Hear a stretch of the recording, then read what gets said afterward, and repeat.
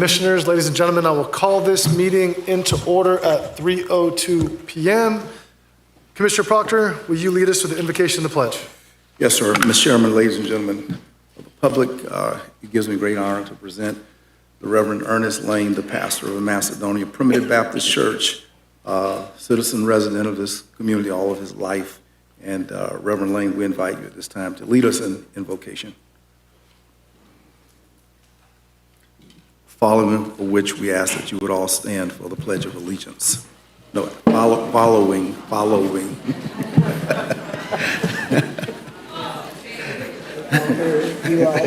Reverend, you got them standing on their feet already. Thank you for that ovation. I appreciate it. Good afternoon to this commission and to the audience.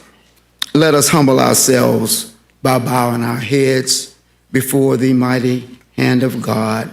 For in due season we will reap if we faint not.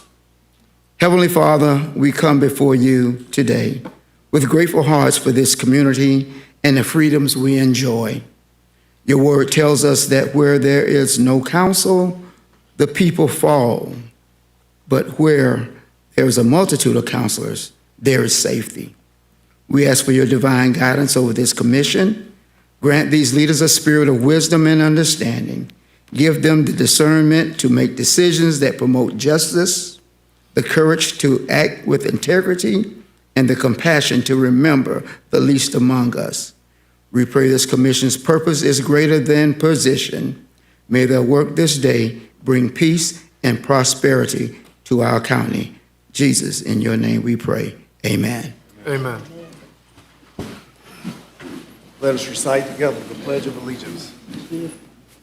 Pledge of allegiance to the flag of the United States of America, to the republic for which it stands, one nation, under God, indivisible, with liberty and justice for all.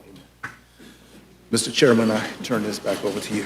Thank you, Commissioner Proctor. We are now on awards and presentations. Mr. County Administrator, will you introduce the proclamation?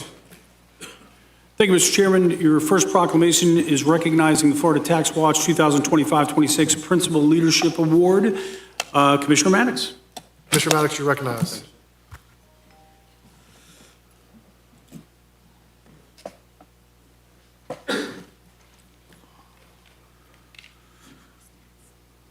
Thank you, Mr. Chair. I have the distinct honor of recognizing two of our all-star principals today. The first principal I'll be recognizing will be Delshana Jackson. I would like to ask for School Board Member Jones to come up, as I believe both of these are Title I schools, to help me present this proclamation.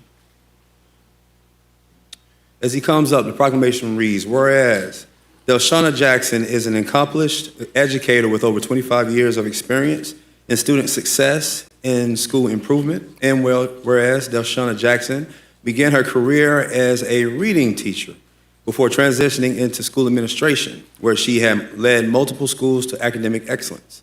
And whereas through her leadership role as principal, she maintained an A rating at the Gaston Elementary Magnet for 2 years and achieved an A at Gretna Elementary for 4 consecutive years. And whereas Delshana Jackson later oversaw the merging of Havana Elementary and middle schools from Havana Magnet School, where she supported academic growth across pre-K through 8th grade and maintained a school grade of B or higher during her principalship there.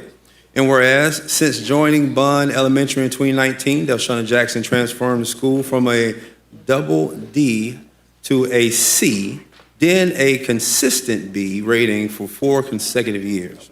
And whereas Ms. Jackson has developed impactful instructional frameworks, championed student-centered learning, and mentored countless educators while promoting literacy and high standards across the district. And whereas her dedication and influence has earned her numerous honors, including the National Title I Distinguished School Award, FLDOE, Principal Achievement for Outstanding Leadership Award twice, Exceeding Expectation Award, Gretna Elementary and Bond Elementary, the Florida Tax Watch Principal Leadership Award, February 2026, and Recognition as one of Tallahassee Democrats' 25 Women You Need to Know. Now therefore be it proclaimed by the Board of County Commissioners of Leon County, Florida, that we do hereby honor and commend Delshana Jackson, Florida's Tax Watch Best Principal for 2026, for her outstanding leadership, enduring contribution to public education, and unwavering commitment to elevating students' success throughout our community. Her work exemplifies excellence and inspires all. This is signed by the commission, the chairman, and attested to by the county administrator. Congratulations.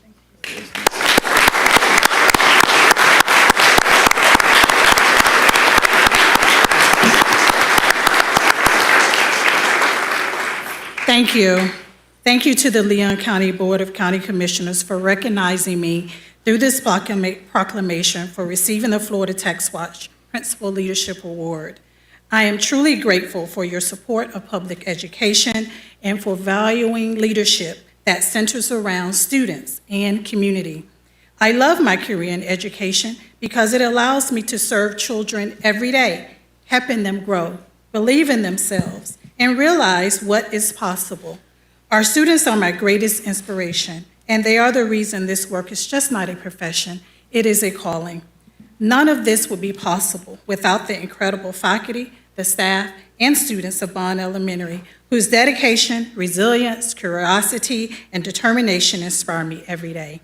A special thank you to Commissioner Nick Maddox for nominating me to receive this proclamation. And finally, a very special thank you to my school board member, Mr. Darrell Jones, for your continued support of our efforts at Bond Elementary School. Thank you.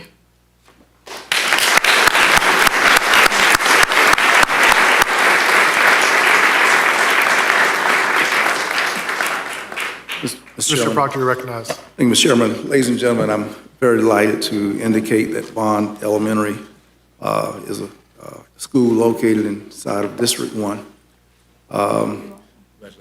I went over to the school, Rachel, when we went down there in February. Ms. Jackson, talking about your school and you. And we went down there to your school in February, and I believe I was reading for Mrs. Pye class. What's that, third grade, Rachel? Well, Mrs. Pye's class, the little reading class. I brought a couple classes. So I want everybody to know that I feel like I had a little part to play in it, often, a little bit in that. But I don't like to go over to the school because school board member Darrell Jones gets very jealous if you interfere, interrupt, go by, check on, see about his schools. So I never come over there much, though I told you last year, if you need me. But Jones, he has it covered.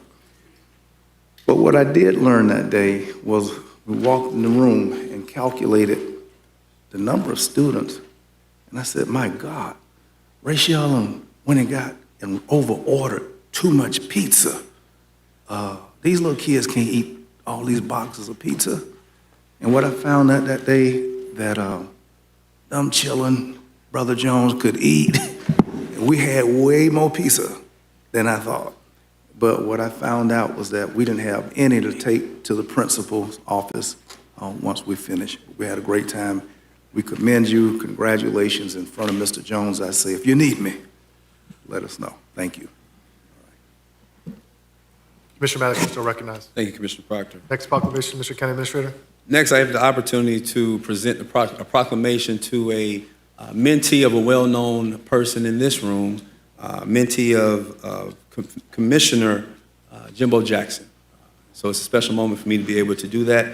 Lisa Meir.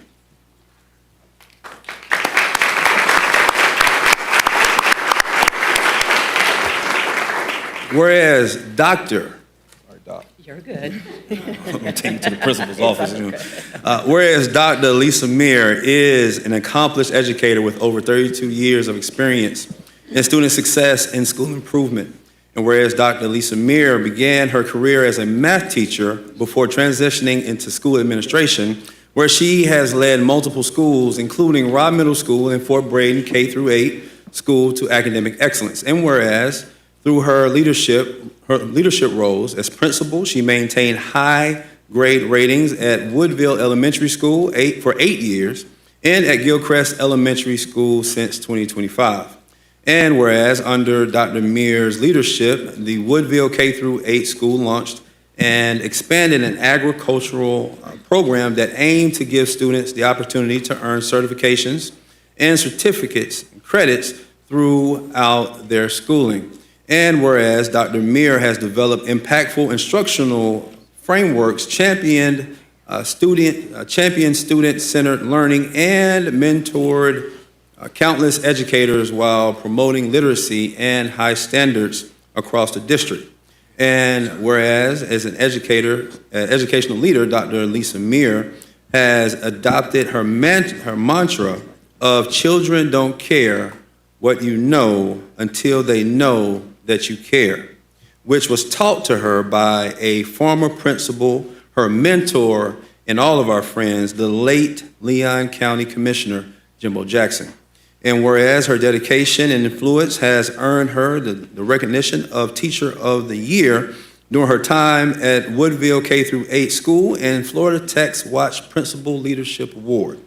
Now therefore be it proclaimed by the Board of County Commissioners of Leon County, Florida, that we do hereby honor and commend Dr. Lisa Meir, Florida Tax Watch Best Principals for 2026, for her outstanding leadership, enduring contribution to public education, and unwavering commitment to elevating student success throughout our community. Her work exemplifies excellence and again inspires all. This is signed by the commission, the chairman, and attested to by the county administrator. Congratulations.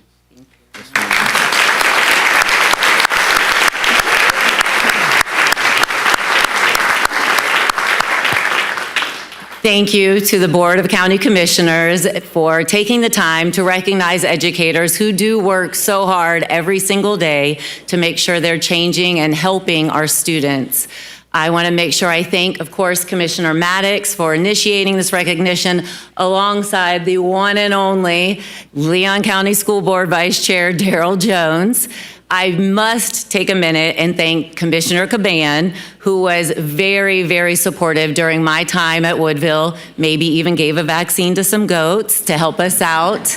And of course, no matter what, this award would not be possible without the hard work of our Woodville staff, several of whom are here today. Raise your hands.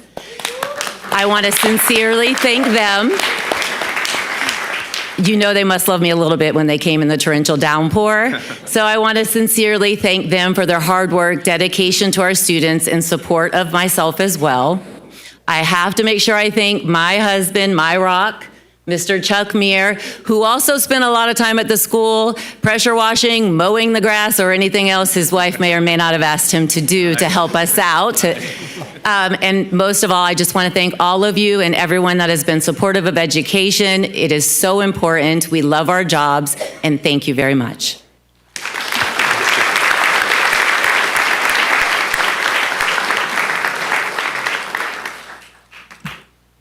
Dr. Meir, it's been a pleasure getting to know you and seeing your heart in service to our children in Leon County. And for those of you watching at home or in the crowd, if you haven't, you should go check out the agriculture program down in Woodville. It's incredible what they're doing down there, and the kids love it. So thank you, and thank you for all that you continue to do.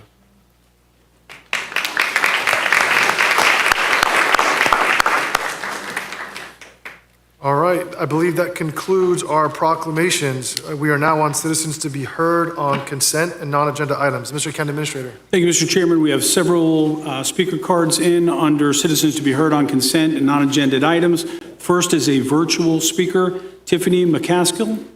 Mr. County Administrator, briefly, real quick, those of you who put in a speaker card, I do want to make sure that this is for, you understand that this is for consent and non-agenda items. I know a lot of folks here are looking to speak on item number 13. So if you're looking to speak specifically on the COCA item, this is not the time to speak on that item. That will come later in this meeting, just so everyone is on the same page. Thank you, Mr. County Administrator. First speaker, Tiffany McCaskill, joining us via Zoom. Hi, good evening. Thank you, Mr. County Administrator. I hope that I am unmuted. But good afternoon to the Chair and the County Commissioners. Thank you for the opportunity to speak tonight regarding the status report on Leon County's Complete Streets policy. I also want to thank Commissioner O'Keefe for bringing this important issue forward for discussion. I appreciate the Planning Department staff, specifically Michael, Artie, Susan, and Marcus, for the time they spent meeting with stakeholders, for the thorough analysis included in the agenda item tonight. After reviewing the report and meeting with staff, the American Heart Association supports option number 1 to accept the status report, which recognizes the Complete Streets policies that already exist throughout the land use and mobility element of the 2050 Tallahassee-Leon County Comprehensive Plan. While staff does not recommend adopting a standalone Complete Streets ordinance at this time, we do appreciate their willingness to strengthen and enhance existing Complete Streets elements where there may be opportunities for improvement. I believe this collaborative approach allows the county to continue advancing safer and more connected transportation options for all users while building on the policies already in place.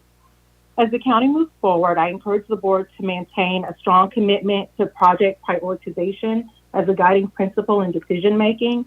A thoughtful and consistent prioritization framework helps ensure that limited transportation resources are directed toward areas with the greatest safety concerns, the most significant mobility barriers, and communities that have historically seen fewer infrastructure investments.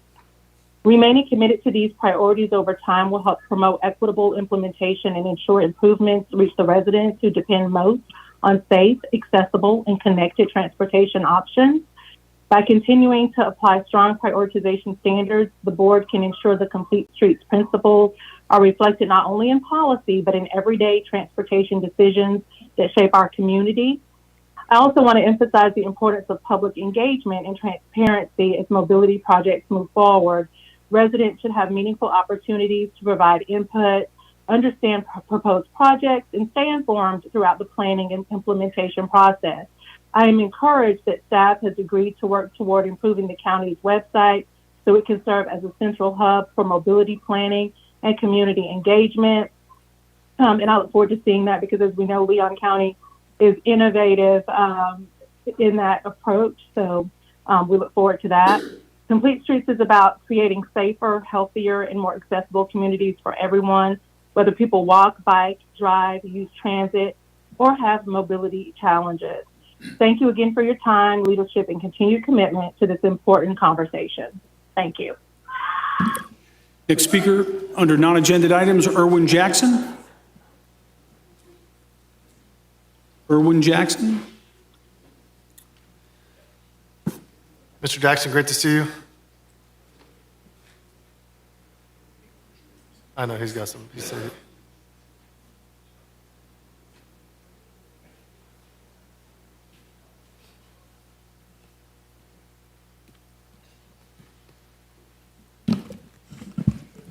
Erwin Jackson, Tallahassee, Florida.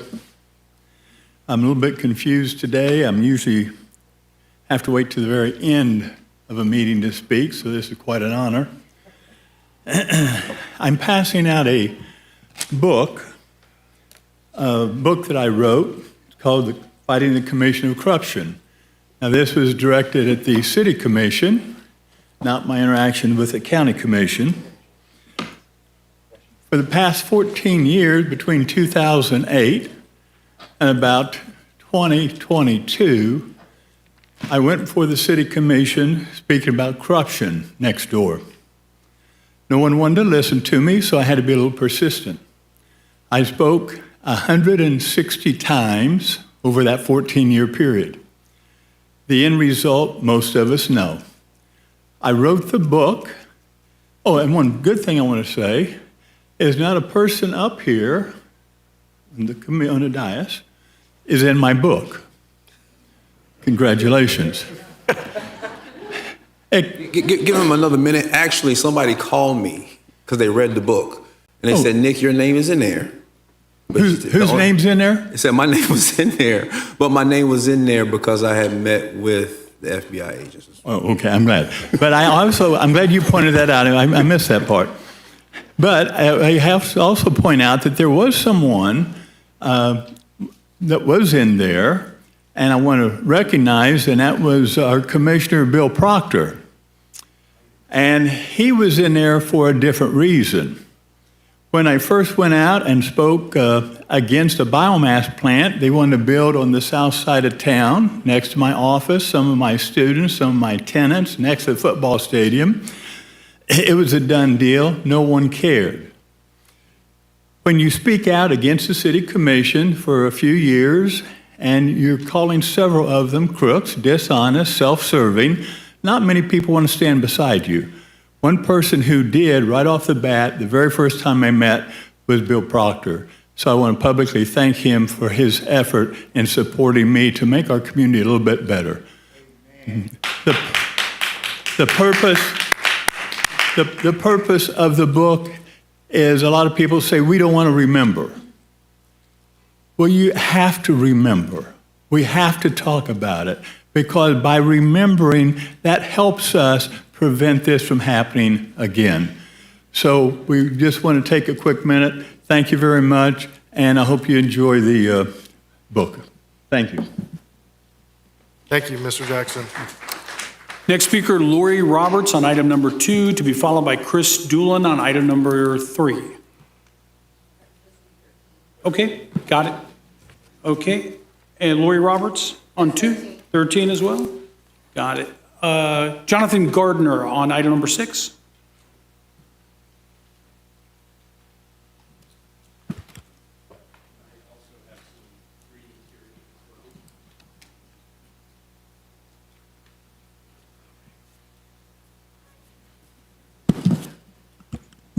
All right, thank you very much. The report that I'm passing around, I sent to all of your emails yesterday, a much longer version of it.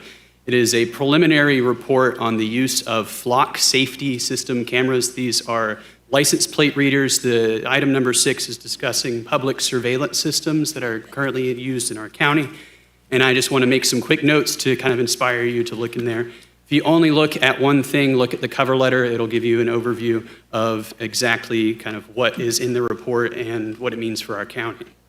So I argue for option number 2 on the report. The main reason is that it does not go into enough detail about this flock safety system. It is mentioned only twice in the report and only 2 sentences of it. These are all over our county with maybe 100 to 200 of them already placed. And just to make it clear, these are not just license plate readers. They are enabled by AI systems to grab uniquely identifiable features of a vehicle, and this feeds into a searchable database that law enforcement can use to search with just a license plate number and a one-word keyword for every time that a vehicle, any vehicle, regardless of speeding or any other factor, passes by one of these. These have been critiqued nationwide for several examples of convictions of officers using them for stalking. They have been used to search for protesters or harass critics of an agency. They also have provided backdoor access to federal agencies like ICE. And these are just a few examples of which I also explore in the report. The main thing is that we need to call these systems exactly what they are. They are the involuntary collection of personal, vehicle, and bodily data by a third-party, for-profit company. 30 of these cameras were obtained under the false pretense of the city school zone speed camera program. They are not mentioned in the city ordinance. I go into detail on that in the report. I believe, to the best of my knowledge, the accountability and democratic process of this commission and the city commission by implementing these without telling anyone. There's only one public comment in the Tallahassee Democrat from December at one of the city commissions. The main concern that I have is that the public sees these cameras going up around the county. They look them up on the internet. They see news articles about their abuse, and there is no public policy guidelines or anything addressing reassurances of safeguards or audits from our law enforcement agencies. In order to make people trust these and our law enforcement agencies, especially in a declining era of public trust in our institutions, we need more transparency. I provide some solutions for that in that report, specifically the end page with a pathway to transparency. please consider rejecting option number 2. Thank you. Thank you. Next speaker, Jonathan Gardner, to be followed by Alex O'Connell. Jonathan Gardner, to be followed, Jonathan, thank you. Alex O'Connell. Alex O'Connell. If he comes in, I'll put him back in rotation. Terry Ryan, item 7.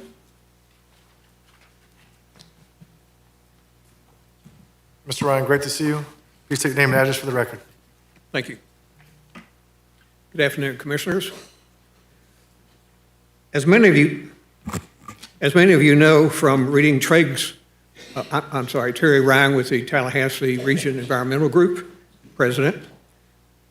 As many of you know from reading Treg's bi-monthly newsletter, we have been following the tragic flooding of the Miccosukee Greenway, including floodwaters going through the Lafayette Oaks, its stormwater pond, Pedrick Pond, followed by the county pumping waters from Pedrick to lower Lake Lafayette. Our investigation, however, found evidence of stormwater barriers being knocked down from Canopy's Ardmore Drive area to the Greenway. Pictures are available. Also, Treg Field's floodwaters followed historical water flows from northeast of the Greenway. Surprisingly, public records requests from the city, the Canopy Community Development District, and the Northeast Florida Water Management District found Canopy's Dove Pond Dam is rated nationally as a high-risk dam, meaning if breached, there is a risk to human life. As I'm sure you know from the development of the latest emergency management plan, the Dove Pond Dam is one of 5 ranked as high risk in Leon County. Although the city has a permit, the main regulatory agency for the dams in Florida is the Water Management District and has been since 2012 with its construction and maintenance permit. At that time, an operations and management agreement was made part of that permit and included a provision the valves within the dam structure should be inspected on a set schedule, at least yearly. However, the permittee, currently the Canopy District, unbelievably, is not required by statute or rule, Florida statute or rule, to send copies of these inspections to the Water Management District. The city in late 2024, a few months after the flooding occurred, communicated to the Canopy District the need to perform these inspections. Excuse me. In contracting this service, the Canopy District declined inspections of the valve system in its contract with the contractor, which Treg continues to be concerned. Treg expressed this to the Water Management District in a recent meeting with its staff, during which Treg was promised they would be meeting with the Canopy District very soon and review the inspection files that Canopy District maintains. Lastly, Treg is concerned whether other high-risk dams are being inspected appropriately and will continue to follow up with Water Management District in our area. Treg's recommendations to you, the commissioners. First of all, meet with the permittees on all 5 high-risk dams in Leon County and review their inspection reports. If any are deemed deficient, meet with the Water Management District on the next course of action we should take. Last of all, review county ordinances to determine the need for any changes to require the permittee send copies of inspection reports to your Public Works Department yearly or as required by the Water Management District. Thank you very much. Mr. Ryan, I think your time has concluded. I'm sorry? Mr. Ryan, I believe your time has concluded. I said, Mr. Ryan, I believe your time has concluded. Yeah, thank you so much. Next speaker, Mr. Chairman, thanks. Next speaker, Alex O'Connell. Hello, my name is Alex O'Connell. I live in Tallahassee, Florida. I just want to speak briefly about the use of flock cameras in our community. The previous speaker nailed a lot more fine points than I'm going to say, but as a citizen, I just find that wide use of these, especially for a relatively nascent technology, feels a lot like an invasion of privacy. I don't see a lot of checks for abuse of this power.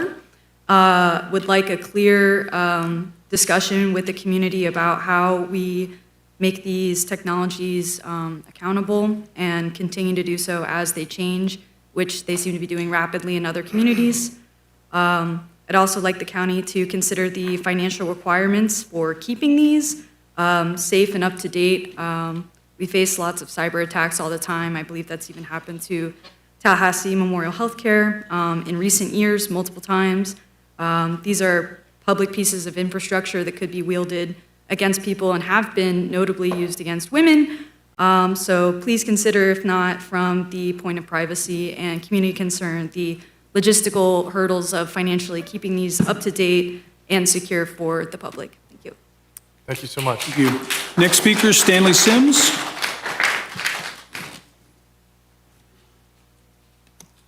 My name is Stanley Sims. I'm still residing at 1320 Avondale Way.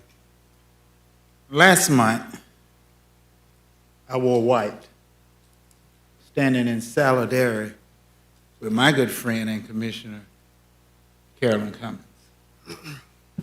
Tonight, I ordered me a black suit. And you say, why? I saw very important people from prominent churches came to this podium and shared the hurt from the county attorney's letter. And she treated them like she was Pam Bondi. What do you mean? Never looked up. Never looked up. Totally disrespected each one of these God-fearing church members that came up here to express their hurt. Stanley, Mr. Sims. This is my 3 minutes. Mr. Sims. I was good last No, week. sir. I'm going to be Mr. good Sims. this week. Mr. Sims, I'm These not are gonna- my Mr. 3 Sims, I'm minutes gonna ask you to be on done. agenda. Nope. And I still have time, Mr. and I'm Sims, reclaiming my time. Mr. Sims, I'm reclaiming my time. Mr. Sims, if you want to direct comments to the county commission, you can. But I do am. Do not direct personal attacks on our staff. This is not a personal attack. It is. This is what happened, Commissioner. And It I is. wish Mr. you would have Sims? had some words Mr. that Mr. night. Sims, And I'm this not is gonna not a argue with you. personal attack. Mr. Sims. This is not a personal attack. This is what occurred. Mr. Sims, if you don't get your comments in order, I'm going to ask you to leave. You can ask, but it's a violation of my freedom of speech. No, it is not. I wish you would have had these kind of words the last month. But I am entitled to tell how I feel when a government employee is being paid by a salary that I contribute to. I have a right to talk about that. Mr. Sims. And I think there that you are are really rules. wrong. And again, I am reclaiming my time. Mr. Sims, Again. we have decorum in these chambers. And we do, and that's why I respected you last week. No, sir. And No, I sir. did not respect you last week. Mr. Yes, I did. You Mr. never Sims. had to say anything to me, and she had no right to disrespect each one of these people that came up to this podium. And that's my feeling. And in America, we can say that. I can even talk about President Trump. So you say I can talk about President Trump, but I can't talk about a county attorney? Break that down to me as if I'm a 9-year-old. Mr. Sims, we have decorum in these chambers. Do not direct personal attacks on our That's staff. not a personal attack, is. Mr. Chairman. It is. I'm not going to get into argue with you. Okay, then may I finish my comment? Yes, you may, but do not Okay, direct then. personal attacks. Here again, Mr. Chairman, I think that the inequity of how we treat our community, our county employees, preferably our county attorneys, is not consistent. Okay, thank you. And I'm not finished. You time took is a lot concluded. more of my time Your time is than concluded. 15 seconds. I'm reclaiming Mr. Sims? my time, Mr. Chairman. Mr. Chairman, you took more than 15 seconds of my time, and I'm asking for 30 more seconds. Mr. Sims? May I have No, you 30 cannot. more seconds? I'm giving you one last warning before you are asked to leave the chambers. Your time is concluded. Next speaker, please. Thank you. Mr. Chairman, the I final wish you speaker would is stand up like that for Terry Susan. Ryan. You on attack item number 8. Susan, but you won't stand up for her. Okay, thank you. Terry Ryan, item number 8. That will conclude, after Mr. Ryan, that will conclude your speakers on consent and non-agenda items. Mr. Sims, I'm finna go, because he's finna make my nerves. okay, thank you. No, I'm Mr. Ryan, Hell, we all get this. Mr. Ryan, go ahead. Thank you. Good afternoon. Terry Ryan, President of the Tallahassee Region Environmental Group. Good afternoon.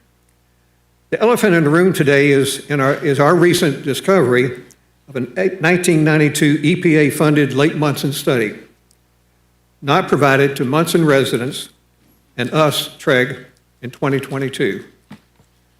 The study identified numerous environmental concerns and provided recommendations that should have been considered in your 2022 remediation plan.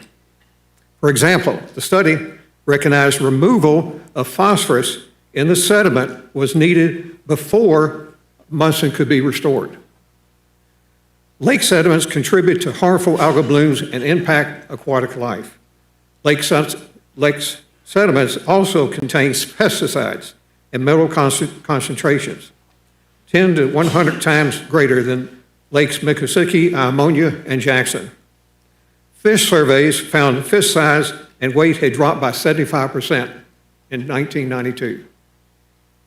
Buildup of organic material on the bottom of the lake had reduced the lake depth by 2.5 feet. Again, this was in 1992.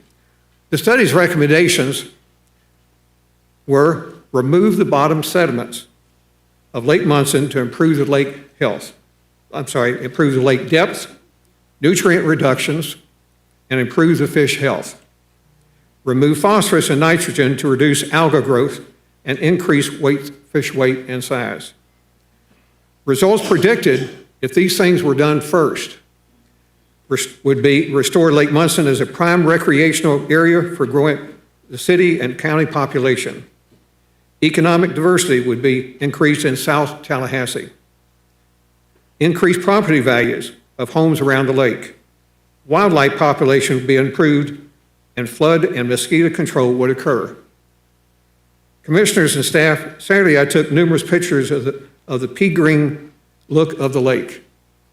Numerous fishermen were catching undersized fish. Statewide is a growing concern for spraying herbicides, especially in recreational lakes, when removal of nutrient-rich sediment would alleviate many problems. Lastly, we continue to recommend hydraulically dredging Lake Munson as a safe and economical way to remove harmful algal bloom, nutrients, and toxic contaminants. TREG stands ready to provide information on this process. Thanks a lot for listening. Thank you, Mr. Ryan. Next speaker. Chairman, that concludes your speakers on this section of the agenda. Thank you. Commissioners, here's what I'd like to do.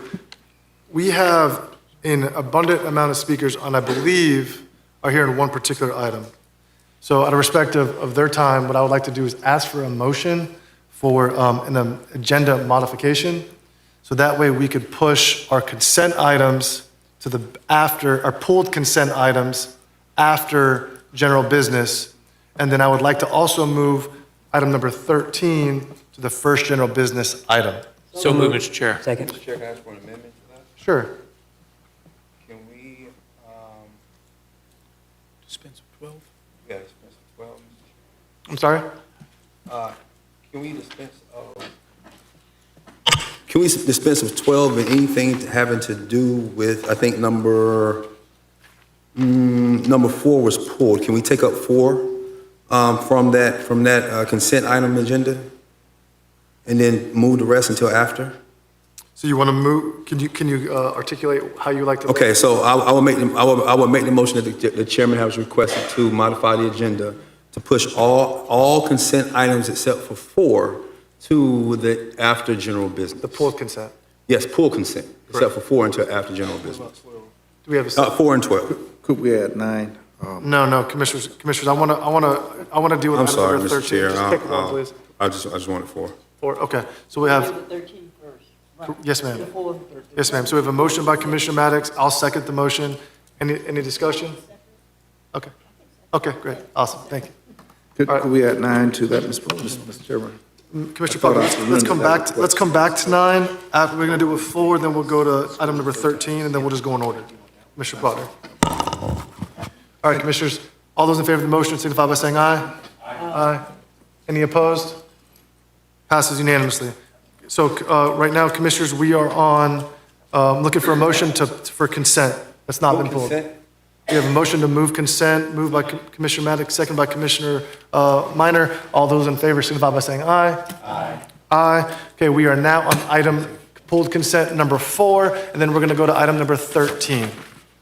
So on item number 4, Mr. County Administrator. Thank you, Mr. Chairman. Item number 4 seeks the board's approval to schedule the first and only public hearing on June 9th at 6 p.m. to repeal Chapter 2, or Article 9 of the Leon County Code of Laws, entitled Purchasing Minority Women Business Enterprise Program Policy. The repeal is necessary to initiate efforts to comply with the passage of 1134, which in part prohibits local governments from funding, promoting directly or indirectly taking official actions related to diversity, equity, and inclusion. This would allow us to deal with our contracts that the board may enter into, which may continue into the next fiscal year or the next calendar year at which time the law would become effective. Again, we were intending to get into all of that at the public hearing. This item is simply to schedule the public hearing, but happy to answer any questions you might have.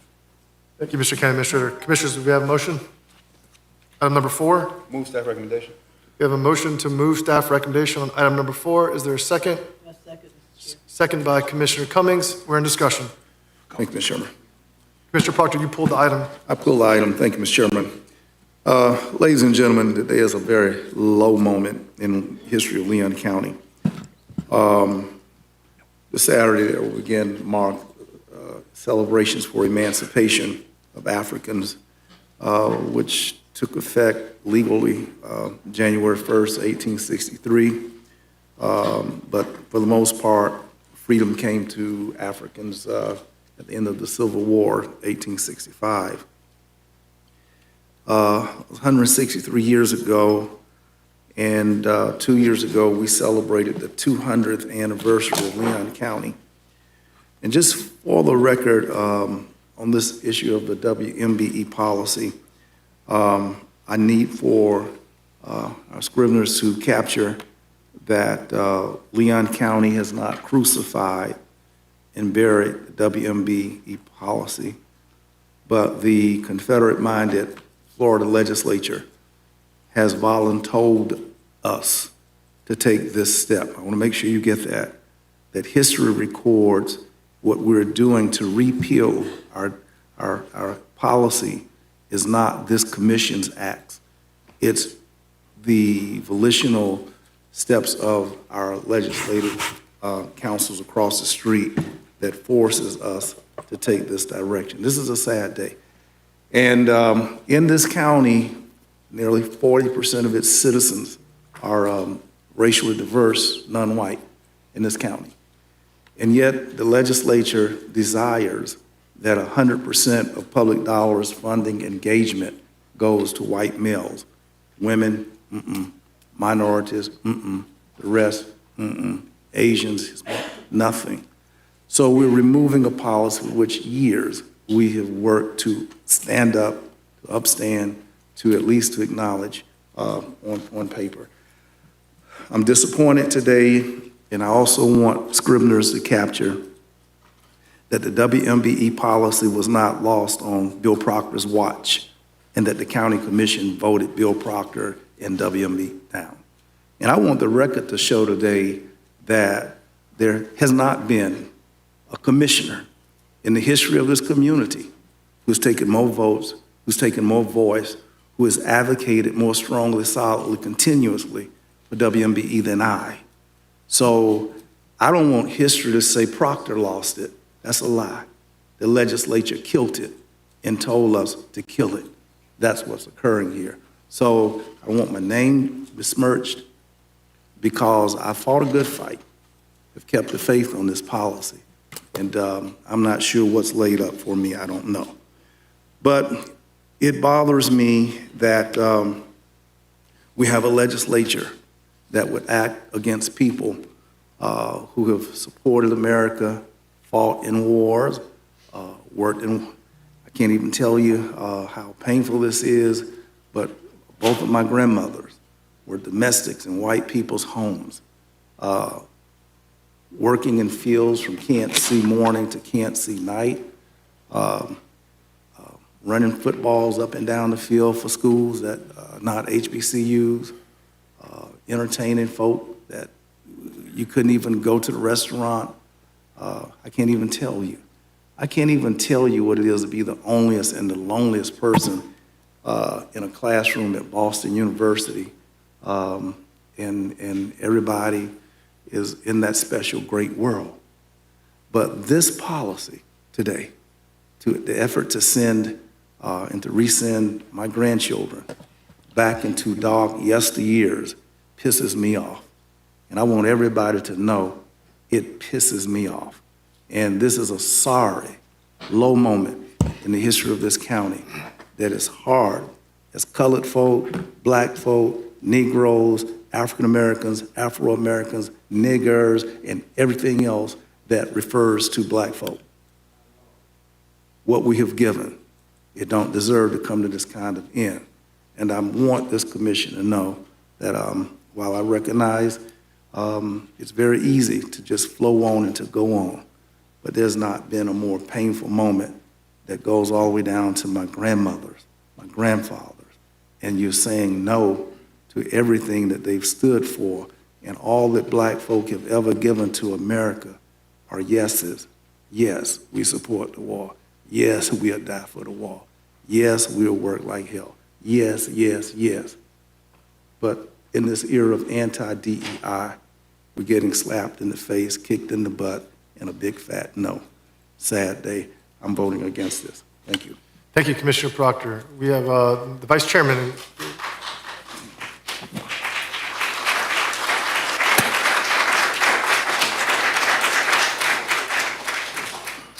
Thank you, Mr. Chair, and thank you, Commissioner Proctor. I'm going to start with just a couple questions.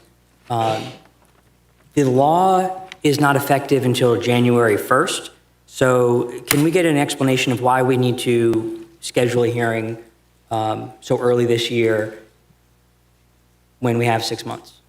Yes, thank you, Commissioner. Mr. Chairman, we are engaging in contracts year-round, and this would allow us to suspend the use of our aspirational goals that are included in contracts. So if we enter into a contract at your next meeting without the suspension of this, those contractual goals will be included in those contracts, and those contracts may extend well beyond the passage or the enactment of the new law. So it would require us, so that we're not in violation in those contracts once they're effectuated, to suspend the policy. Thank you. Is that it? That's the question. Okay. I'm collected myself. Okay. Want me to come back to you? Nope. Okay. I'm collected.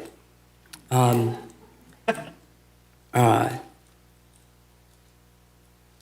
support everything Commissioner Proctor said. Certainly I can't come from the same place as he has, but I don't want this moment to pass as an agenda item that on its face can sound so normal and administrative, and not to acknowledge how harmful, how cruel, how hateful this is. The committee hearing for SB 1134, I went and spoke against it, and I will tell you, it shook me being over in that committee hearing room over in the Capitol. I don't usually go over there, and even as someone who is used to being on this dais, I was shook because the proponents of this hateful bill spoke in such a banal, administrative tone,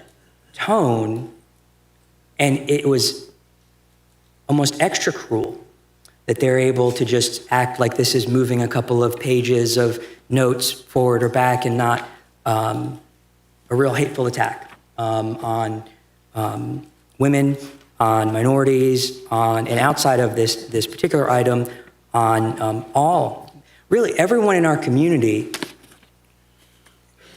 in some way can identify with one of the marginal groups that are being attacked by this SB 1134. And so I understand staff is doing what they need to prepare for this, but I don't know what to say about it, but I will say this. I will have an I will have a motion come back later in my discussion time about dealing with SB 1134, but on a more global perspective. And that's all I'll say for this item. Thank you. Thank you, Mr. Vice Chair. Commissioner Maddox. Thank you, Mr. Chair. Though the conversations today have been grim, I think we all agree in Leon County on how we feel about the bill that has forced us in this position. But I would like to reframe the conversation a little bit to say thank you to those Leon County citizens who make up Leon County for the support that you've given to MWBE for how many years now, Mr. Administrator? I don't know how long we have the program. We don't have the exact number, but 30, 40, 50 years. It took legislative action for Leon County to get rid of or to move in a different direction than MWBE.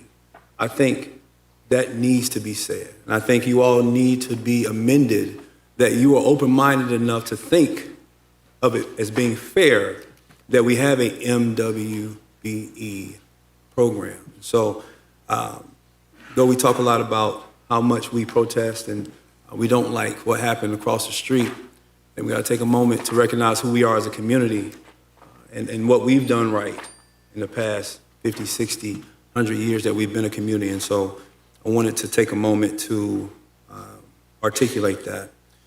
Next, I want to say that this is one of those issues, and Mr. Doolin knows a lot about it, that we talk about all the time, but with a different word that most people don't understand.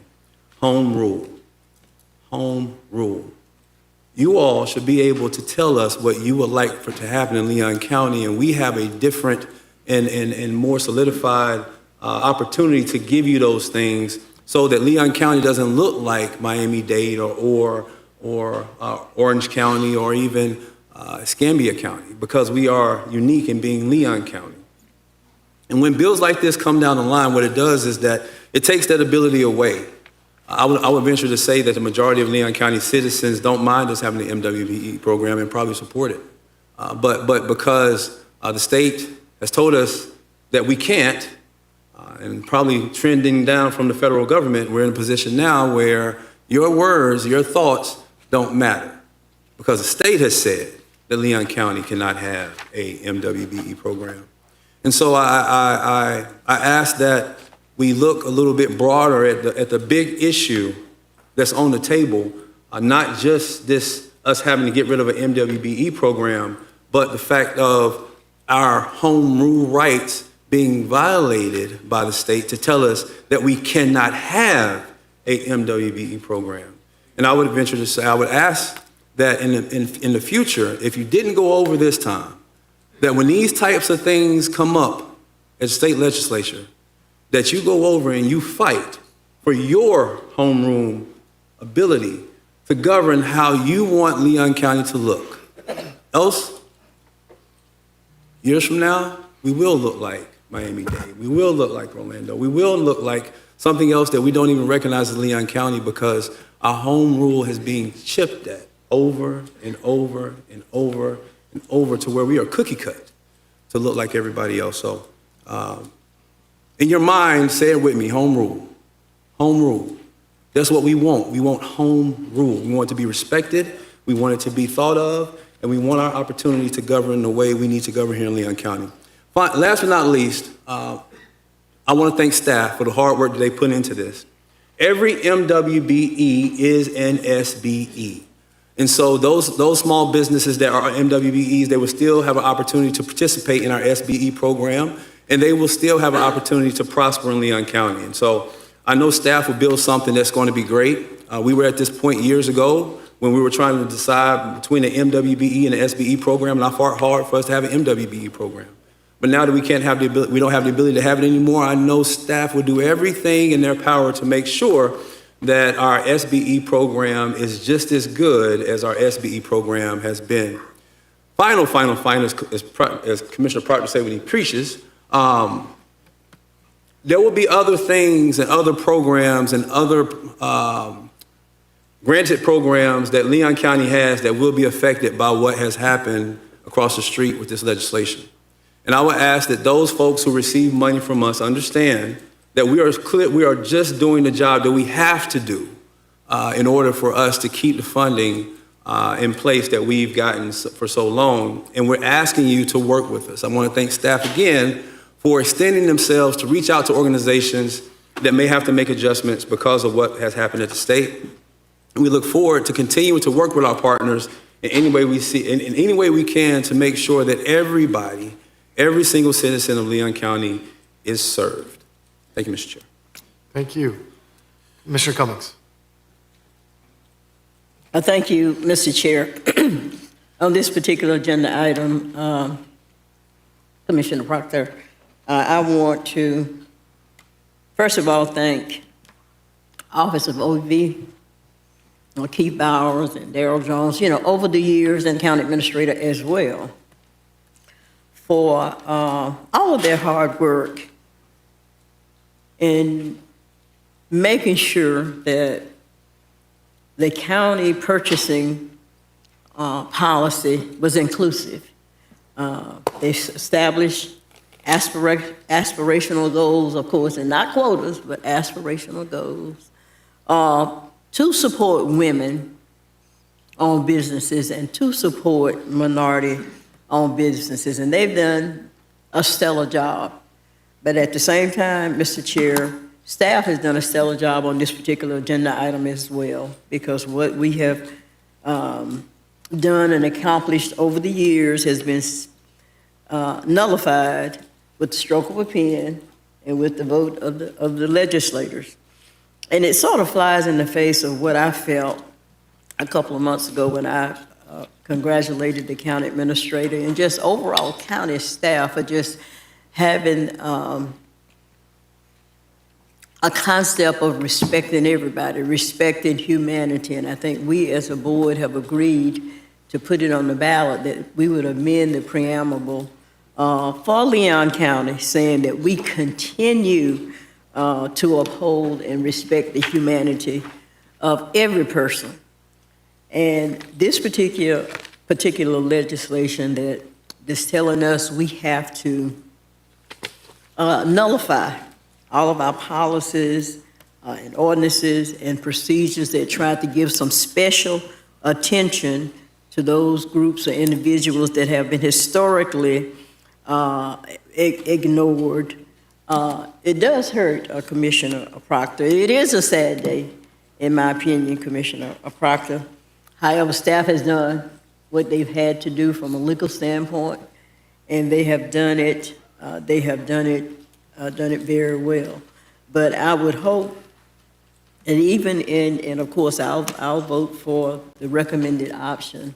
But even in this board doing what it has to do legally, as far as removing those specific areas of inclusion that we have tried to do over the years, that it does not mean that we can't continue to recognize the dignity, the worth, the rights of everybody.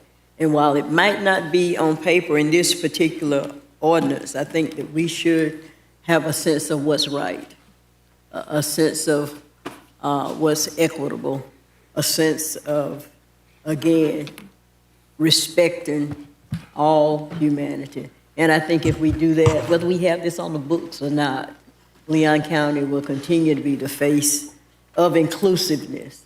And that's certainly what I will strive to make sure we maintain, Mr. Chair. So thank you for giving us the opportunity to just speak on this. It is sort of sad, Commissioner Proctor, but this too will pass.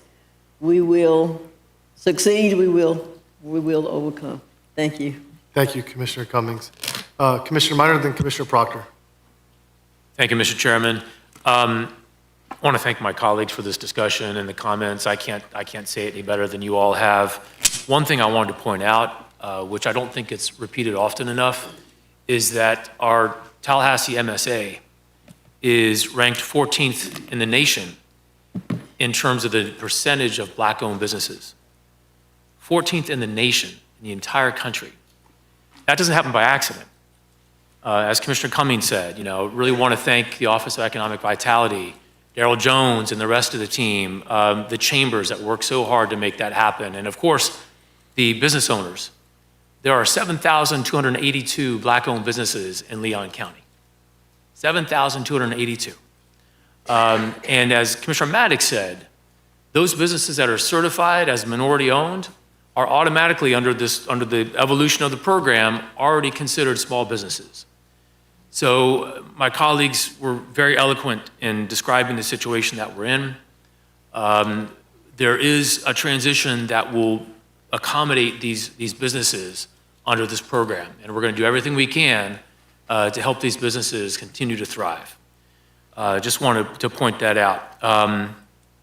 The percent of Black-owned businesses is 14th nationally. That's also twice the national average. So we've been doing some pretty amazing things here in Leon County for our Black-owned businesses. And with this new evolution, we're going to continue to help our small businesses going forward. Thank you, Mr. Chairman. Thank you, Commissioner Minor. Commissioner Proctor, close us out and we'll vote on this item. Thank you, Mr. Chairman. There are that citizens here who are not reading the information that we've been presented as agenda item 4. In the statement of the issue, there are 2 sentences which I think capture what we're addressing. It indicates that this repeal is necessary to initiate efforts to comply with the passage of Senate Bill 1134, which in part prohibits local governments from funding, promoting, directly or indirectly, or taking official action related to diversity, equity, and inclusion. Second sentence, any existing ordinance, resolution, rule, regulation, program, or policy that conflicts with the bill will be void as of January 1, 2027, the effective date of the legislation.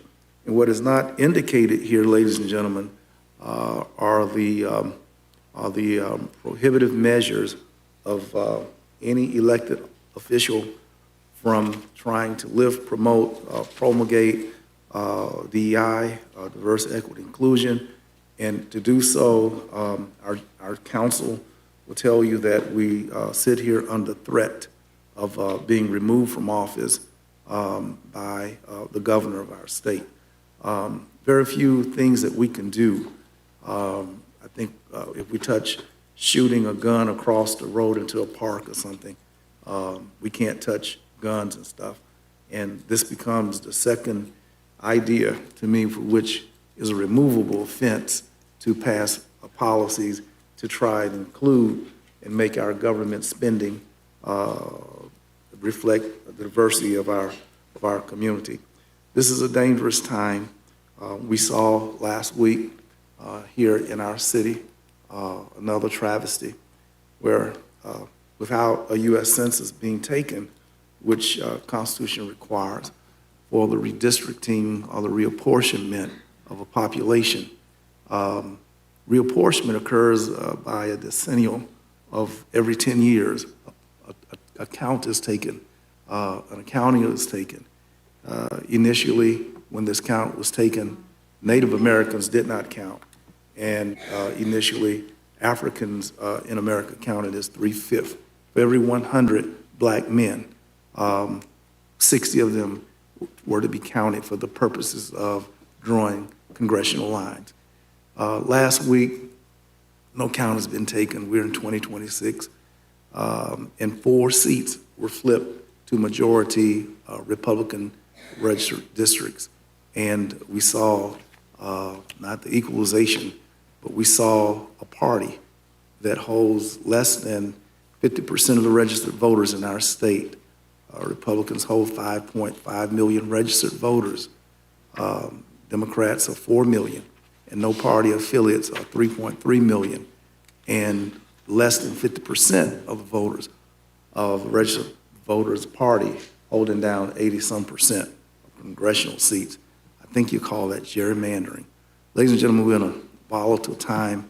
I ask you, I appeal to you to not allow your hearts, your minds, become intractably aligned with thoughts which we've outgrown as a nation, certainly as a community local, and I'm asking your best angels of thought, your highest angels of spirit will continue to shine to radiate your highest selves, the best voices of our times, Barack Obama, Martin Luther King, many other great people who have talked to the splendor of what our nation is when its diverse voices are allowed to flourish and to pour into the tributaries of the mainstream of our society.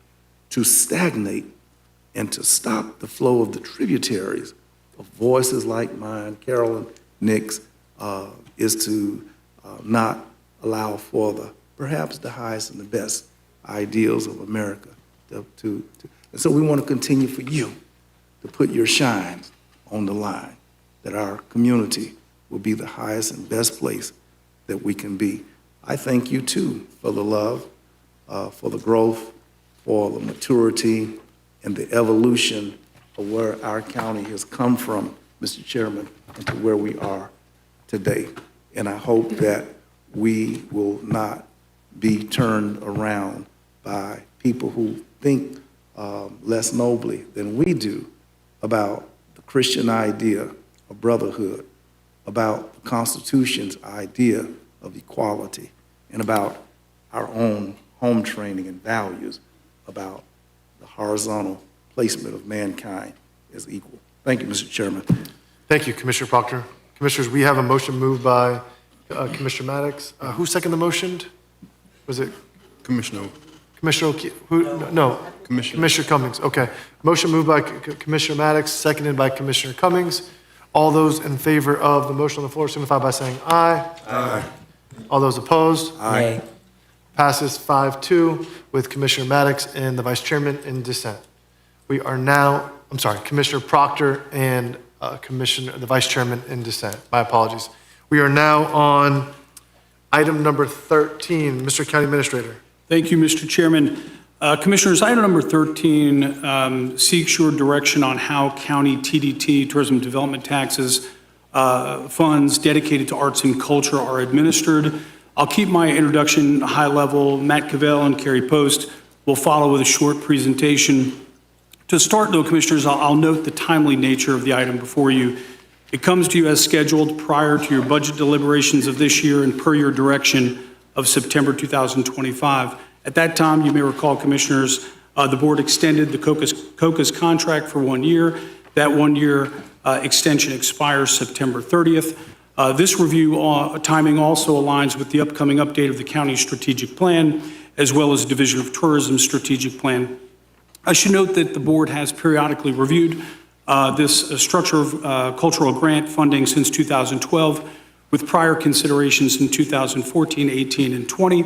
However, for a bit of context, Commissioners, this item comes to you today as we are entering perhaps a new, more complex era of county budgeting in general, where margins, efficiencies, and the regeneration of these tax dollars will be more important than ever. And as you know, Commissioners, you will be having very similar conversations with comprehensive reviews on numerous items throughout your budget process this summer. As I very clearly that we acknowledge COCA and the longstanding role they continue to play in our arts community. The question before the board is structural. And this item is important for the board's consideration because the current structure, while it's done many very good things in the community, is very unique and it's limited in terms of the board's typical role as a fiduciary. Let me explain by hitting just a few highlights, Commissioners. The current structure limits the board's ability to set the amount of this funding through your annual budget process, and therefore precludes your ability to evaluate performance in determining that level of funding. It similarly precludes your ability to evaluate performance, to establish community or strategic priorities for these dollars, or to identify efficiencies through your budget development process. Under the current structure, the county's investment of cultural programming is tied to whatever 1 penny of TDT generates. That penny has grown significantly to $2 million annually today. And under the current model, these revenues go directly to COCA, mostly for regranting. This amount represents more than 2.5 times the funding level of all other TDT grant programs, which includes special events, sports funding, legacy, and signature events grants. But in this unique case, without the board's consideration through the annual budget process. Perhaps as important, Commissioners, as we detail in this item, the current structure limits our ability to fully align how we fund culture and arts in our community with the significant capabilities and resources of Leon County Tourism, which is an opportunity and an option for the board to consider. This would align culture and arts funding with tourism's other grant processes, their professional administrative oversight and infrastructure, their significant marketing and advertising efforts, as well as our ability to align more closely with the organizational and operational capacities of the broader Leon County organization. Again, the intent of which would be maximizing the impacts of these dollars in the community and to realize approximately $213,000 in annual operating cost savings, including $150,000 in general revenue relief annually.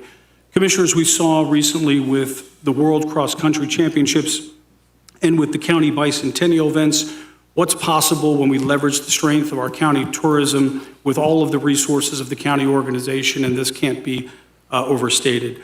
Those are the two high-level issues for the board to consider, Commissioners. Again, the board's ability as a fiduciary to evaluate and establish the amount of this funding on an annual basis, and two, to consider the benefits, cost savings, and potential impacts of leveraging the full resources of the county organization by bringing this re-granting function in-house through the Leon County Division of Tourism.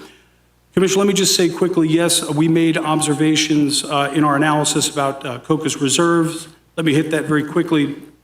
I would suggest that this is not a high-level issue for today's discussion, but it is something that we look at to ensure that funds are not accumulating in reserves, but are deployed as soon as possible in fulfilling their mission.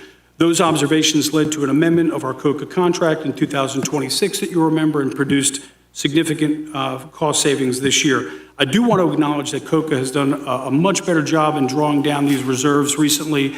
And that said, Commissioners, we do not intend to spend much time on accounting today, as it would simply distract from the much more important higher level structural policy and budgetary issues that I've discussed. But we're happy to answer any questions you might have. Commissioners, finally, I'm going to hand it off to Matt Cavell and Carrie Post here in just a moment for a quick presentation, and again, to be available to answer any questions that you might have. But let me just wrap up by saying that the county's commitment to funding arts and culture in the community speaks for itself. The county dedicates among the highest percentage of county TDT of any county for this important purpose. And again, should the board wish to bring this administration of cultural grants programs in-house, we've provided the option for the board to utilize accumulating unobligated TDT funds to provide a consistent level of funding of $2.1 million in the upcoming year, and to provide support for arts and cultural organizations through a transition, again, if that is the direction of the board today. With that as an overview, Commissioners, I'd now like to hand it off to Matt and Carrie for a brief presentation. Of course, they'll be happy to answer any questions you might have. Matt? Mr. County Administrator, actually, I want to make a pivot here. Sure. What I would like to do, I would like to go to the public speakers, do the presentation, then we'll go into commissioner deliberation. So let's start with the public speakers, and then after the public speakers, we can have staff do their presentation.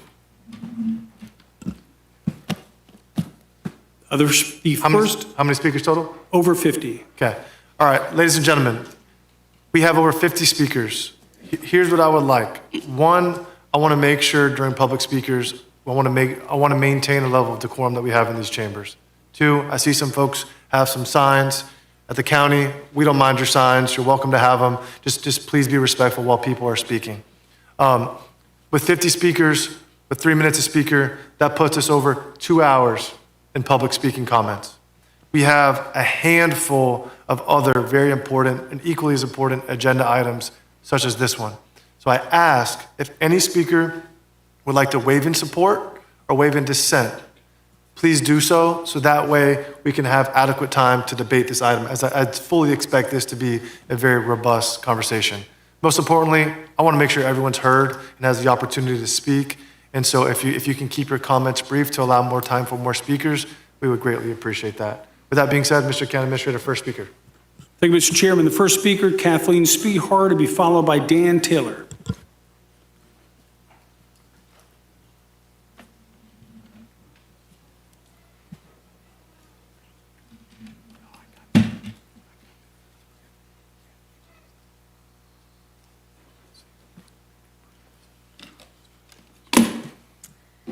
Good afternoon, Commissioners. I'm here to talk about COCA, the Council on Culture and Arts 40-year partnership with Leon County. I want you to walk out of the room today knowing three things: what actually we do, what return on investment looks like, and where the staff report does not match our records. Next slide. COCA is so much more than grants. Art across Leon County, public murals, the jazz sculpture on Family Way, art in the City Hall and the airport, where visitors start and end their trips. Our weekly newsletters reach 13,000 subscribers, and also every tabling event, most common thing we hear is, I found out about this from the COCA newsletter. Growing artists and audiences. We help artists navigate and build businesses. We grow future arts lovers. Funding the cultural economy, grant administration, art visa support, the partnerships that bring National Endowment for the Arts, Levitt, Knight, and State of Florida dollars. And we champion the sector. Marketing, cultural planning, advocacy. We connect every part of the community and lead through tough times of the pandemic, tornadoes, state funding cuts. We rallied. So strip any of these out and you do not have a local arts agency. You have a grants pipeline. And over the last 40 years, we've delivered more than a grants pipeline. We've built artists, arts lovers, and the fabric of the community, a large economic engine. Next slide. Before we get into our numbers, I want to be clear about methodology. The economic impact figures on the slide use Arts and Economic Impact 6. That is Americans for the Arts methodology, a national standard. Accepted by Visit Florida, the Florida Division of Arts and Culture, and the County Tourism Office statewide. So let's look at the national to county view. Nationally, nonprofit organizations, nonprofit arts and culture is a $151 billion industry. In Florida, $5.8 billion with 91,270 full-time jobs. Now, apply that same methodology to just our grantees, who reported 585,000 attendees from the last year. That is $22.5 million in economic impact. Our 2022 AEP 6 actuals show over $200 million right here in Leon County. The national data shows 77% of non-residents say that cultural events was their primary reason for travel, and 65% of Americans included the arts events on their last vacation. So arts and tourism are not the same thing, but the arts does drive both tourism and economic development. Residents, visitors, and businesses alike want Leon County to be a place where people want to live, work, and play. Next slide. So this is what $2 million brought you. It brought you tourism at work. Over 500,000 attendees, almost 130,000 from outside Leon County. That is more, 1 in 5 attendees are driving here from out of town. It brought you jobs and community engagement, 1.42 million in-kind donations. And it brought you arts education. 105,400 youth and adults reached through arts education supplements by outside funding through Duke Energy. And it brought you ROI, over 19 million in grantee cash spending. Add just a grantee visitor impact, and you're looking at 20 times return in the county's investment. So COCA brought you real impact, success by the numbers, and we delivered these counties twice a year. Thank you. Next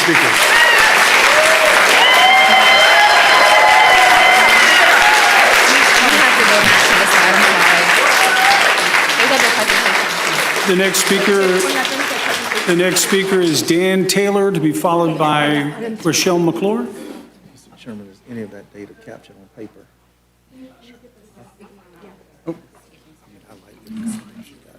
Kiana, we have an issue and all good? You need slide 4. Oh, okay. Slide 4. Good afternoon, Commissioners. I'm Dan Taylor. I live at 1224 Mitchell Avenue here in Tallahassee. The slide you're looking at now is a 7-month snapshot of our 365 days of programming. It represents 131 events across 23 of our grantees. We believe that single events and year-round programming compound each other. They don't substitute for each other, and we need both to build the vibrant infrastructure that drives local economic development and out-of-county visitors. And the next slide, please.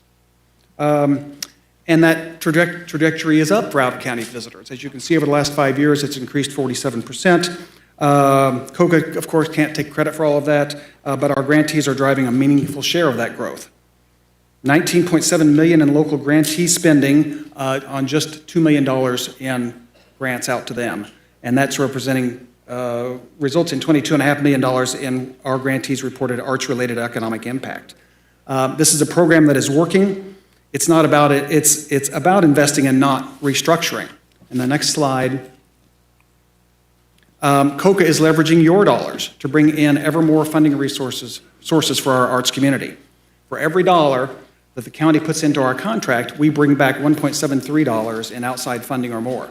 This year, during another potential state funding loss, we brought in $259,000 from the National Endowment for the Arts, the Levitt Family Foundation, the Knight Foundation, the Community Foundation of North Florida, the Tallahassee CRA, and others. 5 of 7 of those are repeat funders. 78% of that money that we received is restricted to 501c3 recipients. A county tourism agency cannot apply for it. And our NEA award alone grew from $25,000 to $90,000 in 3 years. That growth reflects NEA's confidence in COCA's fiscal management and community impact. COCA is building in places the county cannot, and that growth doesn't happen easily in arts funding. Or if visitors are growing or additional funding is growing, that is meaningful progress. Thank you.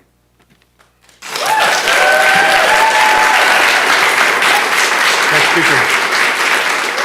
Rochelle McClure to be followed by John Grayson. Good afternoon, Commissioners. Rochelle McClure, 427 McDaniel Street, and current COCA Chair. I want to address the staff report directly. On reserves, last year's audit completed in January shows an operating reserve of less than $900,000, roughly 4 months of operating funds, squarely within the 3 to 6 month range any nonprofit or our size needs. We run a grants program on a cycle. Distributions go out throughout the fiscal year based on milestones. This is industry best practice. On ROI reporting, cultural grants do produce return on investment data. We just shared much of it with you here. It's delivered to our partners at the county twice a year. On the peer comparison, the staff report frames Leon as an outlier. Our research and conversations with our peers shows that across Florida, the COCA model is widely adopted. 4 of the 9 peer counties cited administer cultural grants programs through 501(c)(3)s. Palm Beach, not listed, has done it exactly the same way as COCA since 1982, and all others have a separate art and cultural department. Only 1 county named in the report runs cultural funding through tourism alone, and that arrangement is 6 months old, and the tourism agency just subcontracted back the work to the 501c3 it defunded. On the TDP penny comparison, this is also framed as the outlier using only percentages instead of looking at actual dollars. But when you look at the actual dollars, Leon's $2 million is the smallest absolute investment in the named peers. Miami-Dade, $30 million to the arts. Palm Beach, $7 million to the arts. St. John's, $3.5 million to the arts. Jacksonville, $2.5 million out of generating operating. This reads as a really clear investment in the arts. The other note to make here is that this report reads as we're just rolling arts granting under a granting portfolio, yet there is also too much money going to the arts. These are distinctly different, and our arts organizations deserve more than 4 working days to understand the direction that this point is recommending. On tourism oversight and absorbing the program, our county partners already review and approve all grants in partnership with COCA. Tourism grants and arts grants are different areas of expertise. With our frozen contract, COCA is now delivering 10 statutory functions on roughly 65 cents to every dollar, and 93% program efficiency. That means that every dollar that we bring in, we send out 93 cents to arts organizations. That is amazing.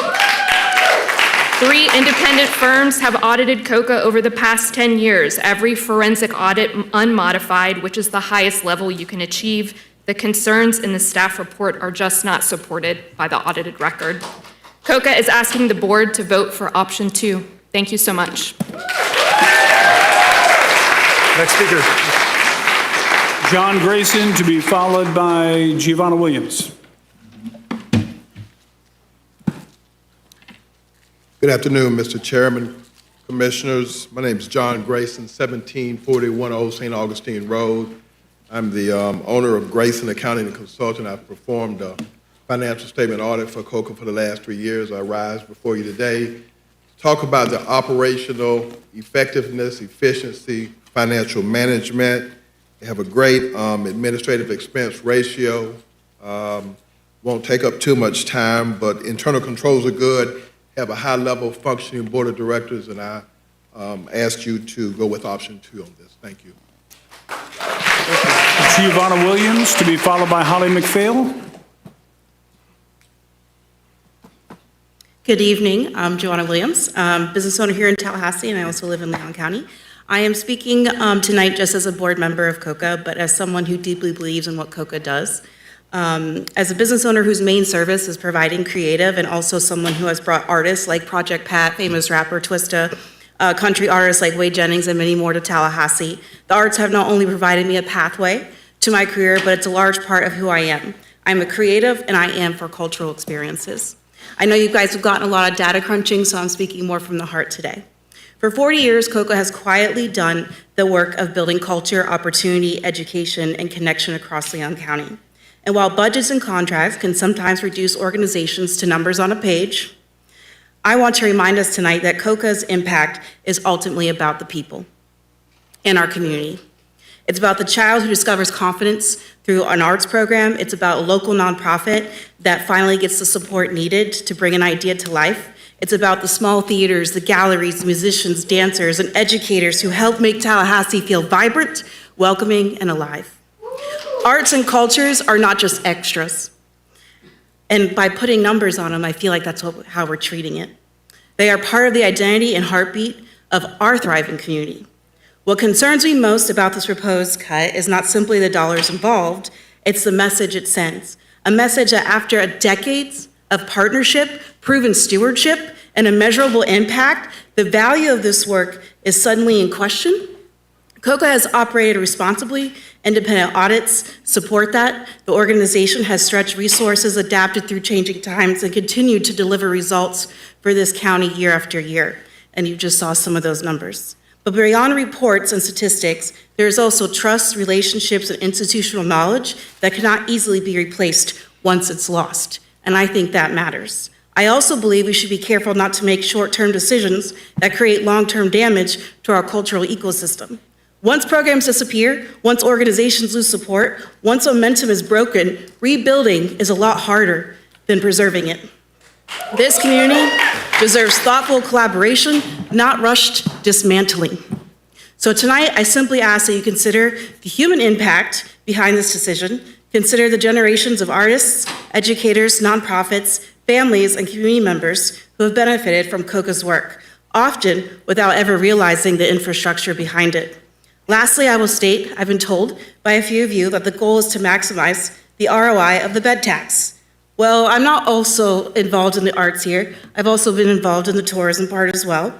I'm the founder of Tallahassee Bike Fest, and I can honestly say, for the 3 years we did it, we brought back over $1 million in economic value to this community, between restaurants, bars, hotels, and shopping. So I'm saying this because I am familiar with both sides. So COCA does maximize ROI, and I hope that we can go for option 2. Thank you. Thank you. Next speaker. Holly McPhail, to be followed by Elizabeth Uchimura.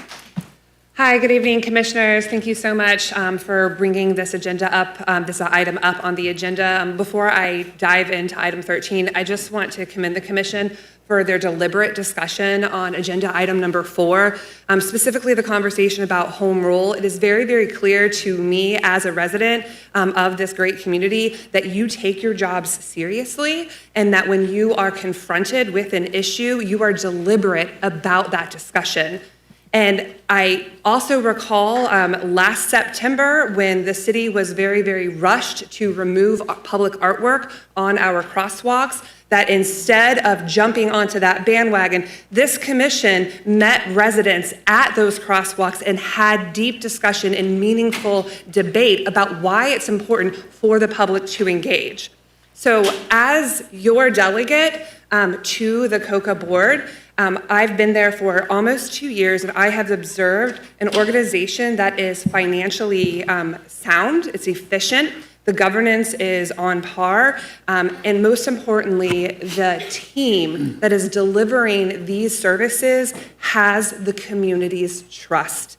And I want to underscore what my colleague G just shared about that community trust. We're not just talking about small businesses. We're not just talking about arts and cultures organizations. We're not just talking about residents. We're talking about all of them. And until you have stood there at one of the tables and had community members come up with their little ones, painting, discussing, sharing their dreams and aspirations, I'm able to reflect and see all of the great work that this organization has done, whether it is saying, yes, they read that newsletter and that's the only reason why they know about the great event that is happening, but more importantly, the trust that they have in COCA to deliver and continue to deliver that ROI that you have seen.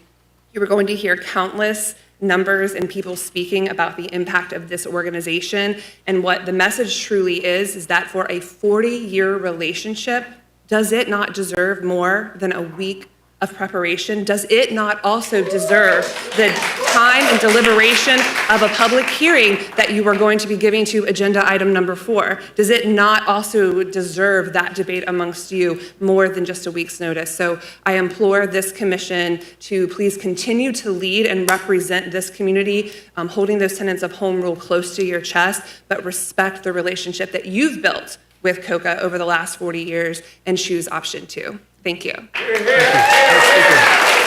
Elizabeth Uchimura, to be followed by Alan Hanskeen.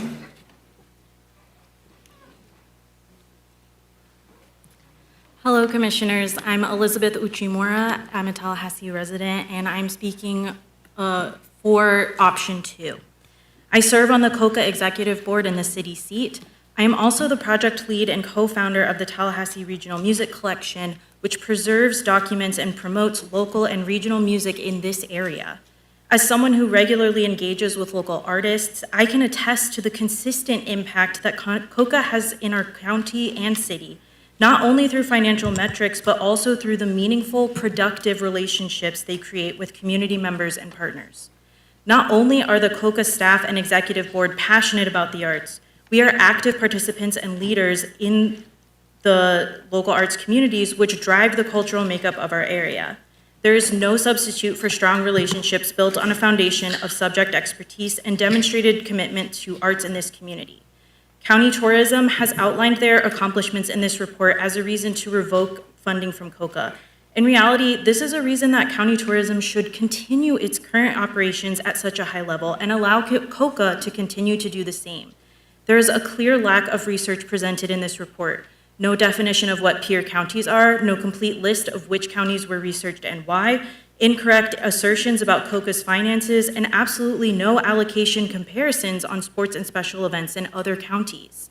Are the commissioners truly ready to approve this measure without more due diligence from both the county and COCA? Is the commission prepared to take an action which will telegraph to constituents that they don't value this beloved organization enough to spend the appropriate amount of time to review structural changes? County Tourism has raised appropriate or reasonable points about funding allocation, but the solution they have proposed is absolutely not viable for sustaining arts and culture in our community. I implore you all to vote for option 2 so that COCA and the county can leverage their long-standing partnership to sustain the excellent work that both entities do for our population. Thank you.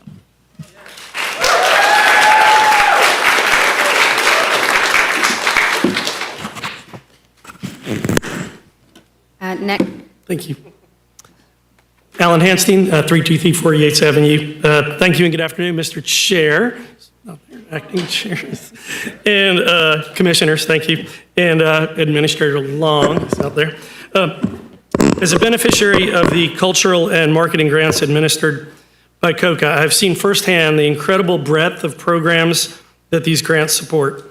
Many of those organizations that have benefited from the grants are in this room today, and we've collaborated with many of them. I've also seen firsthand how hard the COCA staff works to promote grant opportunities, vet grant panelists, and support applicants throughout the entire process. I believe option 1 discounts much of that hard work, and I would ask you to consider option 2 today. Thank you.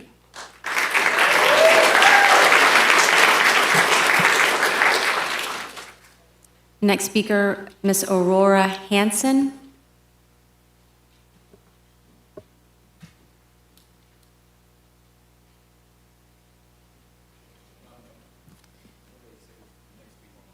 Terry Galloway. Good afternoon, Commissioners, and thank you for giving me the opportunity to let you know that we need to support COCA, because I always speak, I'm with the Asian Coalition of Tallahassee and the Big Bend Filipino American Association. This past year, we had 15,000 come to our event, one-day event. We had a group of dancers from Korea who paid for their own way to stay in Tallahassee for 10 days and perform. Wow. So, and then we had the taiko drummers that come every year. We have a lot of international recognition, the Asian newspapers.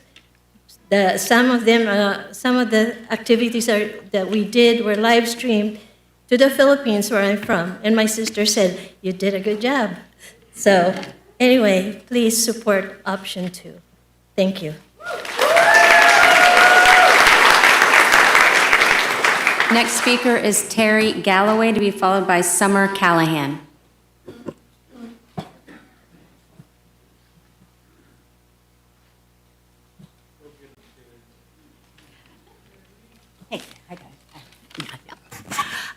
My name is Terry Galloway. I live in South Side on 1402 South Meridian. Can you hear me? Yes, ma'am. Okay, wonderful. First of all, I was so glad to hear that you also were feeling besieged by government. I was really happy to hear that about the DEI, but because I am too, because every day it feels like there's some federal, state, and now county, kind of interference. Every morning seems to be bringing news of another public institution or community organization under attack, often in the name of margins and efficiency, and often the very organizations that make life better for the people who live there, like our beloved COCA. Now, I've got nothing against Visit Tallahassee. I really like Carrie. I love her. I love her. But they have an important job promoting Tallahassee to visitors, bringing in conventions, sporting events, concerts, tourism dollars that support local business. That work matters. But that's also the problem before us today. Because large sporting events, major entertainment attractions are enjoyable experiences, especially for visitors. But they're largely passive experiences. They are commodities to be consumed. COCA serves a different purpose.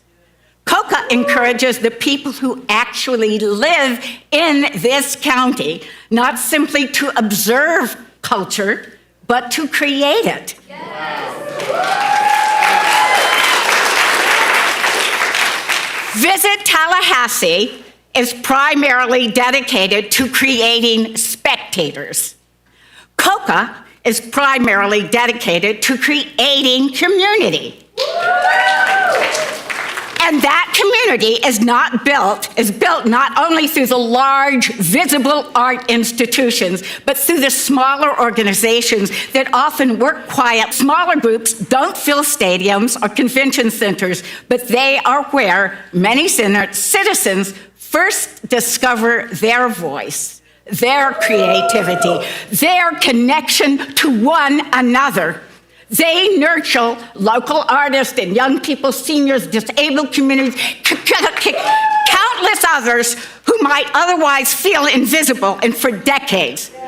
COCA has supported the art community in all of its forms, helping make Tallahassee a vibrant destination for visitors by making it a creative, thriving, and meaningful place for its own citizens.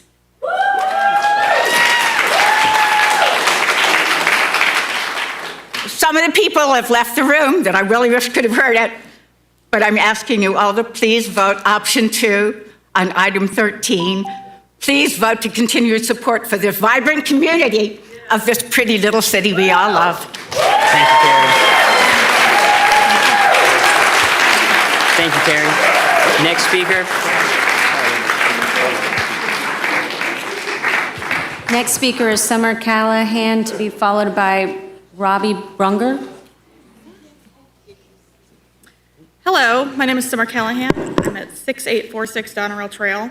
I'd like to repeat some points that were made earlier. So first, regarding the concern about funds pooling at COCA, those are grant funds. They are not unused resources. COCA re-grants between 90 and 95% of the TDT funds that we receive. In comparison, Visit Tallahassee regrants about 9%. And under Visit Tallahassee, grantees would also have to front their own costs and wait for reimbursement, which would be devastating for small and underserved arts organizations. COCA's reserve also allows us to attract outside funding, like the National Endowment for the Arts, the Knight Foundation, the Levitt Foundation, and others. And those national dollars far exceed the $150,000 investment that was referenced in the agenda. So if COCA loses this structure, then Leon County will lose that outside money. COCA also produces detailed economic impact reports twice a year. In addition to what you heard, I want to add that in 2023, Americans for the Arts found that nonprofit arts and cultural organizations in Leon County, which is COCA's grantee base, generated over $6 million in city and county tax revenue. Considering COCA gets a little over $2 million from the county, that is a very strong return on investment. And if it ain't broke, don't fix it. I'd like to share an anecdotal example as well. So my family actually came from Jacksonville for the World Athletics Cross Country Championships so that my younger brother could race. My parents are very frugal. My dad's a retired cancer survivor. My mom's a lifelong stay-at-home parent. They're very frugal. They were going to eat sandwiches in a cooler and drive home. But because of the variety of cultural offerings that we have here, they stayed overnight, they grabbed lunch and dinner, they saw 76 Days Adrift at the Challenger Learning Center, and they watched Hot Tamale perform at Railroad Square. So those heads in beds happened because we have a diverse tourist ecosystem that offers something for everyone. So option 2 preserves that ecosystem and the support structure that our arts community relies upon. I urge you to support option 2. Next speaker, Robbie Brunger, to be followed by Ben Gunter.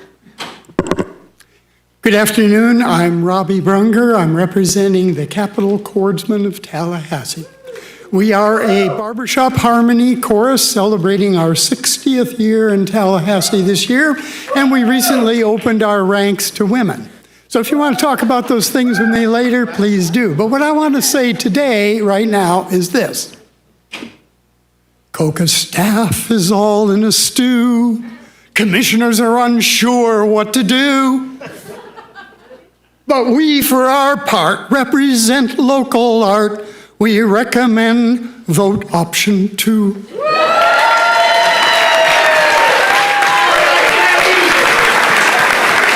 Madam County Attorney, who has to follow that? Next speaker, Ben Gunter, to be followed by Carrie Gaudio. Now, what are you going to sing? I wish. My name is Ben Gunter. I live at 516 Miccosukee Road in Tallahassee. I'm the artistic director for Theater with a Mission. And I'm here to remind you, commissioners, that 2 is better than 1. It says it in the Bible, Ecclesiastes, 2 are better than 1 because they have a good return for their labor. It's also true right here. Theater with a Mission dramatizes Leon County's history. We put it on stage in free, family-friendly festivals that invite visitors from literally all over the world. We've received grant support from Visit Tallahassee, and we deeply appreciate that. And from COCA, we deeply appreciate that as well. Because of that support, we are attracting international attention. Visitors are coming from England, from Germany, from Canada, and publications are going out. How does that happen? 2 things. Number 1, staff. Staff with specialties. When we need to book hotels, we go to Visit Tallahassee, and they help us find exactly the right place for our guests. When we need to know how to find grants that are going to support our artistic endeavors, we go to COCA. And they dig those grant sources up for us. Number 2, synergy. We love going to Visit Tallahassee grant reports because we meet people from athletics. And we're talking with the Scottish Highland Games right now about bringing some big rock carriers to the Time Travel into Florida 1776 festival that we're doing at Goodwood on May 29th, 30th, and 31st, so that everybody in the whole world can see Leon County's contributions to American history. synergy. When we want to meet Tallahassee Community Chorus so we can collaborate on an event that celebrates the 200th anniversary of Leon County, we go to COCA. County commissioners, 2 are better than 1, and option 2 is much better than option 1. Thank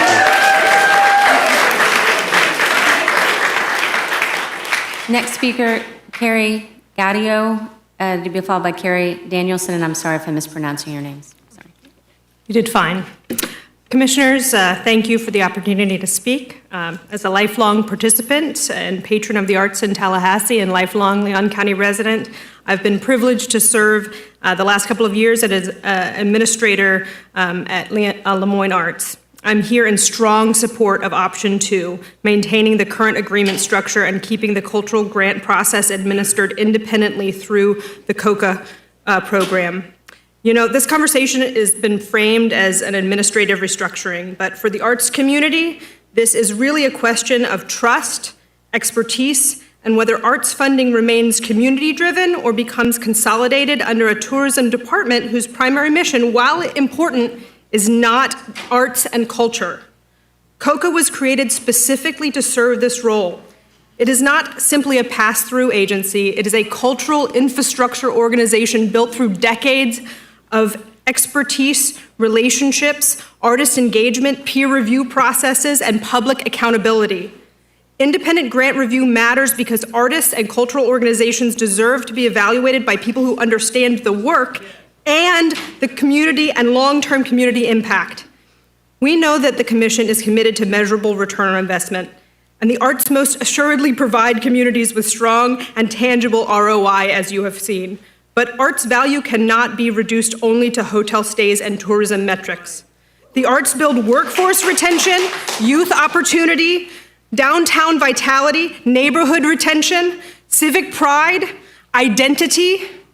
They make Tallahassee a place people choose to stay in, like me, invest in, raise families in. Economically, the arts are already delivering. The Arts and Economic Prosperity 6 study confirms the arts and culture generate substantial audience spending at local businesses. At Lemoyne Arts alone, our annual economic impact exceeds $3 million each year through exhibitions, events, education programs, tourism activity, and community partnerships. Arts and culture build tourism, and Lemoyne is proud of its role in driving tourism in Leon County. What concerns many of us is not accountability. We welcome accountability. It is the centralization of cultural decision-making into a tourism framework that may prioritize short-term, measurable visitor metrics over long-term cultural development and community access. Option 2 preserves an independent review structure while still allowing for oversight, reporting improvements, and continued collaboration with the county. It protects a system built intentionally over decades and avoids unnecessarily dismantling an infrastructure that is actively working already. So we're asking for things we know this commission is in favor of: stability, expertise-driven grant making, and recognition that culture is a public good. I urge you, as stewards of that public good, to support option 2 and preserve independent cultural funding administration through COCA. Thank you so much. Thank you, Carrie. Next speaker. Carrie Danielson, to be followed by Jan Smith. Good afternoon, thank you. My name is Carrie Danielson, 412 Talaflo Street. I am also an assistant professor of musicology and community music at Florida State, though I am representing my own views today. I'm here to express my support for option 2. My research and community engaged work focus on how music and the arts foster connection, strengthen communities, and create sustainable local infrastructures for participation and engagement in artistic and democratic life. At a time when many people are experiencing isolation and disconnection, we need community-centered cultural programs more than ever. While tourism is important to economic vitality, county support for the arts matters because it allows this work to happen at a local level. The distribution of grants, professional development, marketing support, community partnership, the list goes on, helps organizations build long-term sustainable structures for engagement that benefit not only artists, but families, children, educators, and neighborhoods across Leon County.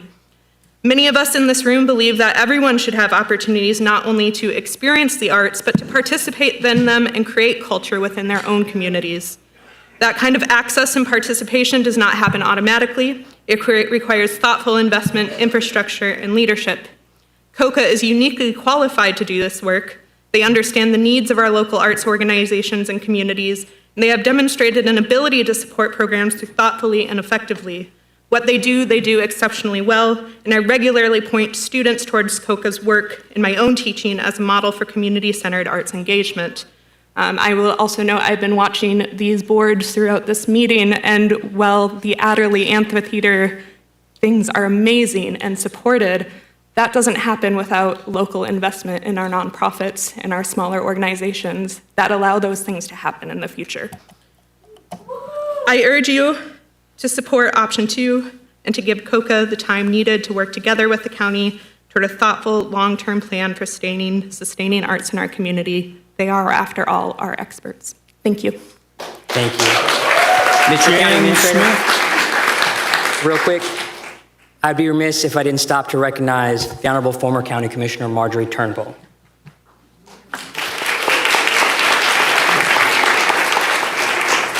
Jan Smith, to be followed by Patrice Floyd Javasia.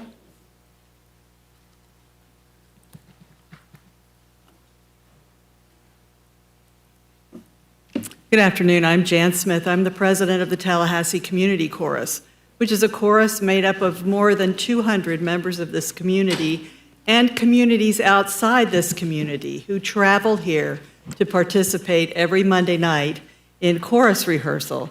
They are a non-audition group of people, all volunteers. We are supported in part by funds through COCA's grant program. And without those funds, you would not have a large community chorus that is able to present the world's greatest music to this community and also to live stream it out to folks who watch from as far away as Europe and other countries. This summer, the chorus will travel to New York to perform at Carnegie Hall.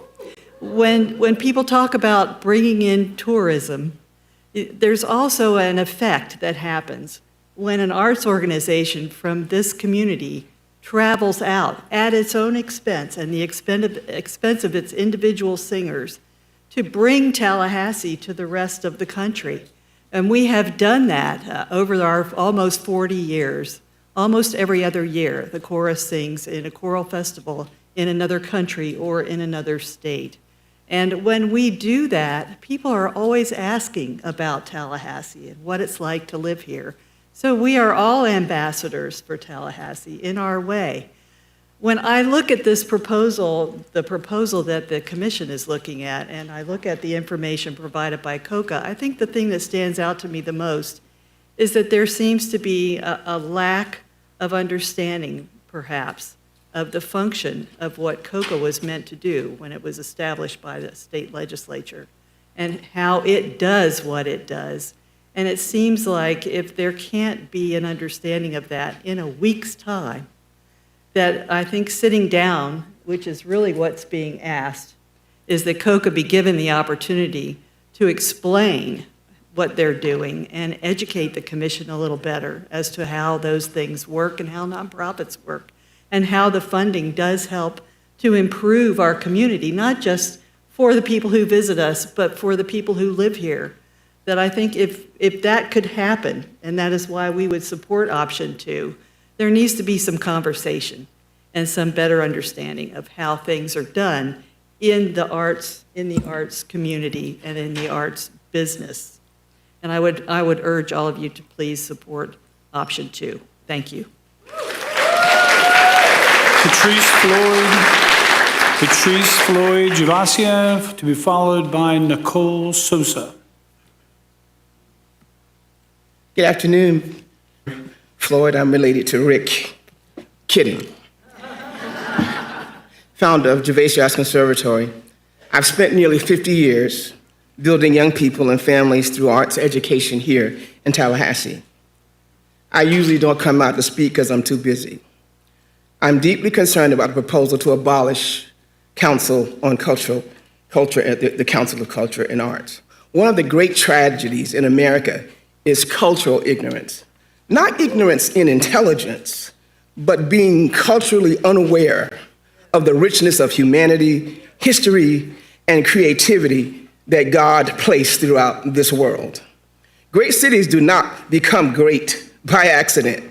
They become great because they invest in people, identity, culture, and imagination.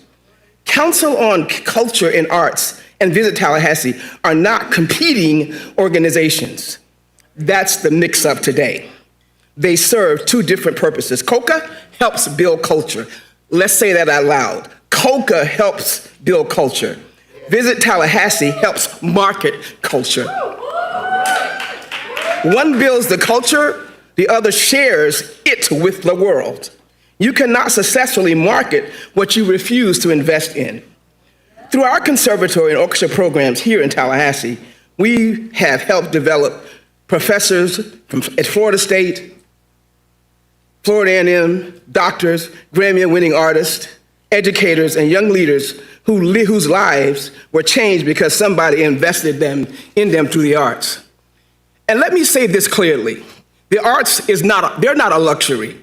Nurturing and investing in our children is a stewardship that creates a better future for families, communities, and the world. My former county, Palm Beach, gets it really well. That is what the arts help us do. If we want stronger families, safer communities, higher academic achievement, and economic growth, then we must invest in the human spirit and intentionally as we invest in roads and buildings. A university town cannot afford to become culturally shallow. Our children should have access to museums, music, dance, theater, visual art, and creative spaces in every part of this community, and not only in certain neighborhoods, I should say. COCA helps make that possible. As a former broker, I understand investment. What you consistently invest in, it grows. If you starve culture, eventually you'll starve the soul of the city. But if you nurture it, generations benefit. I urge you today, do not weaken COCA, strengthen it. $2 million is just too little money. Let COCA continue helping build the culture, and let Visit Tallahassee continue sharing that culture with the world.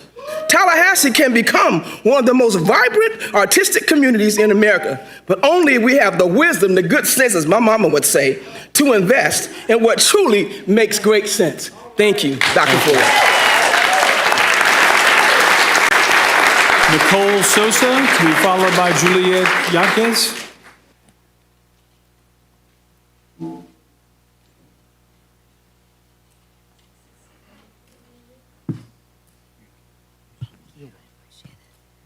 Hi, I'm assuming y'all can hear me. My name's Nicole Sosa. I live in Leon County. Commissioner Welsh is my commissioner. First of all, I'd like to say I'm here today to ask you to vote for option 2 on agenda item 13, not because option 2 is perfect and not because the public should be forced to accept these county-created options as the only possible path, but because option 2 is the only option today that does not immediately dismantle a 30-year tourist development tax partnership with COCA. And I want to be clear about the history. COCA has served this community for 40 years. It was created by county resolution in 1985 and became the designated local arts agency for Tallahassee and Leon County. Before the current TDT structure, COCA was already doing the work, contracting with local government, providing arts expertise, managing cultural grant programs, and helping carry out public arts programming. The TDT agreement did not invent COCA's public role, it recognized it. For about 30 years, Leon County has dedicated 20% of the tourist development tax to COCA so arts, culture, heritage, history, education, performances, festivals, exhibits, and community programming can live here year-round. That money does not just sit somewhere gathering dust. It goes back into the community through grants. Those grants help residents enjoy the place we actually live in. They also bring visitors here and give them reasons to stay longer, come back, eat here, park here, shop here, and remember Tallahassee is more than hotels, asphalt parking lots, and legislative session anxiety. Thank you. The claim that money was pooling at COCA is misleading. Those were grant funds waiting to be authorized and distributed by Visit Tallahassee. COCA fronts reserves to pay grantees at the start of the grant year. If the county or Visit Tallahassee must review and approve tourism eligibility before funds go out, then COCA should not be blamed when those approvals are delayed by the county. So tell the truth about that. That is not transparency. That's a bureaucratic trap, and small arts organizations are the ones who are going to get caught in it. COCA has the expertise to work with artists, small nonprofits, cultural organizations, and community programs. Visit Tallahassee does important tourism work, but it is not the same work. If these grants move into a reimbursement model, small organizations will be hurt first. Wealthier institutions may be able to front thousands of dollars. Grassroots groups cannot. A funding system that only works for organizations with cash on hand is not a system that seeks to provide public support to all. The last thing I'd like to say too is, at the beginning, Commissioner Caban said to someone that personal attacks are not allowed.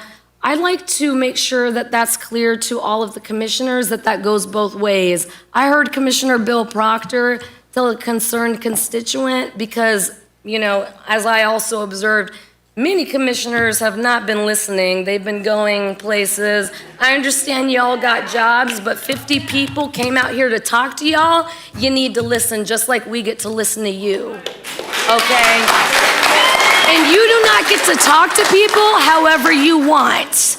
You are elected and paid by us. So when someone is concerned, I'm going to finish talking. Yes, I am. Yes, I am. No, we're not doing that. You are going to listen to this. Excuse me. No. Excuse me. Excuse me. We're not doing that. I already had someone push their way in the back room, which is extremely inappropriate, and threaten my colleague. And just so the public knows, are you going to apologize for how he talked to her? There are speakers in the back room where we can all hear every single word being said. That's fine. So I'm being clear. I'm not tolerating the personal attacks and on my colleagues or staff. The personal attacks from y'all. No, ma'am. So, I'm not tolerating it. No, sir. We were extremely respectful. We're not doing that. Mr. County Administrator, next speaker. Next speaker. Next speaker. Juliet Yaquez to be followed by Anthony Walker.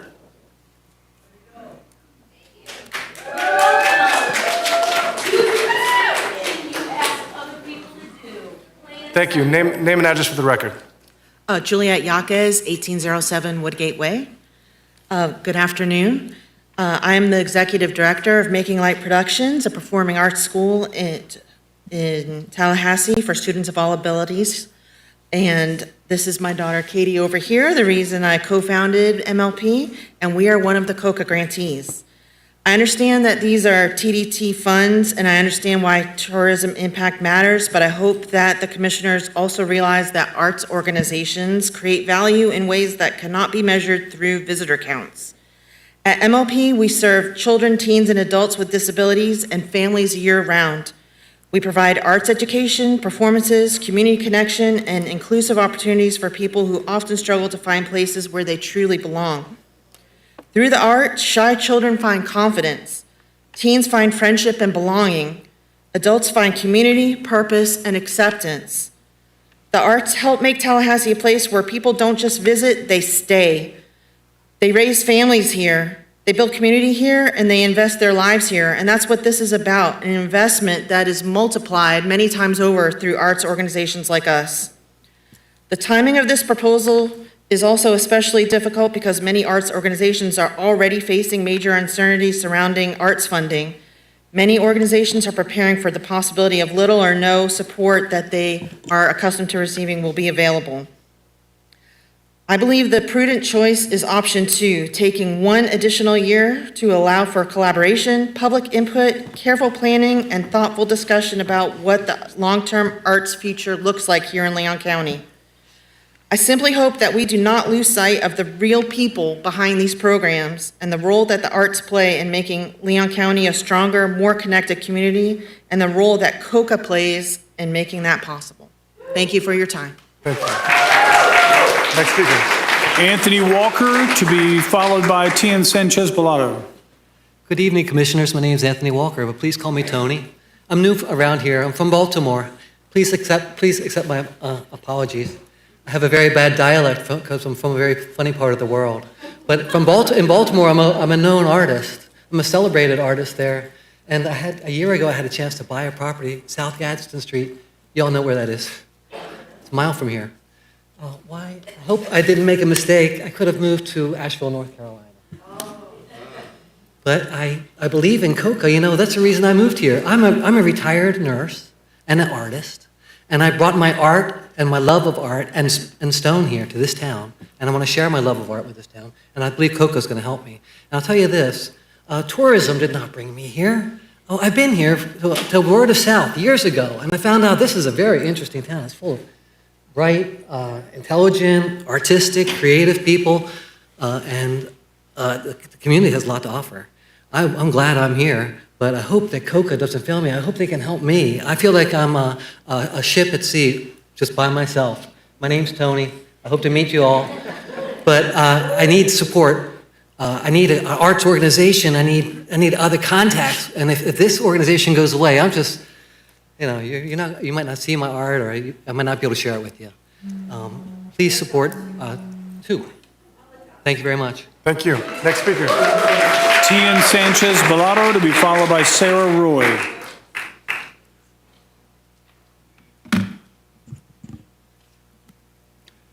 Good afternoon, Chair and Commissioners. Thank you for your careful consideration of our voices. I know you are exhausted. As you can imagine, so am I after a school year of teaching children with noisemakers, or as you might know them, orchestral instruments.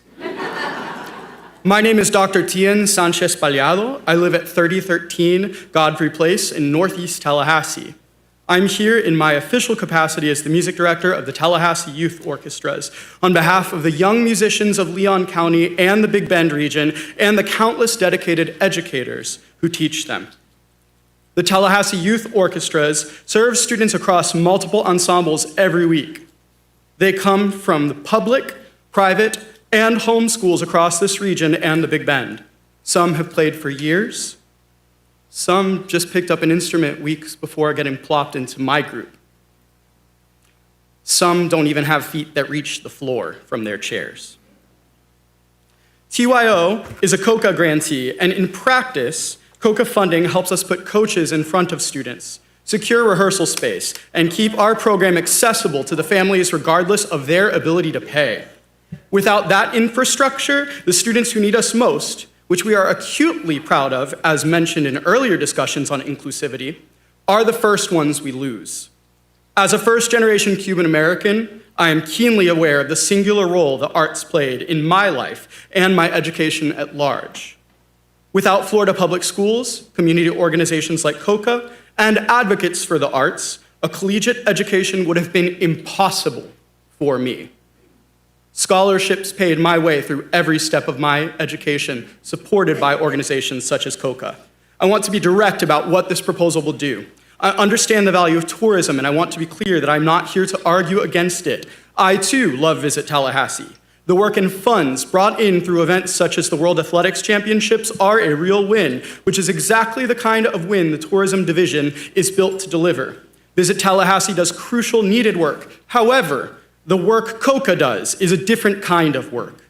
Peer-reviewed grants to small arts organizations, technical assistance for first-time applicants, arts education pipelines that take years to build. That work is cultural infrastructure, as my colleagues, experts in their fields, have mentioned, and it belongs to an agency built specifically for it and run by those with specialized expertise in the arts. Cultural amenities consistently rank among the top factors in where families choose to live and where employers choose to locate. Florida's arts industry generates $5.8 billion in annual economic activity statewide and supports more than 91,000 jobs. The arts are not in competition with tourism. They are the long-term reasons people decide to stay. The Tallahassee Youth Orchestra respectfully asks the board to vote for option 2. Let staff, COCA, and stakeholders work together on a long-term plan that does not put 40 years of cultural infrastructure and the young people who depend on it at risk in a single afternoon, protecting and sustaining COCA for decades to come. Thank you. Next speaker.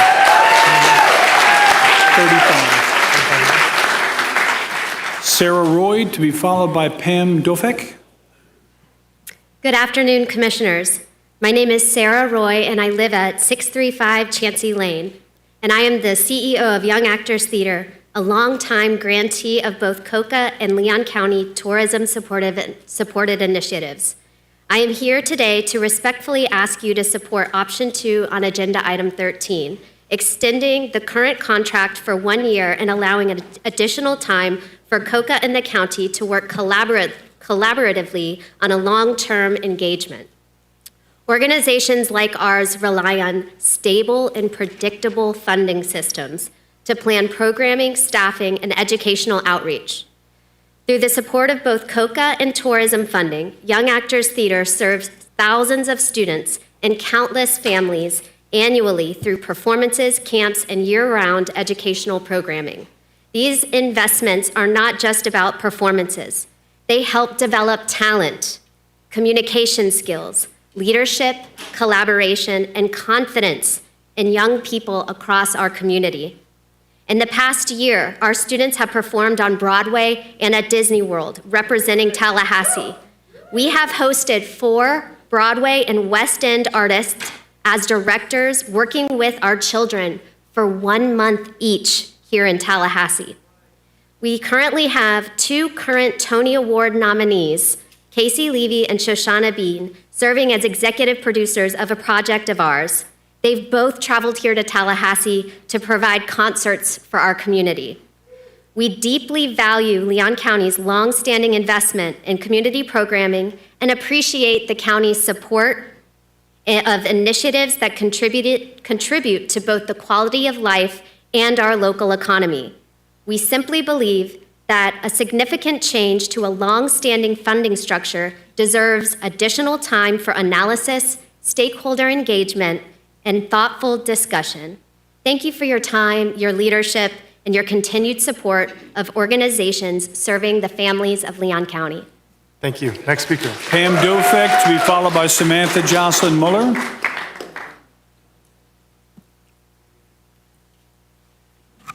My name is Pam Duffick. I live at 9320 Royal Troon Road here in Tallahassee. I've been involved closely and tangentially with COCA and the arts for at least the past 17 years. I'm a board member or significant committee contributor to 2 major art organizations here in town that depend on funding from COCA. I am also a member of and involved in 4 other organizations that are COCA members. One speaks of the grant-making process and the grant allocation process of COCA. I have seen it improve significantly in my years, and in at least the last 10 years, it is one of the most ethical, comprehensive, and fair grant processes that there is. And tourism and butts in seats are a factor in every one of those cultural grants. And I agree with the rest of the speakers this afternoon that culture resides here and is more than just tourism. I appreciate your time, and please support option 2 and a process that is more collaborative. Thank you. Samantha Jocelyn Muller, to be followed by Mary Sterner Lawson. Good afternoon, Commissioners. My name is Sam Jocelyn Mueller. My address is 24112 Lone Star Road. Mr. Chairman is my commissioner. I serve as the Public Art and Exhibitions Manager at COCA, and I'm here today to ask you to support Agenda Item 13, Option 2, extending the county's current agreement with COCA for 1 year while a long-term plan is developed collaboratively. I understand and I respect the county's responsibility to evaluate efficiency, accountability, and public investment. Those are goals that we actually share. But I want to speak plainly about what would actually be lost if this work were moved in-house. COCA is not simply a pass-through funding organization. We are a specialized cultural agency that has spent decades building the relationships, systems, expertise, and public trust necessary to support Leon County's arts and culture sector effectively.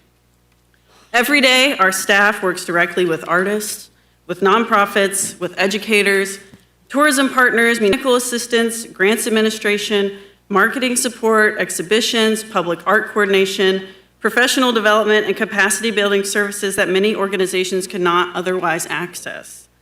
The infrastructure already exists, it's functioning very well, and it generates measurable economic and community impact.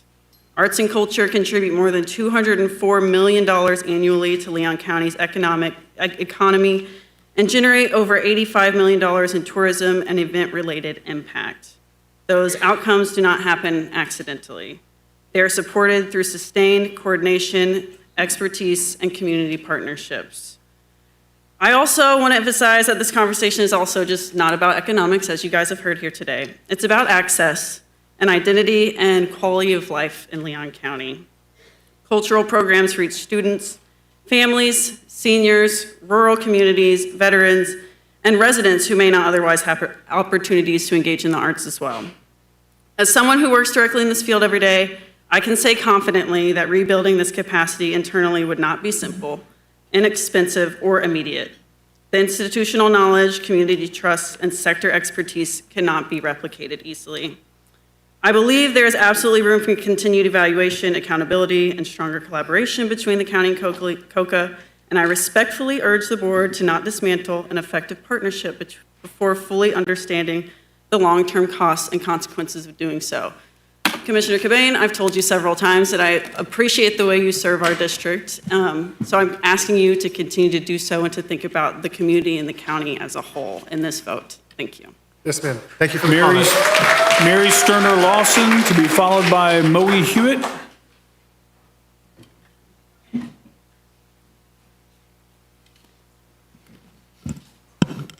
Hello, I'm Mary Sterner Lawson, and I want to thank very much the people here for giving me the opportunity to find out even more things that the arts are doing for this fair city. And this is a splendid way to see it. I also thank you very much for listening to us. I very much appreciate COCA for all it has done in the last nearly 40 years, and I appreciate what it has done for me as a visual artist and appreciator of the arts, of music, and culture. And I've worked in nonprofits here in the city. I'm on the Artist Series of Tallahassee board, and I'm also on the Board of Artists across the Big Bend, and I've served on the Lemoyne board in the past. I think it is very important to choose option 2 for so many reasons, and I think they've been voiced better and in greater detail than I could say them. But I think it's important for our children, our grandchildren, for the city itself, and for the region in ever so many ways, for the musicians, for the visual artists, dramatists, so many organizations. And it will make and continue to keep this city the very culturally rich place that it is. When I was in Finland for a term a long time ago, a musician said in words something like this, that a nation is known by its culture, and the power of a culture lies in the arts. Well, I think the power of our culture lies in the arts here, and by supporting COCO, by supporting Portion 2, that we can end up continuing this level of culture that we have and improve on it. You can't really calculate the value of the arts on a spreadsheet. It's something that's so much far more than that, as those of us involved in the arts know. And it's just a wonderful kind of thing that you all offer, and that we offer, and that our city offers, and I want it to continue. And please, therefore, choose option 2. Thank you very much. Moe Hewitt, to be followed by Elvie Nichols.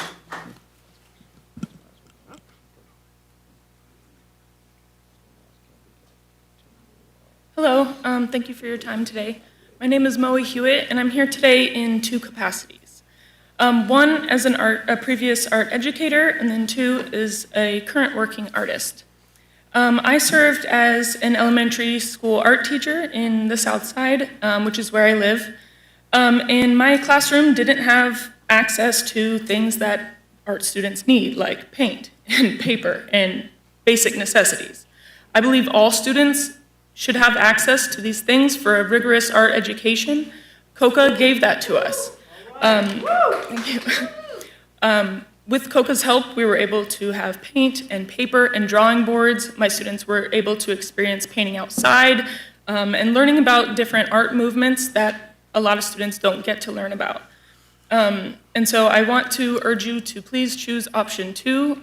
And another thing is that I'm also here as a current art student. I recently just graduated from FSU's MFA program. Thank you.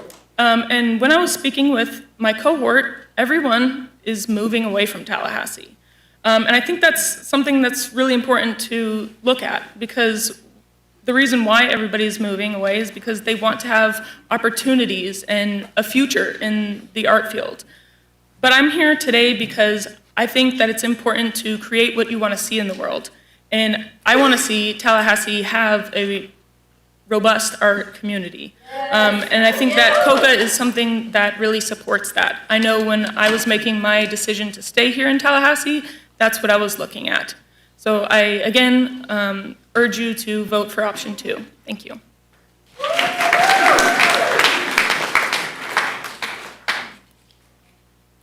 Elvie Nichols, to be followed by Jennifer Lang.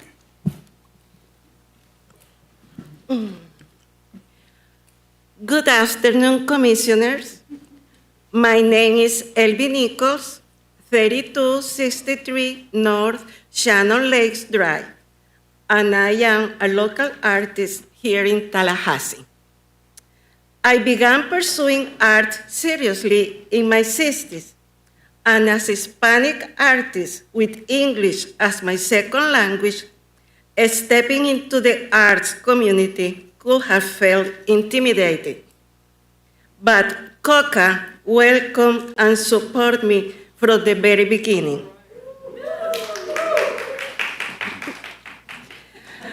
Because of their encouragement and the opportunities they created, I found not only confidence in my artwork, but also a new sense and purpose and community. So I came here. I feel honored knowing that one of my main paintings, My Delicious Mangoes, is currently at the Commissioner's Room at the City Hall. Just because COCA opened doors for artists of all backgrounds and all stages of life. I ask you please support option number 2 and continue supporting COCA and the local artists whose lives are changed by their work, as my life. Thank you very much. Jennifer Lang, to be followed by Christopher Gorsuch. See you later, man. Hi, I'm Jennifer Lang, 1602 Laguna Drive, which means I'm Carrie Post's neighbor. That's what I just said. I said, that's my neighbor. I love Carrie. I love tourism. I'm here to speak on behalf of option 2. I'm also a recent past president of the Tallahassee Watercolor Society, and I've been chairing the Watercolor Society's Brushstroke Show for 8 to 10, it's going on 10 years now. And I basically just want to speak in terms of our relationship with COCA. we don't get grant funds, we don't share any money. What we share is expertise and partnerships.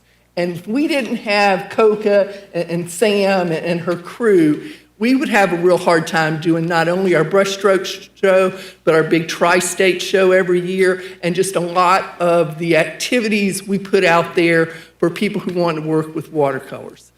They help us, we share systems, we share expertise, we review each other's works. And I'm being short, but if we didn't have Photo Fest at the airport, how would anybody see my great photos?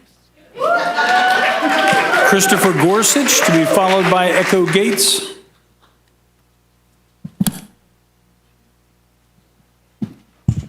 Thank you, Commissioners.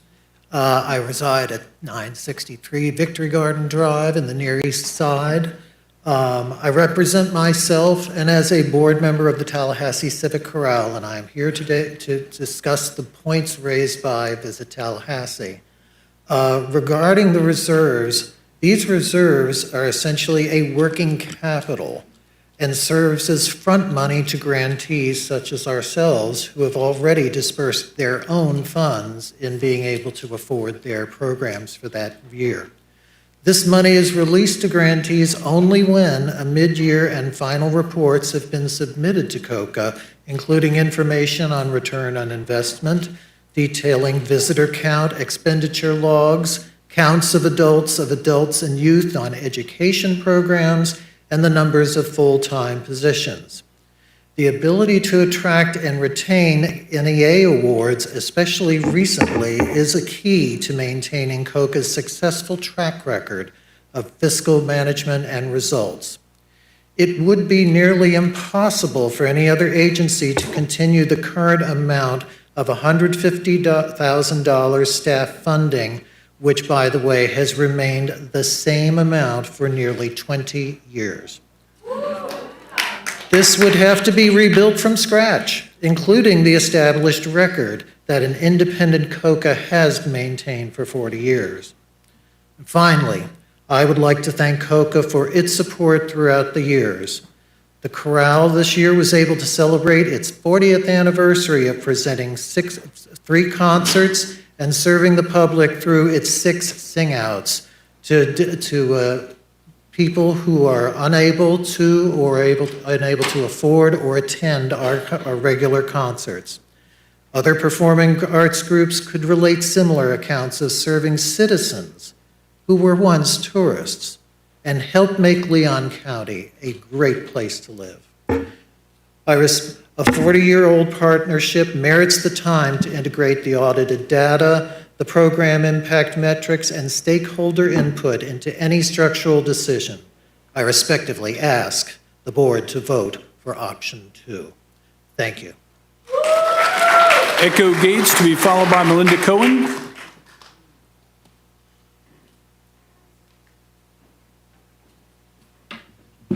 Echo Kid Gates. I reside at 1430 Lee Avenue. I'm a lifelong resident of Tallahassee. I'm here today as the president-elect of the Tallahassee Watercolor Society. We are a regional water media organization with the goals of providing our membership with quality workshops, general meetings, and supporting art education. We host 2 water media exhibitions a year. Our regional spring exhibition, which is coming up, opening on May 28th at the Museum of Fine Arts. We invite you all to come. It's open to members in Florida, Georgia, and Alabama. We draw artists from 3 states to come participate in our exhibition. In the fall, we have a members exhibition, Brushstrokes, and that focuses on our membership. Both exhibitions are presented with the specialized, and I underline specialized, assistance of COCA. Their ability to curate the Brushstrokes exhibition is invaluable to our organization. I'm here to voice support for option 2, and I hope that you will vote accordingly. Thank you. Melinda Cowan, to be followed by Megan Neely. Mr. County Administrator, how many do we have remaining? 21, thank you. I appreciate everybody's time here, and I know this is a long process. I get it. My name is Melinda Cowan, and I reside at 6765 Johnstown Loop, and this is the first time I have ever come to a meeting like this. I've seen a lot on TV, followed a lot, but I've never been to a meeting like this before because this really hit hard. I am the president of Embrace World Cultures, which brings together people from all over the world. Not just one group that's better than another, because every group is important, no matter how tiny the tribe, no matter how powerful the state or the country. Every group should have their vision shown to the world. Their culture, which is unique, needs to be shown outside of where they live. And that's what we do. We are connected to over 35 different countries. We just connected with Imani Milele, a group of Ugandan children who are the best singer and dancers I've ever seen at the age of 5 and up. And these kids came to Tallahassee. I was in tears watching these kids. And the first thing I was saying to them is like, I need to film you guys. I will pay the expenses out of my own pocket because we need more people like you here in Tallahassee. Now, I have brought an event that's very dear to me that was 50 years called Festival on the Nile. It became Crystal Fire here in Tallahassee. I brought it here for the first time after 50 years in Orlando because I believe in coca. Coca has been there for me when I had questions. I didn't know what to do next. The government is there as a safety net. I get it. I know all the numbers. You know all the numbers. You don't need me to give you the numbers. When you have the people who have the expertise and the understanding to work with you and to help you develop an institute that was created out of COVID, a nonprofit that connects people from around the world, COCA has the knowledge to do that. So I ask, don't make it a one-week thing and obliterate. Take that time. Do that negotiation. The rest of the world may have problems negotiating, but we don't. We are Leon County. We are filled with people from so many amazing places. Thank you. Thank you so much. Next speaker. Megan Neely, to be followed by Stanley Sims.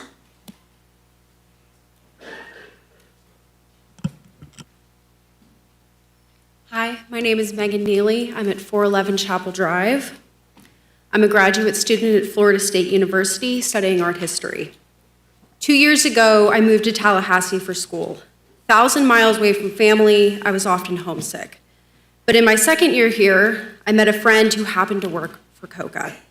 Through her experience on the council and the resources they provide, I started to learn about the amazing events, historic sites, and public art throughout Tallahassee. And more every day, the city has become home. To divert funds away from COCA would be to ignore one of its essential functions. They not only provide resources for tourists, but they build community for our students and locals alike. I'll be staying in Tallahassee this summer, a decision I would have never made a year ago, but because of the resources COCA provides, I am so excited to continue to explore this incredible city in Leon County. COCA makes our community more vibrant, and it makes it home as well. Another decision I wouldn't have made a year ago, I've decided to extend my graduate studies and stay here for another 5 years and become a permanent Florida resident because I have an arts community now. That's what this has given me. So I urge you, vote 2. Thank you. Stanley Sims, to be followed by Loram Adele. Stanley Sims, I'm at 1320 Avondale Way, unless my wife has had a change of heart since I left the house. First off, the Bible says, shun the very presence of evil. And Commissioner Proctor, my grandma raised me that if you do something wrong, if you did it in the public, you need to clean it up in the public. So, to my commissioner, David O'Keefe, my good friend, Commissioner Nick Maddox, and to the chairman, if I have offended you today, then charge it to my head and not my heart, because I only did what I saw you do in Blueprint meeting to a black county attorney. So if that is not permissible, I ask you to stop, and I'll stop. Now on to COCA. I don't know numbers. I didn't even know much about art. I went down to Miss Kathleen, I said, man, you're getting a lot of money, because we were in competition. And she broke it down to me. Art is about public safety. God help me today. Graffiti goes down when you see art. Art is about good health. My doctor told me, he said, Mr. Sims, you do too many activities that strenuous. Why don't you find you some nice art to relax and paint? Art is important. It allows children to express themselves without us telling them what to do. My oldest son, Commissioner Nick, is 32 years old. I know I look 21, but I ain't been 21 in a long time. He's in California now, and Commissioner Cummings, and you know I am about my boys, he's painting. Can I tell the truth for one of the seconds? I said, boy, you sure you my son? Because you painting. And people are actually, Ms. Cummings, buying his work. His art didn't just stop right there. He's into poetry. That's art. And so when we have an executive director, and she's just not even all about art. She even called me one time because there was an artist that needed a car. How many in here would love a dirty running car? But she don't give it that. She called me and asked me to clean that car for her so that she can give it in a nice way. Vote option 2. Laura Medell, to be followed by Walter Liebrick. Did I do all right? Oh, I left my phone. Hand me my phone. Yes. It's a high bill on there. You don't want it. All right. My name is Lauren Adele, a longtime Florida and Tallahassee resident. I am speaking on behalf of my good friend who could not be here due to not being able to get away during business hours at such short notice. They say, as part of a locally owned business, this is in my direct interest. This has been an ongoing and concerted effort to sabotage COCA.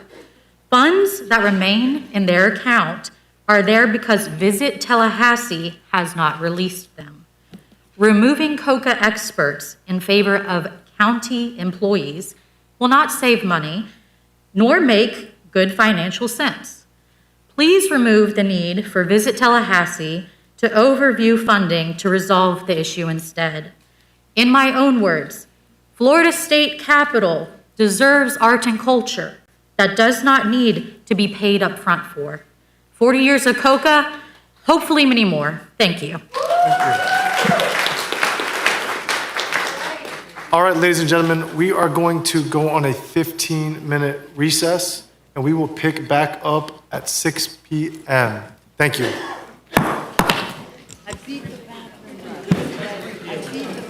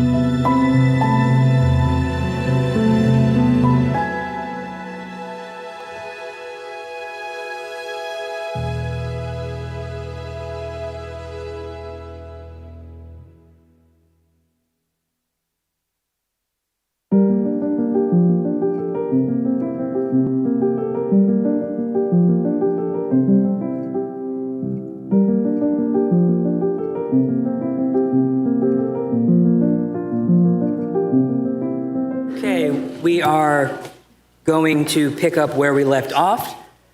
Mr. County Administrator, next speaker. Thank you, Mr. Chairman. Next speaker, Walter Liebrick, to be followed by Dr. Rhonda Blackwell Flanagan.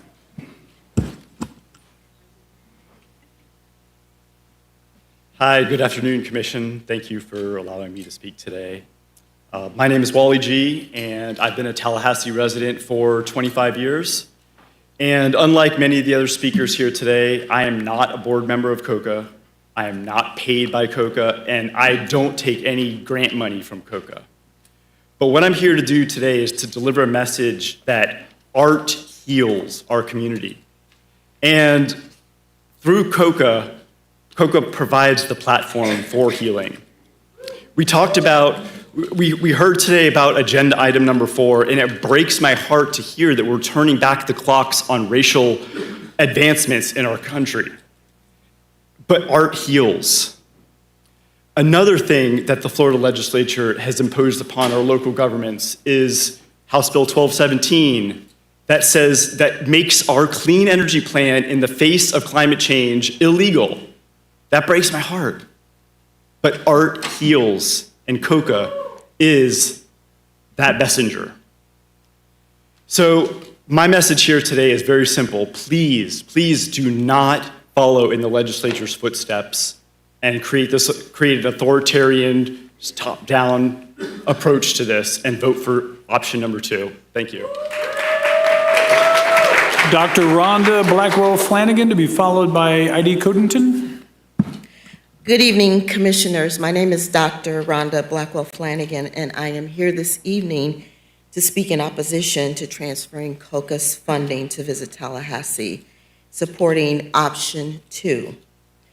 This decision is not simply about moving dollars from one organization to another. It's about deciding what kind of community we want to be. Organizations such supported through COCA, they're not luxuries, they're lifelines, especially for retirees and seniors, students and families and musicians and everyday residents who are searching for connection and purpose and belonging.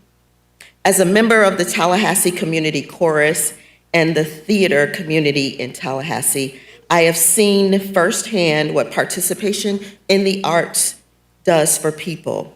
Community choruses bring together individuals from every background, all generations, retirees who may otherwise experience isolation suddenly and fellowship, structure, joy, and a reason to leave home. Seniors maintain cognitive engagement, emotional wellness, and social connection through music. Working adults find stress relief in community. Young adults learn discipline and collaboration and confidence.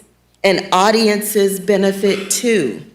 Concerts and performances create gathering spaces where people experience beauty together in a world that increasingly feels divided and disconnected. Research consistently shows that participation in the arts improves mental health, reduces loneliness, strengthens civic engagement, and contributes to healthier aging. These programs are preventative care for our community. They are investments in the quality of life. Tallahassee already struggles with retaining residents, particularly young professionals and families who often say there are limited cultural opportunities and not enough vibrant community experiences. When arts organizations disappear, people do not suddenly become more connected in their city. They disengage from it. Tourism matters, but visitors are not the only people who deserve investment. Residents matter too. COCA's funding reaches artists and organizations directly. It sustains performances, rehearsals, educational outreach, community events, and accessible programming that many people rely on emotionally, socially, and culturally. If this funding is transferred away, the impact will not be abstract.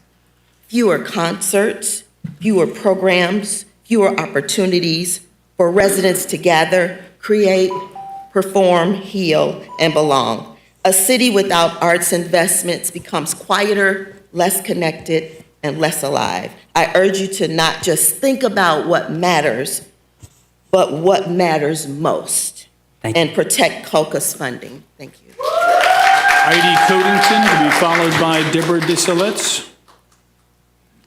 Heidi Codington.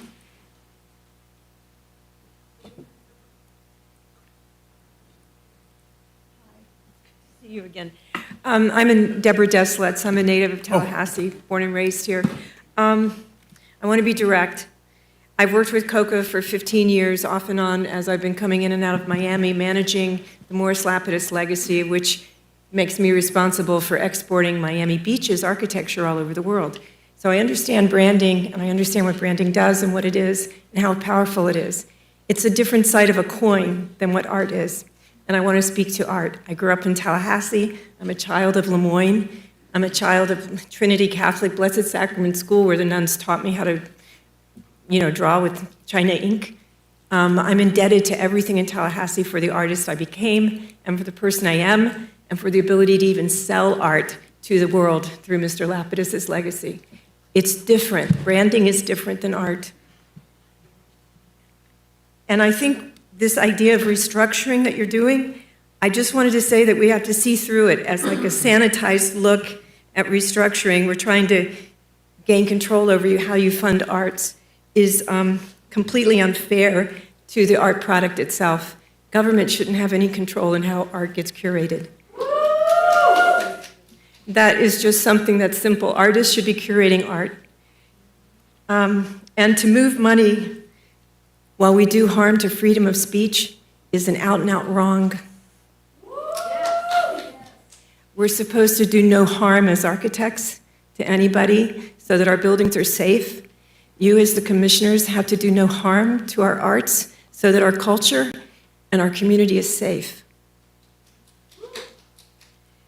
As we mark the 250th anniversary of the United States, we're reminded that our heritage here in Florida is a vibrant tapestry of people who used art as their primary tool to assert their identity and their freedom. I just walked on the Civil Road Walk. We use art to express something that government cannot ever touch, and that's our ability to have an opinion against government. To have it controlled funding through government erases the value of art and the freedom of speech for artists. By seeking to abolish COCA and regulate the art within a city government, you are attempting to transform the creative expression into nothing more than a branding arm of the government. Art is not a product. It's not a brand. It's not an animal that you can put a brand on and market it and say it's yours. They are necessary. They are two sides of the same coin. I manufacture imaging of Mr. Lapidus and sell it to Asia. I sell it to the world. The Fontainebleau is still the most recognized building in Florida, and I talk about it every day. I understand the difference. Art is not branding. Please do not try to put branding skins on our artists. Thank you. Lisa Waxman waved in support of option 2. Gordon McGill is the next speaker, to be followed by Dr. Clyde Dow.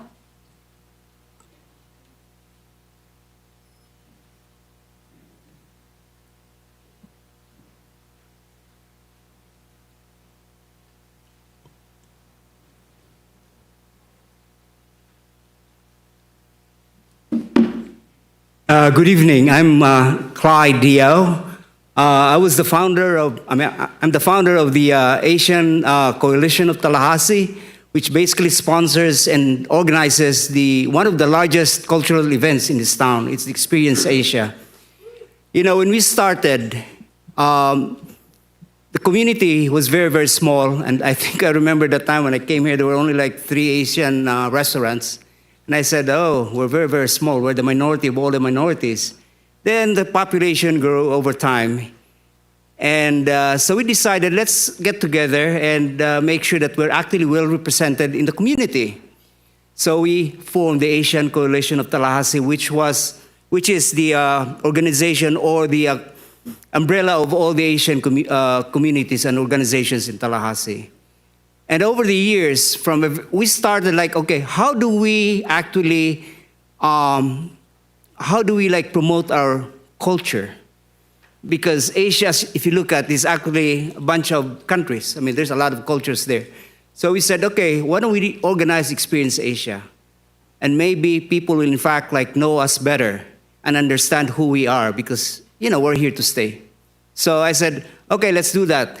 So we started in a gazebo here, a very small gazebo, like I think at the end of the chain of parks. And I said, well, at the time that was Lucy Ho, he said, well, he encouraged me to actually do it. And I said, well, we'll see if we can get like 300 people here. And if we can get 300 people, we'll be very happy. And at that time, there were more than 2,000 people who came. And I was really surprised that the food was like gone like before 12 o'clock. So we were really encouraged to do this. I said, I think they like something like this. It's unique. And we would dress up in our own cultural attire. And that's how it started. But I'm here to actually tell you what Coke has done for us. Coke has helped us a lot. We would not be in this position right now without COCA. COCA has really supported us all the way for 22-something years.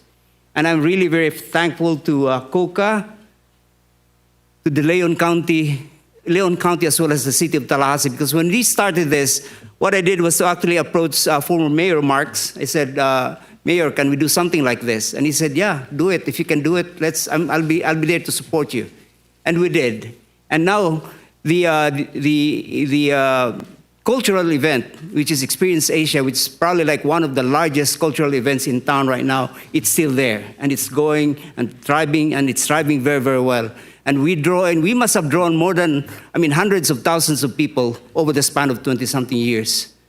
But, I came here to actually try to convince you that COCA has done a wonderful job for this community. It has done a wonderful job for the Asian Coalition of Tallahassee. And please support option 2, because I think that's the best way to do this. We need to work together and develop ways of how we can actually maximize and attain the objectives that we want to attain. Thank you very much. Thank you. Chris Skeen, to be followed by Brian Hall. I'm sorry if I mispronounced your name.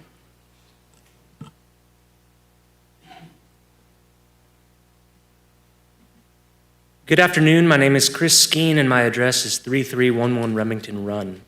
I'm speaking in support of option 2. I'm the founder of Music Local, a software-driven 501c3 that provides curated live music listings for the Tallahassee area via a website and mobile applications for iOS and Android. Our goals are to revitalize local music coverage, provide a convenient and ethical alternative to addictive social media platforms, rebuild social connections by making it easy for people to discover nearby live music events, and strengthen our local economy by supporting venues, small businesses, musicians, service workers, and other residents. Kathleen and the folks at COCA have been tremendously supportive of our efforts as a young culture and arts nonprofit. They have helped us grow and provided guidance to us as we wade into the complex world of nonprofit fundraising. It's great to be able to talk to someone who is leading a larger nonprofit as a small nonprofit. I cannot emphasize enough how wonderful it is as a founder to have a dedicated arts organization like COCA in your corner. These efforts do not show up in financial statements, but they have had a very meaningful positive impact for us. I want to share a specific example from our data about the tourism overlap of local arts-focused services like ours, as well as the difficulty of fully measuring the dollar value of the immense economic impact of local events. In 2025, we listed over 4,000 live music events happening in the Tallahassee area. We had 29,000 views from Tallahassee, but we also had 4,200 from Jacksonville, 3,600 from Orlando, 1,600 from Orlando, and thousands more from places like Thomasville and Birmingham. While we know we're having a positive impact, we don't know the dollar value. It's very difficult to measure these things once you get beyond participation. It's very easy to measure hotel rooms and large ticketed events, but it's very hard to measure the many small music events that happen around the town that form the fabric of our local arts and culture scene. Impact measurement is important for good governance, and we support efforts to better measure and understand the economic impact of arts and culture funding in Tallahassee. We applaud the efforts of this tourism staff to document the dollar value of their economic impact, but we should not craft policy solely around activities that are easy to measure, particularly when there are other forms of evidence right in front of our faces. This coming Thursday, Chicago plays the Civic Center, which is wonderful and easy to measure. But we also have a free Music Under the Oaks concert by Coca, a jazz jam at the Blue Tavern, a blues jam at the Getaway Grill, an indie lineup show at the Bark, a duo at Cooch's North Side, an opening reception of Funkadelic Visions at Lemoyne Arts with a live band, and a student musician showcase at the Rec Room. Now, if Chicago were not playing Thursday, it would be a shame, but if there were no blues jam, no jazz jam, which lay the foundations for future Tallahassee musicians, and no public and free events, that would be a tragedy. We support Coca, and we support Option 2. Thank you so much for your time. Thank you. Brian Hall, to be followed by Alex O'Connell. Thank you, Mr. County Administrator. We still have quite a few speakers, and I want to make sure we have time for us to deliberate. So when you're on deck, feel free to go ahead and come up to be ready. Brian Hall, to be followed by Alex O'Connell. Elise Lee Stansberry. Oh, there's Alex, please. Hi again, Alex O'Connell. I live here in Tallahassee. I have a lot of mixed feelings about the discussion today, and I would love to be wooed a little bit more as someone that works in arts and culture. I'm a small business owner. I own Super Cool Awesome Music Studio. I do a lot of programming here in town. We also recently started a nonprofit this year for the Tallahassee Arts Science Theater Experience and hope to be eligible for COCA funding in the future. I think that cultural events are critical for talent retention post-college here in Tallahassee. That's a pretty obvious one that we've already discussed today. We need to remain funding our cultural events to offset state and federal funding cuts. Again, a pretty obvious one. I'd like to reference something that I believe it was Commissioner Maddox said earlier, that we don't want to be another cookie-cutter county. So when comparing to other counties, I think we should look at that point a little bit closer. And I think that this is a debate that seems to be coming up pretty frequently. So if you choose to stay with COCA and use them for funding dispersion, then maybe they should have a longer contract so they have time to work out more of the things that you might feel are issues or test other ideas instead of being on edge every year if they are going to get funded or not. I think that there are a lot of things that Visit Tallahassee does right and a lot of things they do wrong. I don't know if I trust them to support my business, which is based around tourism. It is based around people coming here, but is more importantly based around the people of Tallahassee and supporting them artistically. If you do not choose to go with COCA and you do want to move those things over and to take them in-house, which in certain ways is understandable, I think that it's important to ask a lot of questions before doing that. And I do think that everybody in the room should be aware that this also is an opportunity to potentially change how our tourism plan is going and look at that as a positive, to have more community input on how we go about the future of those things.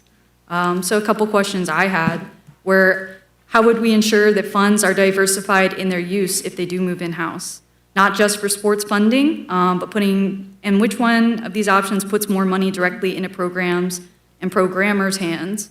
How would we know that this funding wouldn't be misused for administrative fees that aren't discussed with the public and are just covering overhead costs, again, instead of going into the hand of programmers and therefore back into taxpayers' hands? They're not experiencing these events when they're paying for things that they don't see. We'd like to see the option that provides the most opportunities for those programmers, such as myself, and for all varieties of small and large events. I think that if you choose to go with the Taking it in-house option, we should require an expansion of programming and the time supported by the Tourism Commission, which are currently pretty restrictive and hard to get into, especially when you're facing larger events with a history inside of the city and the county. So, Thank you. thank you. And we don't direct question answers, but County Administrator, if you make a note, when we do questions, if you could address those. Thank you. Elise Lee Stansberry to be followed by Melinda Lanigan. Hello, Commissioners. I'm Alice Lee Stansberry. I have lived in Tallahassee for 39 years, and I can't believe that, 39 years. And I've been involved as a nonprofit professional all that time, and 20 years, the past 20 years, as a consultant to nonprofits throughout Florida and in the Southeast.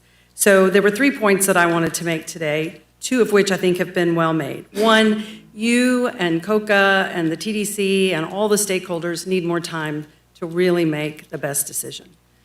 Number 2, we have 2 great organizations. We have a local arts agency and a very effective tourist development council, and that's a good thing. But they each have their own distinct, different missions. There are times where they overlap.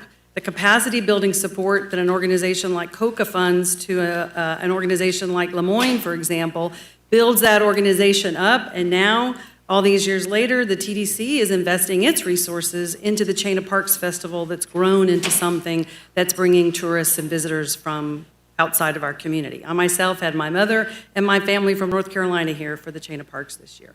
This is where the magic is where they overlap, which is what leads me to the 3rd point that I want to make, which is the law of unintended consequences. When you take something that's already a public-private partnership, you've already leveraged what a local arts organization can do in conjunction with a local government.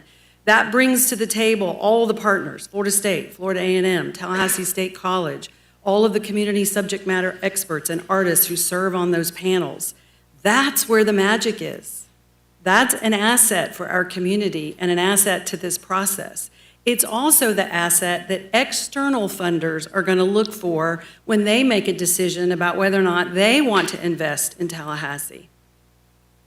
I talk to funders, foundations, philanthropists, billionaires all the time on behalf of my clients. And I can tell you that what they're all looking for, whether they have $1,000 to invest or $1 million to invest, is they want to see collaboration. It's not a buzzword. It is the definition of good practice and good governance. We have that. We're demonstrating that. So to tear that apart and eliminate that opportunity for your local arts organization to compete and get National Endowment for the Arts funding, Knight Foundation funding, the competition for these funding sources is unimaginable. I hear it all the time. Tears on the phone. Alice Lee, we didn't get the grant. They had a fabulous proposal, but there's more requests than there are dollars to go out. So when Tallahassee and Leon County are in a position that we've got something really unique and special that not only we value, but we're attracting external partners, I just don't want to see us lose that. So I encourage you to consider option 2. Thank you. Melinda Lanigan to be followed by Paul Ahrens. Hi there. My name is Melinda Lanigan. I live at 5090 Withers Hill Road in Leon County. I've been a resident of Tallahassee and Leon County since 1989 when I moved here to go to Florida State. And I was going to talk about a lovely article that I read just this morning by Ms. Turnbull, who's sitting behind me. But I'm not going to do that because a lot of these things have been addressed already by so many people that have spoken here. I just want to talk about for a second what it's like to come from an arts desert. I'm from Levy County, a Title I school. The only arts that we had were from the parents who decided to put on the school plays, from the teachers in the schools who were able to teach piano on the side that I took from the time I was 5 years old, from the arts teachers that were willing to go the extra mile, from kids who happened to be interested in what they were doing outside of school. I was the one who didn't fit in. I was the one whose art programs, I benefited from those.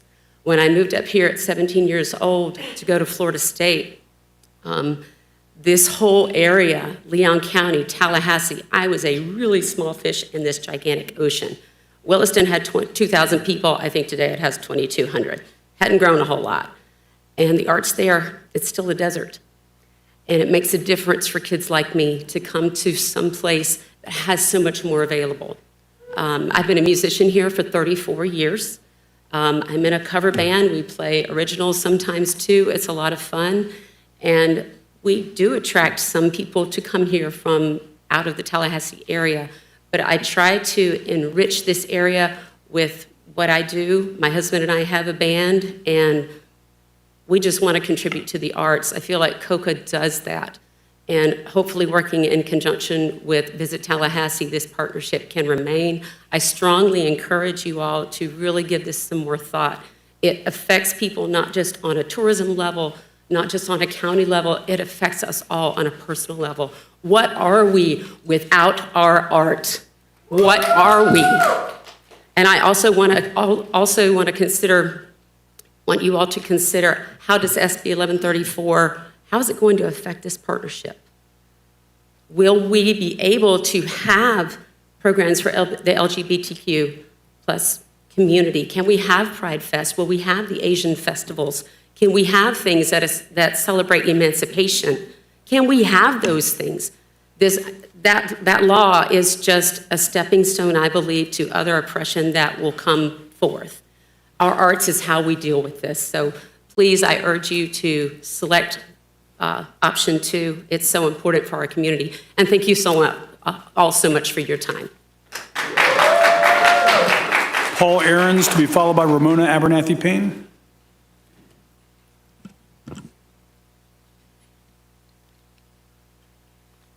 Good afternoon. My name is Paul Ahrens. I live at 1706 Beechwood Circle in Tallahassee. I want to thank the commissioners and for everyone here for remaining and hearing us all out. Obviously, people have a lot of passion about COCA and about the arts in this community.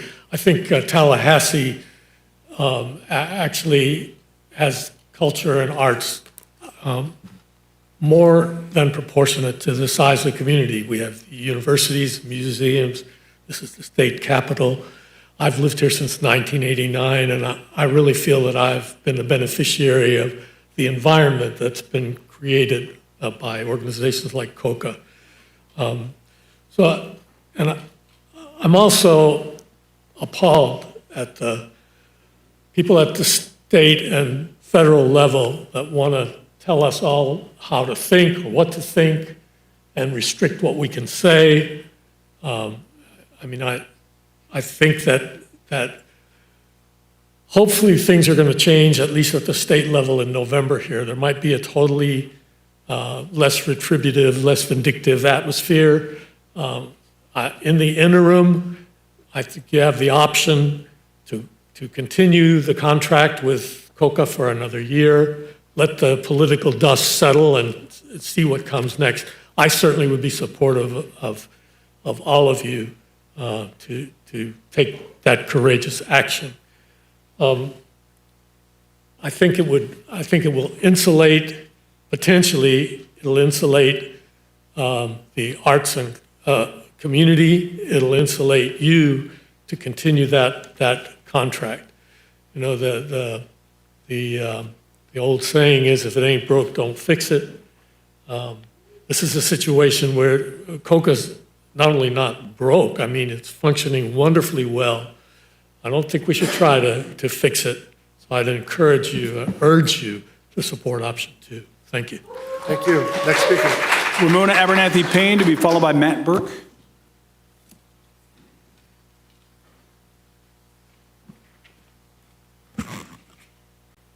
Ramona Abernathy Payne, 2006 East Indian Head Drive, Tallahassee. I have spoken with some of you privately regarding Agenda Item 13, Restructuring Administration of Cultural Programming. I have written to each of you expressing my opinion on this opportunity to speak to you today in person. I have read the agenda item and all the supporting documentation. I have read editorials in the Tallahassee Democrat. I have consulted with fellow members of COCA. By all accounts, county staff included, COCA has been successful over their 40-year history in building our community through the arts. COCA has also been successful in bringing additional funding from sources outside of Leon County. We have no guarantee that the County Tourism Board will be able to match this success if the Commission allows staff's recommendation to change the funding structure as presented in option 1. Don't gamble with success. Choose instead option 2. Extend the current program funding for another year. Take time to fully evaluate whether change is needed. Thank you. Matt Burke, to be followed by Lori Roberts. Good afternoon. My name is Matt Burke. I live at 820 Watt Drive, and I own a small art-based business right here in Railroad Square in Tallahassee that celebrates the Tallahassee and North Florida area. I have also been the photographer of Tallahassee Magazine, a personal photographer of Andrew Gillum during his gubernatorial run, as well as an entertainment booking agent at a now closed music venue that has booked several musicians that have spoke in this room today. So my entire life here in the city of Tallahassee has been rooted in the arts. It's no secret that getting anything done when the city or local governments are involved takes much, much longer and involves many more hoops to jump through than when dealing with nearly any other entity, and that will immediately trickle down to the arts programs that COCA currently oversees. Now, I'm just an artist in a tax bracket not often listened to around here, so I can't imagine that my thoughts here today will matter much, but I'm here to say that we don't need Tallahassee's arts future in the direct hands of our government. We've seen what happens when government gets too involved, and it's very rarely a good thing, and I have a very hard time believing that leaving the future funding of the arts in the city of Tallahassee in the hands of folks who don't have the success of the area's arts community at the top of mind is our best plan moving forward. If this is the overall plan of this commission, please extend the current contract with COCA for a year at least to work with y'all in the community to find a solution that will artists of this community. I have absolutely nothing against Visit Tallahassee. They sell several of my designs in their store. Absolutely love what they do. I'm standing here right now. Please, option 2, keep this money in the hands of COCA instead of putting it in the hands of our local government. Thank you. Lori Roberts, to be followed by Chris Doolin. Are you saying Lori? I am. First, I want to apologize for my attire. I came straight from the senior center where I teach fitness to seniors, and so normally I would be looking more professional. I am just as impassioned as everyone who's been in this room tonight, but I would like to go to a couple specifics that I think that we would need to consider. First, I want to say that I believe everyone in this room, including you, believes in the arts and wants the best for our community.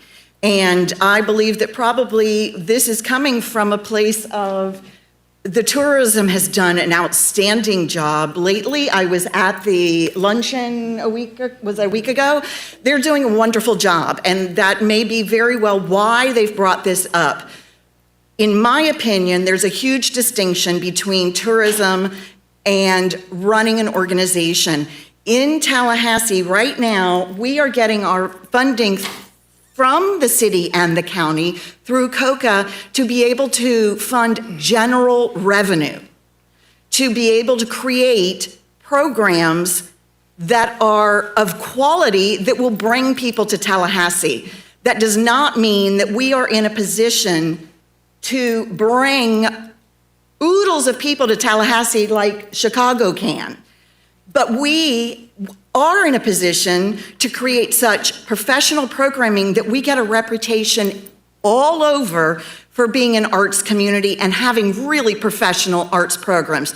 I forgot to tell you, my name is Lori Roberts. I am a private citizen, but I believe in the arts, and I'm specifically engaged in Tallahassee Ballet and Young Actors Theater. I sat in the audience when Young Actors Theater was on Broadway, and I gotta tell you, they were better than any of the other 5 people that were invited to do that program. The Tallahassee Ballet is about to go and represent Tallahassee in Key West for a very renowned program they're gonna be presenting the Nutcracker down in Key West. And really established programs have been asked to do that. Tallahassee is now being asked to do that. People are coming to Tallahassee to be a part of the ballet. I also want to say one thing. I remember I've been involved for a long time, and when we're not able to get the funding through our organizations, the arts organizations start to pit against each other because they're so desperate for money. Right now, we get along really, really well. In fact, young actors in the Tallahassee Ballet in September are going to be doing a joint concert. And we need to continue getting along and supporting each other. So please keep us in a situation where we are able to fund general funding and not just tourism, so that we can maintain our programs and work together. Thank you. Chris Doolin, to be followed by Carla Peterson.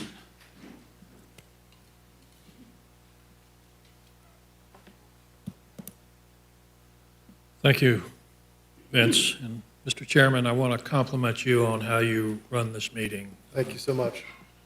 I represent over 400 elected officials through the small counties and the small school districts, and I want to tell you all that you do a good job. Thank you. You do a very good job. And I appreciate your service. We have a wonderful community, and as a person who was born here, we moved to Miami, and I came back in '68, but I've been here since then.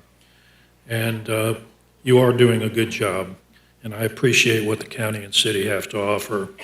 I served as the director of the Division of Cultural Affairs in the State Arts Council in the '80s under George Firestone, when we created the mantra, Florida State of the Arts, to expand and brand our state as something that has to offer, because we do. I want to commend Vince for bringing, not necessarily this item, but the issue of margins and efficiencies, because the bigger picture here is you're setting the tone for what you're going to need to do in the budget process this year and next year when we deal with property tax reform. What you're doing with this is causing an evaluation of the program. I think the cart is before the horse here, and I think what you need to do is go ahead with option 2, analyze what's going on, get the stakeholders involved. Funding of the arts is very precarious right now. The state has not been reliant, up and down, vetoed, and this, that, and the other. And the action today is for oversight and authority, and you do want to maximize the efficiency. Even though it appears that the item does not reduce funding, and I don't think it does, I mean, you've committed to $2 million, the process that you are putting in jeopardy is extremely important. I would, for 2 reasons. One is the impact on the local community. You have stakeholders involved. You really don't want to get involved in making the decision over young actors or Tallahassee. You have peer review. You have expertise becoming involved. When I was the director, we dealt with the panels and we took a serious look at what is quality and what is access. And so those were very important things. But the potential impact of property tax, I think everybody needs to be put on notice. This conversation is going to go along next year, because what you're going to have to be faced with when the legislature puts this on the ballot in November, the amount for homestead exemption could be eliminated for homestead, and you're going to have to make a decision. What are the protected programs? What are the critical programs? And what are those other programs, whether it's a library, whether it's a road, whether it's a boat ramp, whether it's the arts? So we're going to go through a deliberative conversation around the state. We've told our counties that what we'd like them to do is put organizations that might fall into the other category or those programs and fund them in 26, 27. Let them know that the decision in November is going to make decisions that you're going to have to make regarding continuing those programs. So thank you for the time and option 2, and thank you for setting the tone for what you need to do, not only with this group, but all of your programs that may not be considered protected or critical. Thank you very much. Thank you. Carla Peterson, to be followed by 2 callers that are joining us virtually. Carla Peterson. My name is Carla Peterson, and I reside at, sorry, I almost lost my voice, 508 Truett Drive, Tallahassee, 32303. And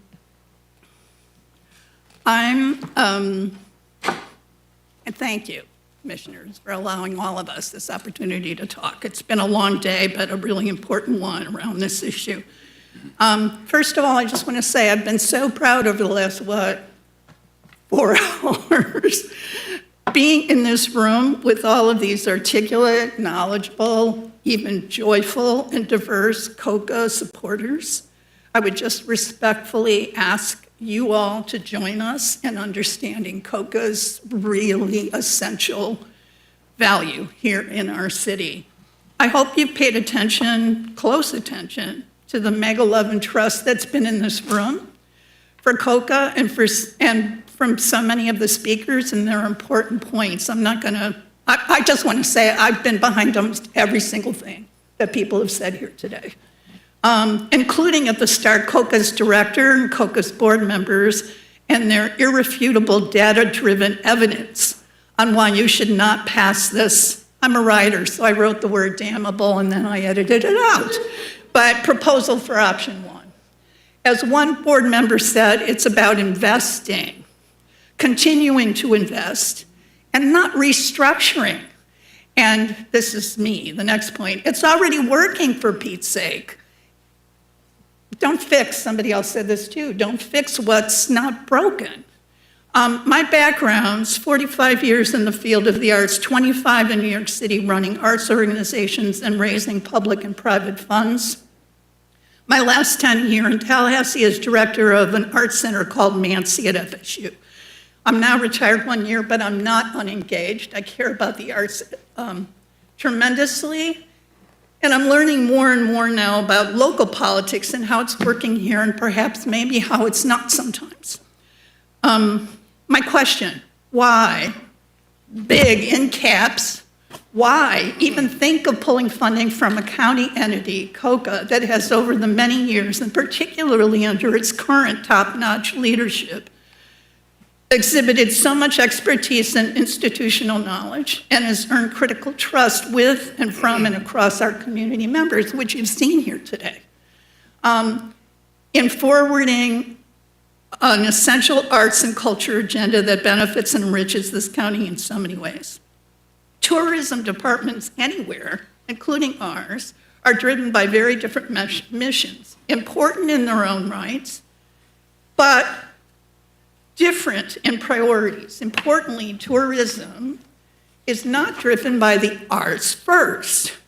It's not driven by arts organizations and artists first, and not about foregrounding the needs of our children and diverse residents and communities in this country around creativity first. I could go on, but I'm just going to jump to the thing that is most important, and that is I urge you to step away from such a precipice. Be wise, be smart, and even joyous along with us in this audience in joining support behind what makes a city truly great by understanding what option 2 and the time it affords COCA to build a longer term plan is the only beautiful path forward. Thank you. Joining us virtually, Speaker Edward Reed.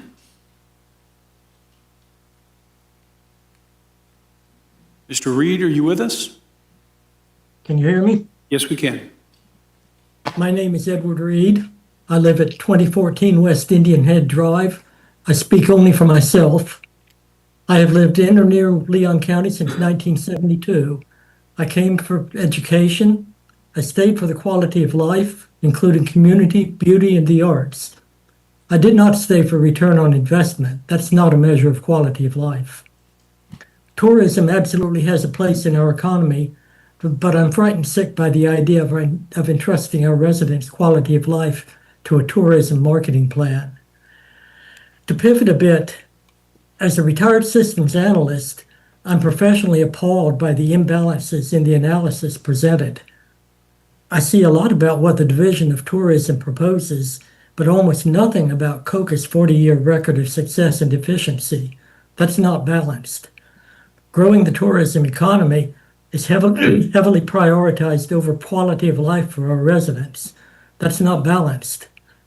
Leon County is compared with other counties, including Disney World County, when we should be striving to be the best rather than average. Commissioners need and deserve a balanced analysis for decision-making. This document does not qualify. Thank you for your time. Thank you. Next speaker. Last speaker joining us virtually, Robert Holliday. Mr. Holliday, are you with us? I am. Can you hear me? Yes, I can. Yes, we can. Oh, hi.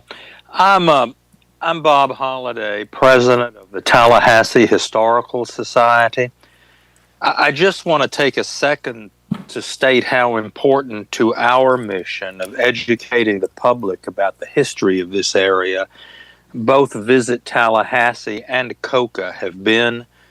Without visiting Tallahassee, several of our bicentennial projects, including an interactive 5th and 6th grade history that has been set up at our website for the use of local educators, would not have happened.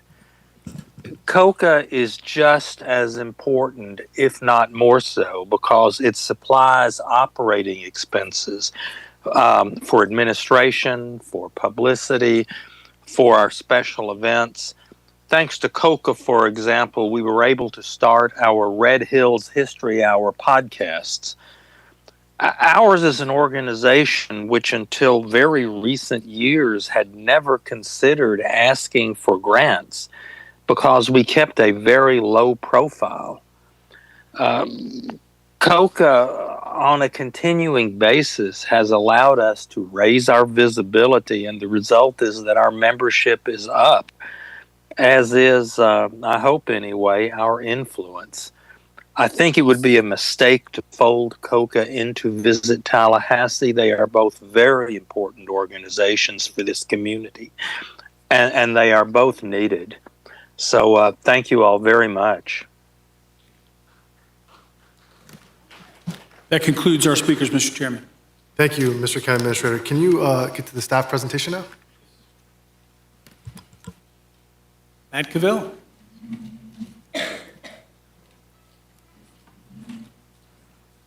All right, Commissioners, I hope that it was worth the wait for the presentation. So one thing I do want to remind us about 3 hours ago, the Administrator had introduced the item and focused it very much on structure, on board authority, oversight, and specifically how the penny has grown over time.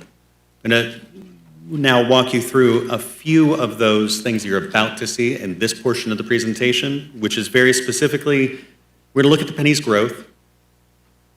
We're going to look where and how Leon County stands relative to other counties when it relates to TDT and TDT grants, how the statewide administration of TDT grants and money has changed over the years, and then how arts and culture compares to the board's funded highest priorities, programs, and services, and the direct oversight that you as a board have on those programs and services and not on the penny dedicated to arts and culture grants. So then I'll address also at the end some important and common questions that I have no doubt that we have heard either very, very recently or over the past few days. So I want to look briefly at the growth of the penny. So if you look, and you know that 1 cent of the TDT is dedicated to not only arts and culture, but specifically that 1 cent over time has grown and specifically been dedicated to going directly to COCA without, again, board oversight. Hey, Matt, I'm sorry. And Mr. Chair, I know we want to get through the presentation, but there's a couple of points that was made. I just want to make sure that we're clear. Sure. The penny can only be spent for arts and culture. Yes. So as it is ordinance right now, let me be specific about this. There are laws that determine how TDT money, tourist development tax money, can be spent. There's a legal structure by which it can be applied, which is, there are a lot of words, but generally speaking, it is to bring in visitors from out of the community into the community, is that application of tourist development tax. In this specific instance, the board had passed an ordinance in 2014 that dedicates 20% of our 5 pennies, 1 penny, 20% of the total collection of tourist development tax to flow directly towards COCA's utilization for arts and culture and marketing programming. Okay? Then with that, that 20% allocation by a rate share is equal to the highest in the state of Florida, which is Miami-Dade. We are tied with them when it comes to the fixed percentage application. Now, I want to draw your attention to the chart to the side, which is that in the past decade, more than $15 million has been generated by the penny. So that arts and culture that flows into COCA. So that's $15 million over the past 10 years that have gone to COCA for arts and culture grants and marketing that this board has not had authority nor oversight over during that time. That number has nearly doubled in the past 10 years to the chart that you see in front of you, which is about $2 million. That $2 million, again, established by ordinance in the tourist development plan by this board, flows to COCA to do the things that we've talked about over the night and are outlined in the item, which is the re-granting to organizations. Now, every other county TDT-funded program, that's sports and special events and legacy and signature and all those things that we're very familiar with, that we hear so much about, to put names on them, it's Word of South and Chain of Parks, and Carrie's going to talk a little bit more about that as quickly as we can. All of those programs, those guidelines, those considerations are brought to this board. This board has authority over the budget established for all of those other county TDT-supported programs. The penny is dedicated to COCA. So I want to be clear that during this process too, while the penny has grown, the structure beneath that application of the penny has not grown. While the penny has grown, the structure has not. And that's the conversation we're having tonight, is about a structure that meets the expectations of the board when it comes to oversight and setting priorities. And it creates an incredible amount of opportunity to amplify the application of arts and culture by aligning it with county tourism. I want to talk about rate share now. So you can see the rate share across the peer communities. There's a lot more that is underneath the numbers that you see. So we talked about Miami and Leon being tied, but the story is yet again under the numbers, and it's structural. So the distinction is not about whether a nonprofit is involved. Under the hood of many of these percentages, a nonprofit is involved to some degree to facilitate a program. How is Leon County in a class of its own? Leon County is in a class of its own because it gives that money directly to a named organization by ordinance to administer that program. And you, as a board, do not have any application and oversight and authority of that application of the penny. So, and why is that important? Because this board, in all those other instances that we've talked about under the hoods with these pennies, all of those counties retain that TDT, they hold custody to that TDT, and then they administer those grants in coordination with those nonprofits. But in this situation, again, Leon stands alone out of the counties in Florida. What I also want to draw your attention to is the external nonprofit funding for the county. So, if you look at this chart here, out of the top recipients of county monies, this is not exclusively TDT, but out of county monies, the Council on Culture and Arts, COCA, receives $2 million. There is a gap of about $250,000 down to primary health care and CareNet. I'll dive into that a little bit more in specifics in just a second, but just to get you oriented on this, CHSP general allocation, 45 more agencies in partnership with the city, the medical examiners, state mandated. All of these on this list, you have control and oversight of those programs. You have the authority over those programs as they're brought to you, except for the topmost bar. Now, to be fair, the COCA does re-grant the majority of those monies provided, but again, you approve the programs on this list in blue, those amounts, those structures. You determine the outcomes of each of those programs. This is not about should COCA be funded, but rather should the funding for arts and culture operate under the board's authority and oversight? Now, I just want to dive into one quick section here, which is that second item. We talked about number 1 for COCA, number 2 for primary health care. If you look at them directly, the board funds Bond Community Health, Neighborhood Medical, Appalachia Center combined at $1.3 million, FAMU Pharmacy, We Care. Primary health care, when broken out in comparison, is this. Again, this is not to disparage the work of COCA. It is in an effort to show this to the board in a budgetary context that that penny over the past 10 years has grown exceptional.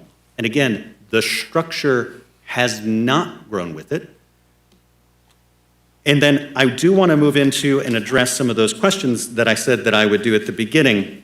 A few of them you see on the screen. I do want to go through them just real quick because, again, we've heard them tonight. Before I hand it over to Carrie, though, I just want to take that moment. I want to talk about cultural funding for fiscal year 27. So in the agenda item as contemplated, it is continued at the current level funding. It would be continued under COCA's current existing grant agreement. We would bring it in for a landing with COCA. There would not be a disruption to the grant recipients. And then there would be contracts at the end that the county would enter into under the proposed recommended structural of the county taking this role in-house. The other portion is the continued role of COCA. That has obviously been a conversation. That is to say that should there be a change in the penny for arts and culture, what does that mean? I want to be very deliberate about this. I want to address the concern directly because it's serious and it deserves a serious answer. The decision before the board does not end COCA. It changes how the county administers one important program of cultural grant and marketing that has been part of COCA's portfolio since 2014 at the establishment of that ordinance we talked about. COCA was established in 1985 as a joint city and county nonprofit, and that status would remain with any structural change the board would consider. COCA's broader work continues under their leadership, including public arts and arts education and advocacy and community partnerships, and also technical assistance in the field. While I can't predict COCA's future, I can point to the present in other Florida communities. In counties where cultural grants are administered in-house, arts and culture organizations like COCA and the broader arts advocacy and cultural ecosystem continue to thrive.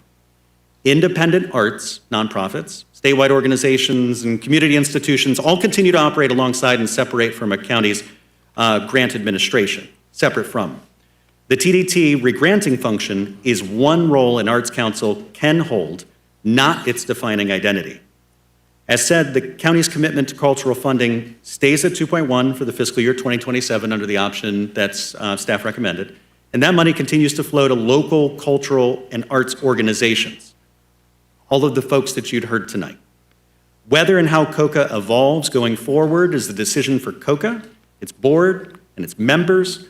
And today's question is structural, and it centers on the county's responsibility to the public's continuous and fixed growing investment in arts and culture, as well as the board's oversight of that penny. Now, on the culturally funded grants, so the grantees, currently all of those organizations, as I mentioned, would maintain in the same process and not experience disruption. Another topic has been the federal and foundation funding. I want to be clear that those, like National Endowment for the Arts, the Knight Foundation, and the Levitt Family Foundation, is awarded based on a range of merits, not just the budgetary capacity, and none specifically on the local arts agency designation, which COCA holds. Those relationships and that designation belong to COCA, separate from the board's decision tonight. Now, the broader value of arts and culture, we agree that the real and recognized is that it's beyond that tourism metrics. It is quality of life. It is economy. And that is why the alignment with the county's joint, not only Office of Economic Vitality, but as the administrator had mentioned at the opening, the board's continued development of your upcoming strategic plan aligns with all of those pieces, including arts and culture, to increase quality of life. And then for the audited financial information, that is a part of a comprehensive review that does identify accumulating unobligated TDT that creates that bridge for the structural element that we're talking about for option 1. And this can be used to provide level funding so that we can continue without interruption to the current existing grantees. Now I'd like to turn it over to Carrie to really touch on the opportunities and the alignment and the broader view of tourism.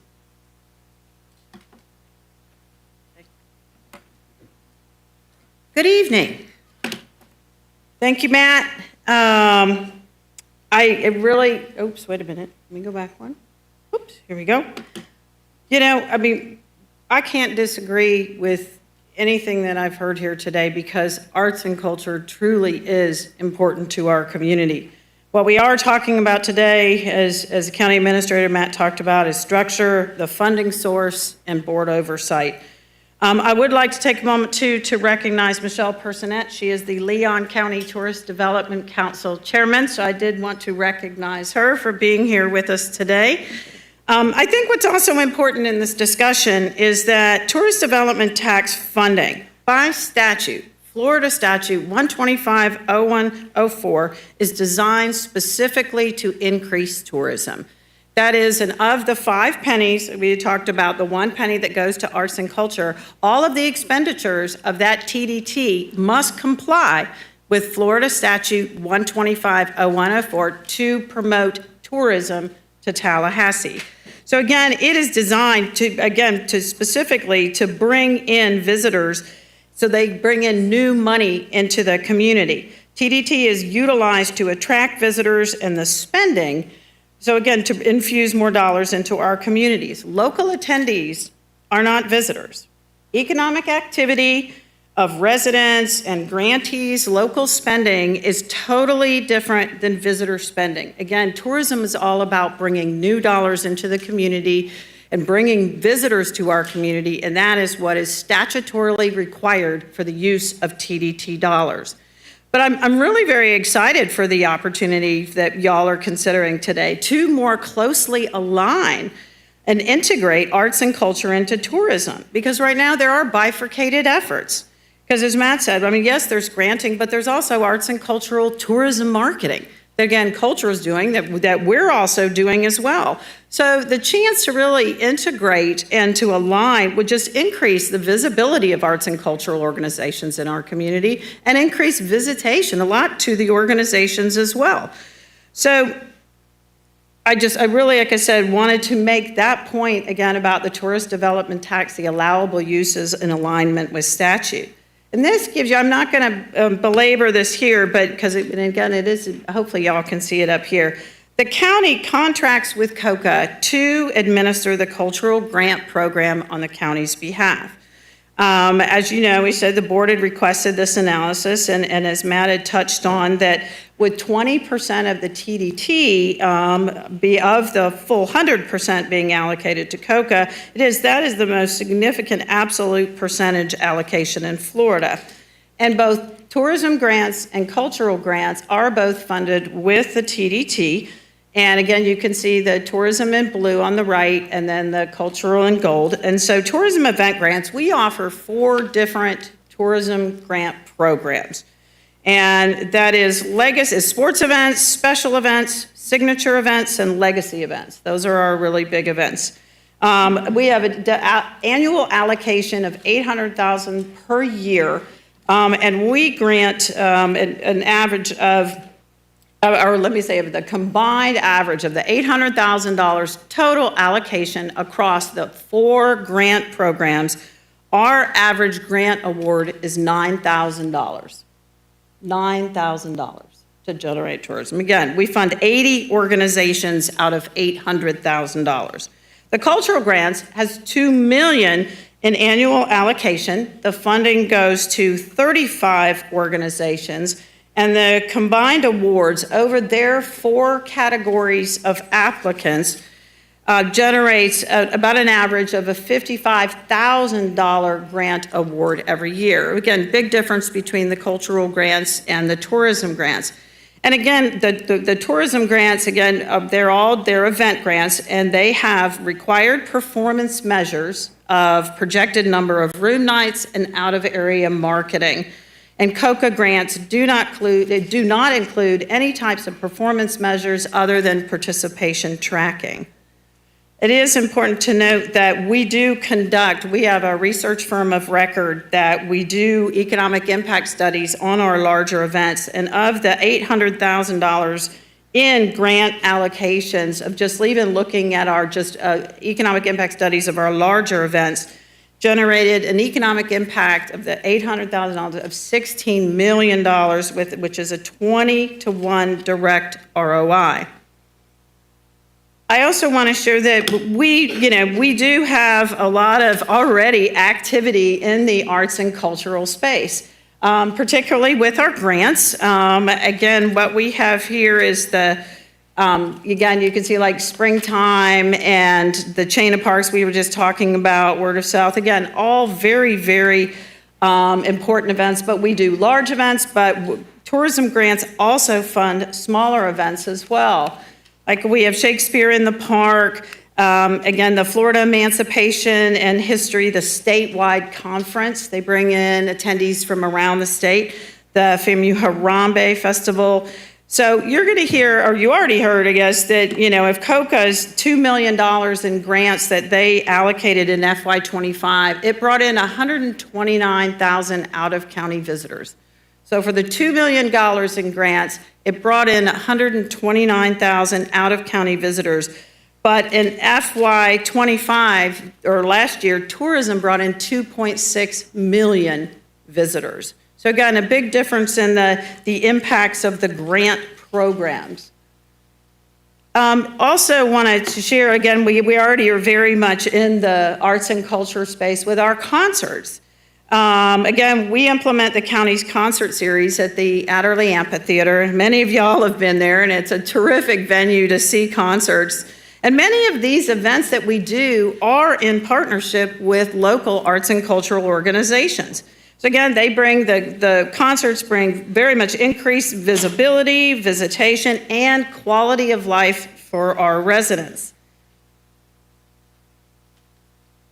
And then, of course, we've got, this was during the bicentennial that we had kicked off. So again, the bicentennial is a great example of the collaboration and the communication, again, between arts and culture and tourism. And it was a great opportunity there with a number of concerts. The biggest one, of course, being the T-Pain having his first performance in his hometown. And it was the first time we did a partnership with Lemoyne Chain of Parks to bring in Wilco and Waxahachie to extend the visitor stay during that wonderful event. And then this year, of course, again, we partner a lot with TSO, again, they're terrific partners. Last fall, we had a John Williams Cinematic Celebration. Of course, the return engagement of Earth, Wind, and Fire. And then, of course, there's more to come and more collaboration. So again, as we know, concerts are a very, very important part of increasing the visibility and visitation and to Leon County. But again, the collaboration with so many arts and cultural organizations between our grants and the concerts is very important. So in closing, I just want to make sure, again, there's been a lot of discussion tonight that everyone knows I have long been a big supporter of arts and culture, absolutely understand the value. When I moved to Tallahassee nearly 30 years ago for a job at Visit Florida when it was first created, as a vice president there, I headed up the arts and cultural tourism for the entire state of Florida for over 11 years. So I have great experience, again, working with local arts agencies. I also was the Florida Deputy Secretary of State for about 5 years, where my responsibilities included overseeing both the divisions of both arts and culture and historical resources. I have and will always continue to strongly advocate for arts and culture. We have the knowledge and the expertise, and I'm really excited, quite frankly, about the potential opportunity here. In my experience, again, very much statewide as well as here locally, every great destination has a strong local arts agency. But not every local arts agency relies on tourist development tax funding for over 80% of their annual budget. So aligning the arts and cultural program and marketing into tourism, again, the tourist development dollars, would significantly increase the impact and the momentum, I believe, for arts and culture in our community. So with that, that concludes my remarks. Thank you. Thank you. Does that conclude the entire staff presentation? One moment, Commissioner Minor.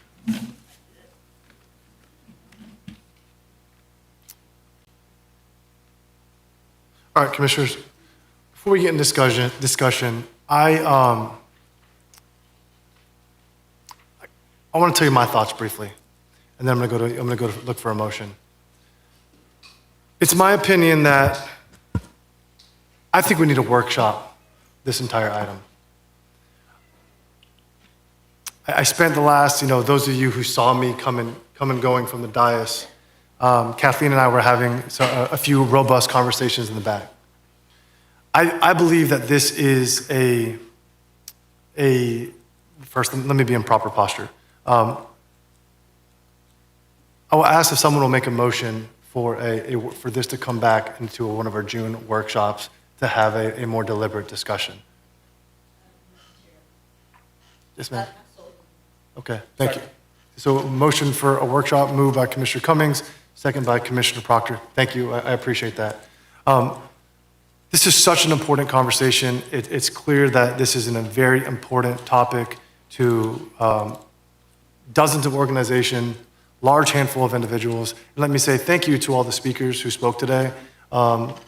Most speakers were very respectful. I appreciate the decorum. I know we're here at 7:20 at night, and we still have so many people in the chamber, so thank you. And those who did not maintain proper decorum, thank you also for trying, and thank you for being here. I know that this is an important issue. I think that this demands a workshop. We're talking $2 million of Leon County tourism budget, and the most prominent slide, Matt, could you put the slide up about funding compared to other agencies, please? Sure.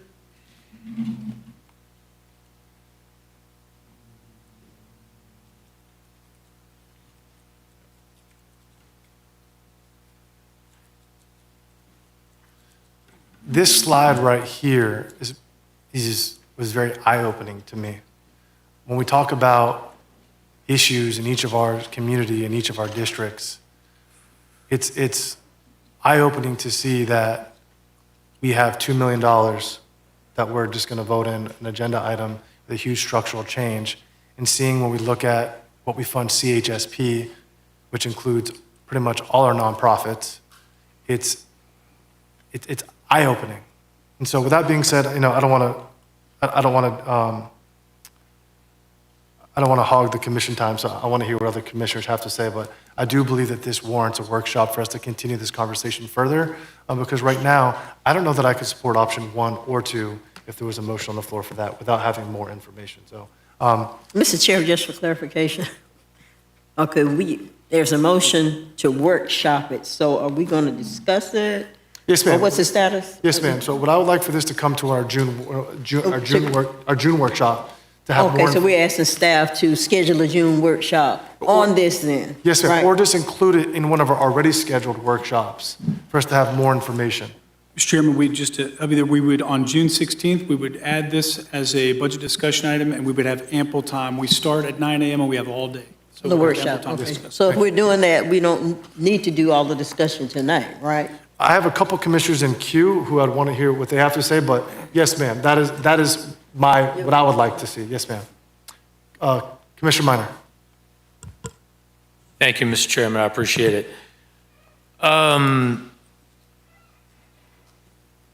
What I'd like to do, and let me offer this as a friendly amendment, because we've had people here for 3 hours speaking about their love for the arts and culture and for their love for COCA. And so what I'd like to do is offer a friendly amendment to move option 2 with the workshop on June 16th, so that we can have a discussion about what this might do. But I don't feel like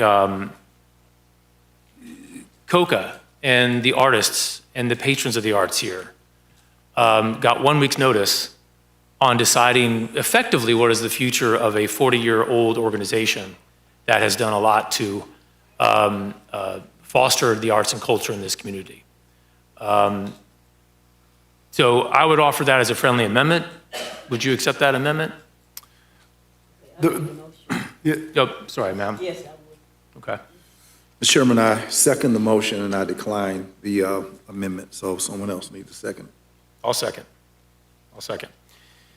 So the reason why I'm moving for option 2 with the amendment for the workshop, so that's been accepted as a friendly amendment to the motion on the floor.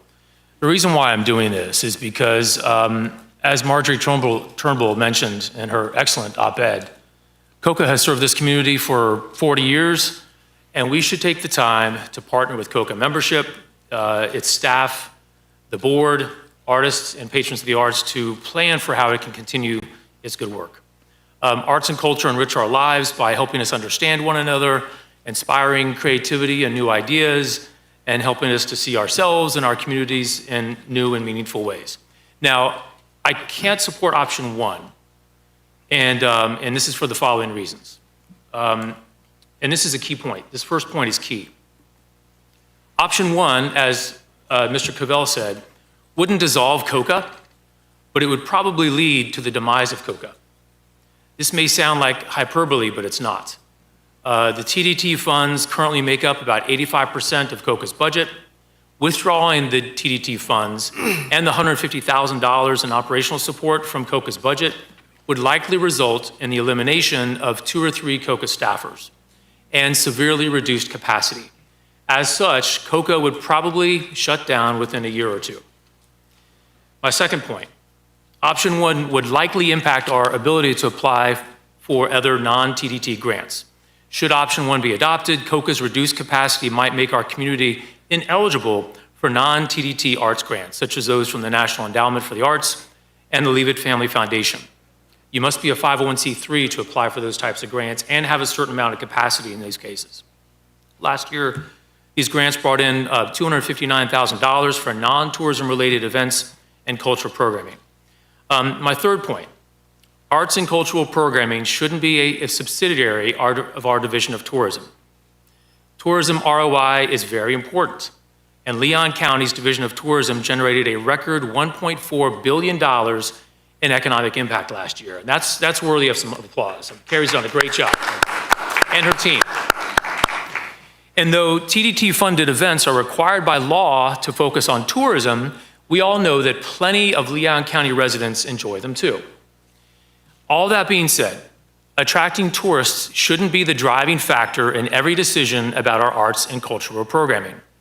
In my view, we must have an organization with the core mission of promoting arts and culture within our community. COCA is that organization, and it's much more than a simple pass-through of TDT funds. And I have a personal example to illustrate my point.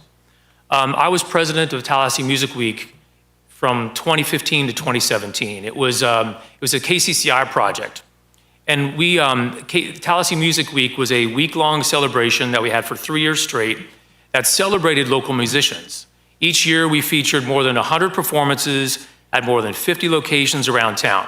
Now, Tallahassee Music Week wasn't eligible for TDT funds, but COCA's dedicated staff worked intensely with us to pull it off. We were a group of volunteers who didn't know the first thing about a music festival, but COCA staff connected with us, with musicians. They promoted all the events, and they guided us every step of the way.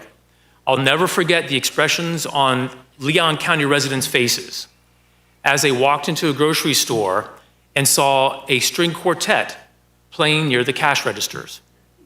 Or I'll never forget Chris Skeen and his band jamming, probably a little too loud, at CK Steel Plaza. These types of things are exactly what COCA is meant to support. And without COCA's support, Tallahassee Music Week never would have happened. Now, many people have asked us how this agenda item came about. Last September, the County Commission directed staff to do a comprehensive review of the county's funding of arts and culture. And this agenda item is a response to that request. So while I don't agree with staff's recommendation of option 1, I did want to point out that I don't fault the county staff for doing their analysis. because this board asked them to do that analysis. But with all that said, option 2, in my mind, is a clear choice. We need to take time, talk with a 40-year-old organization that has served this community well, with its artists, with our artists and musicians, with the board, with the patrons of the arts here, everyone who loves the arts. We need to have that discussion about what the future of COCA should be. Yes, the slide that Matt Cavell showed is compelling, and we need to take a look at that. We need to evaluate that. As Mr. Cavell said, the structure hasn't changed in many, many years, but the TDT funds going to COCA have. We should take a look at that. But we can't pull the rug out of a 40-year-old organization that has served this community well with a week's notice. So I think I support the motion on the floor, which is option 2, with the workshop coming in June. Let's start that discussion. I don't know if we'll solve the discussion at the June workshop, but that's why option 2, passing it today, is important. Thank you, Mr. Chairman. Thank you. Commissioner Proctor. Chairman, thank you. I'm not clashing with anyone who's spoken tonight. I'm not clashing either with the great words that were offered by Commissioner Minor. Tonight, the Florida legislature told us you accepted their marching orders that we had to disengage the practice of DEI, and we did. And you accepted that, and strange. I think that we should not commit ourselves to option 2 tonight because we do not know what the Florida legislature is going to do to propose a tax referendum. We may not have no money by the people. We certainly have no DEI anymore. And maybe white people feel exempt from the wrath of what can happen out of the Florida legislature, but us black folk know damn well what they can do. As a black person thus, knowing what they did do, I'm concerned that we not make a commitment tonight on monies that we honestly just may not have. That's why, Commissioner, I concur with the value of the art, and I think the whole DAO supports art. But God, we should not bind ourselves, and I don't want to say funding an unfunded mandate, but we should not mandate ourselves to pay money to anybody when we don't know what money we're going to get. I'm not saying that's dumb. I'm just saying that I don't see it as very smart. I'm asking us to, if we workshop this, please, let's not go to the workshop, going to give away money that we just might not have. And we may know that by the end of this week, or it may be another special session. But I have seen enough tonight to know this legislature,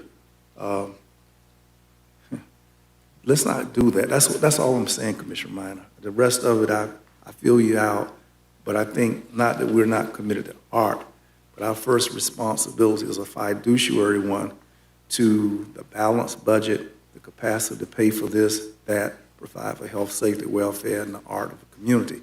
But let us please know what kind of money we're going to have based on what this arbitrary and capricious mind of a legislature that might do anything, include get rid of DEI.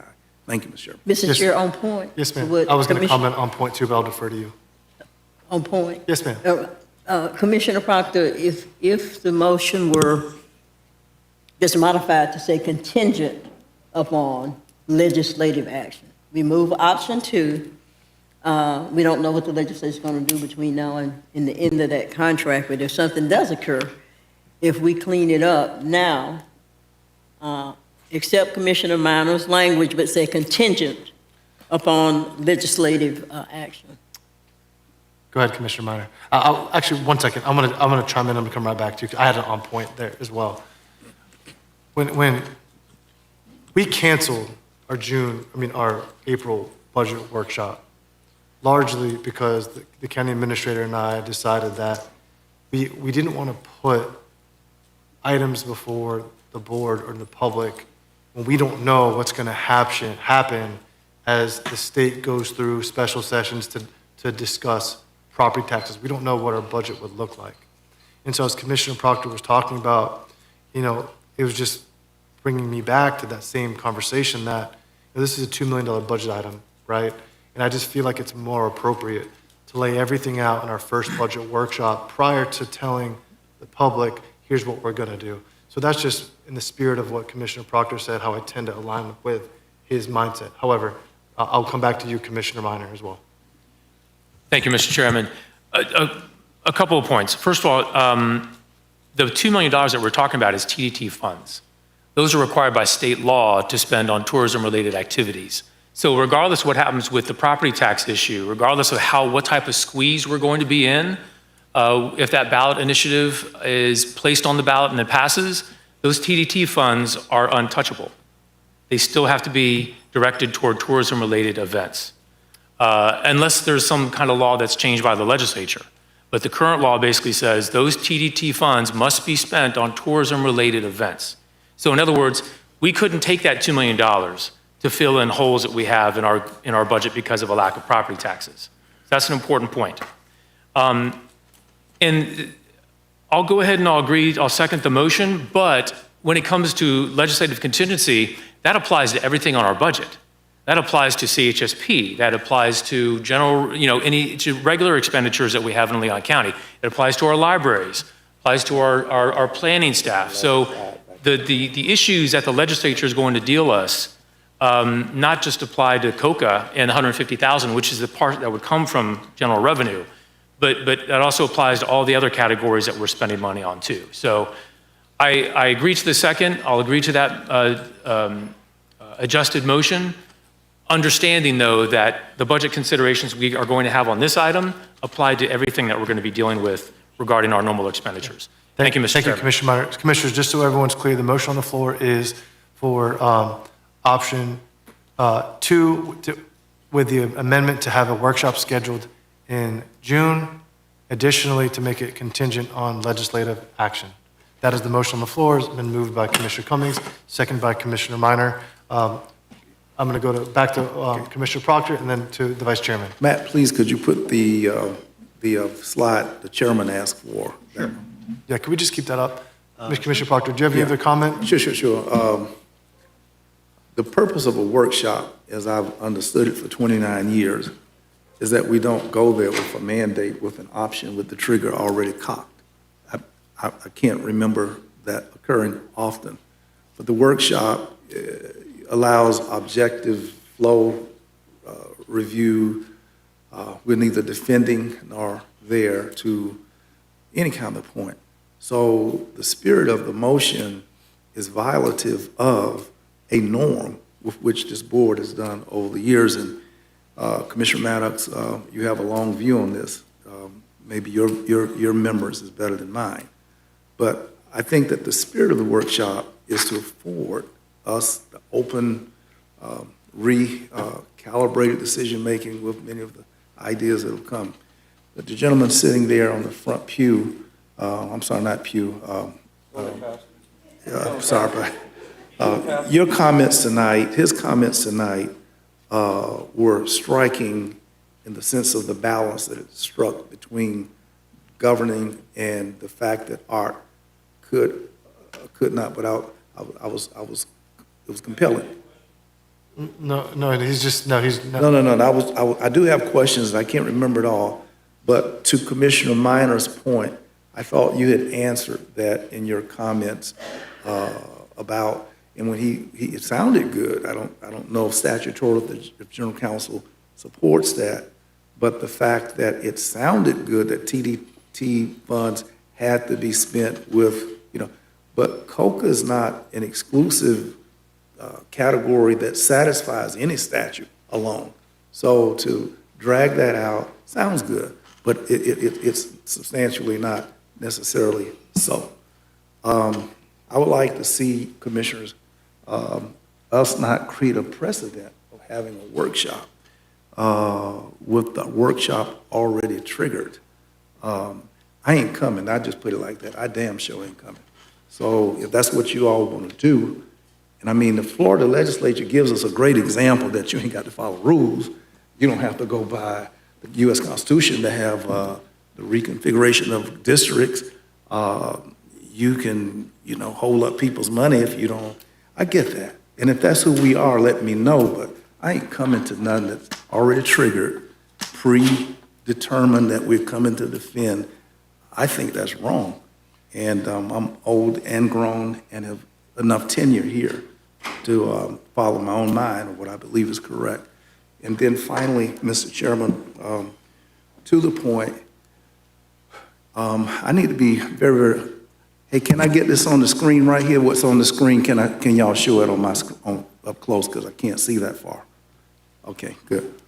So when I look at something happening, Commissioner Cummings, that we've got to go back and recalibrate numbers, I need to tell you that, the primary health care dollars, the CareNet pool, I think, County Administrator, that Appalachia, the statute requires and compels us to give them money. There's a formula that we follow in Appalachia. That's statutorily mandated. Am I right about that? Okay, this other money is not statutorily. It's what we have arrived at over the years to fund. But if we get down to, I take the legislature be dumb enough, crazy enough to hurt all of our counties, but I'm not about to come here and put primary health care, I don't even make a hypothesis about what they might do on property taxes. But I don't think they're coming up here to have Bible study on a special session. I just don't think that's going to happen. So I'm not going to put, recalibrate down health care.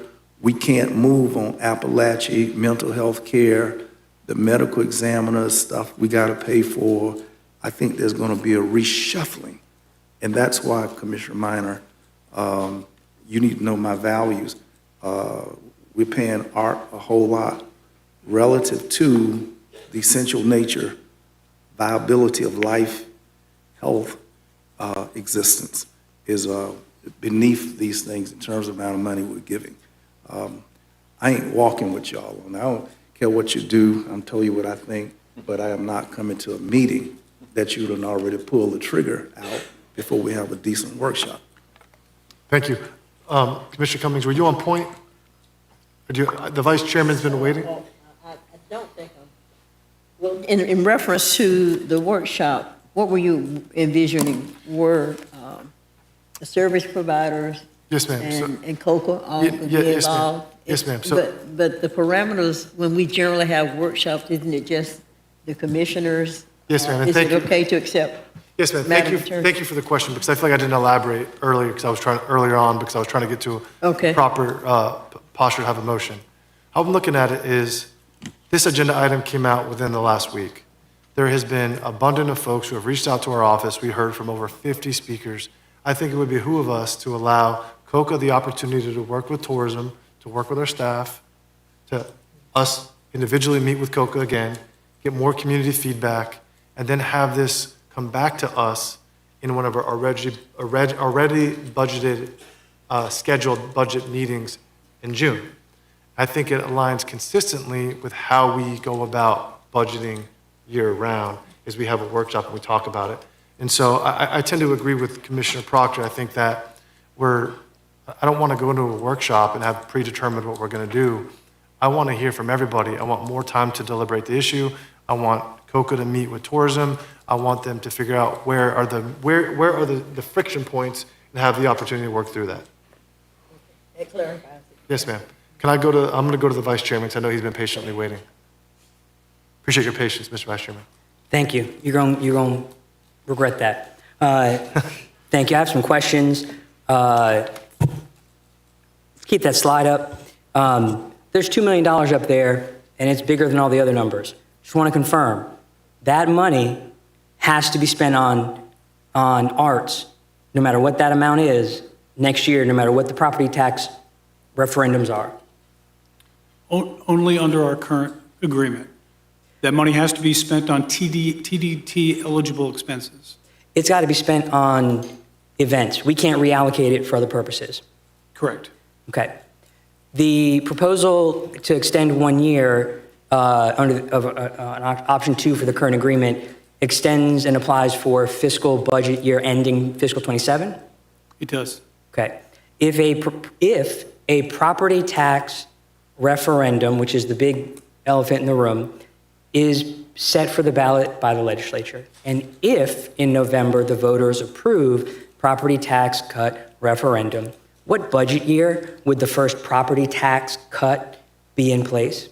It would be in 28, but I think it's really important to put an asterisk beside there that says you don't start planning for it in 28. Okay, but to be clear, we will know in November if fiscal 2028 will have a drastic property tax change. Hopefully we'll know before then. Okay?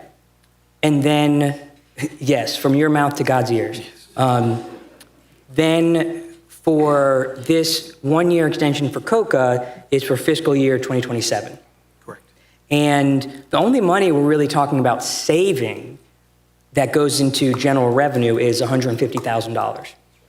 Okay, all right, so we're not talking about saving $2 million out of general revenue. To be clear, we're talking about saving $150,000 in general revenue. Is that accurate? Okay. That is correct, although we would be saving in total $213,000. I'll have to get Matt to come on up and talk about that. If you wanted to, $213,000 savings after we rebalanced the amount of money that we discussed in the item. Perfect, okay.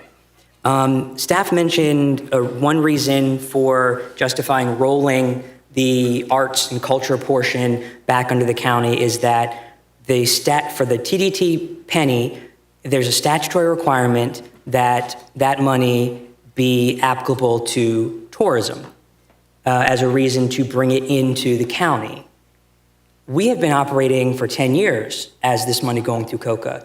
Have we been in statutory compliance with that requirement currently and in the past? Yes, in fact, that speaks to the benefit of some alignment. Again, should the board wish to do it, it's a little clunky at the moment. Carrie and her team do check eligibility on these applications to ensure that we can utilize the TDT funds. And Carrie, you can help me out on that, add anything to that if you'd like.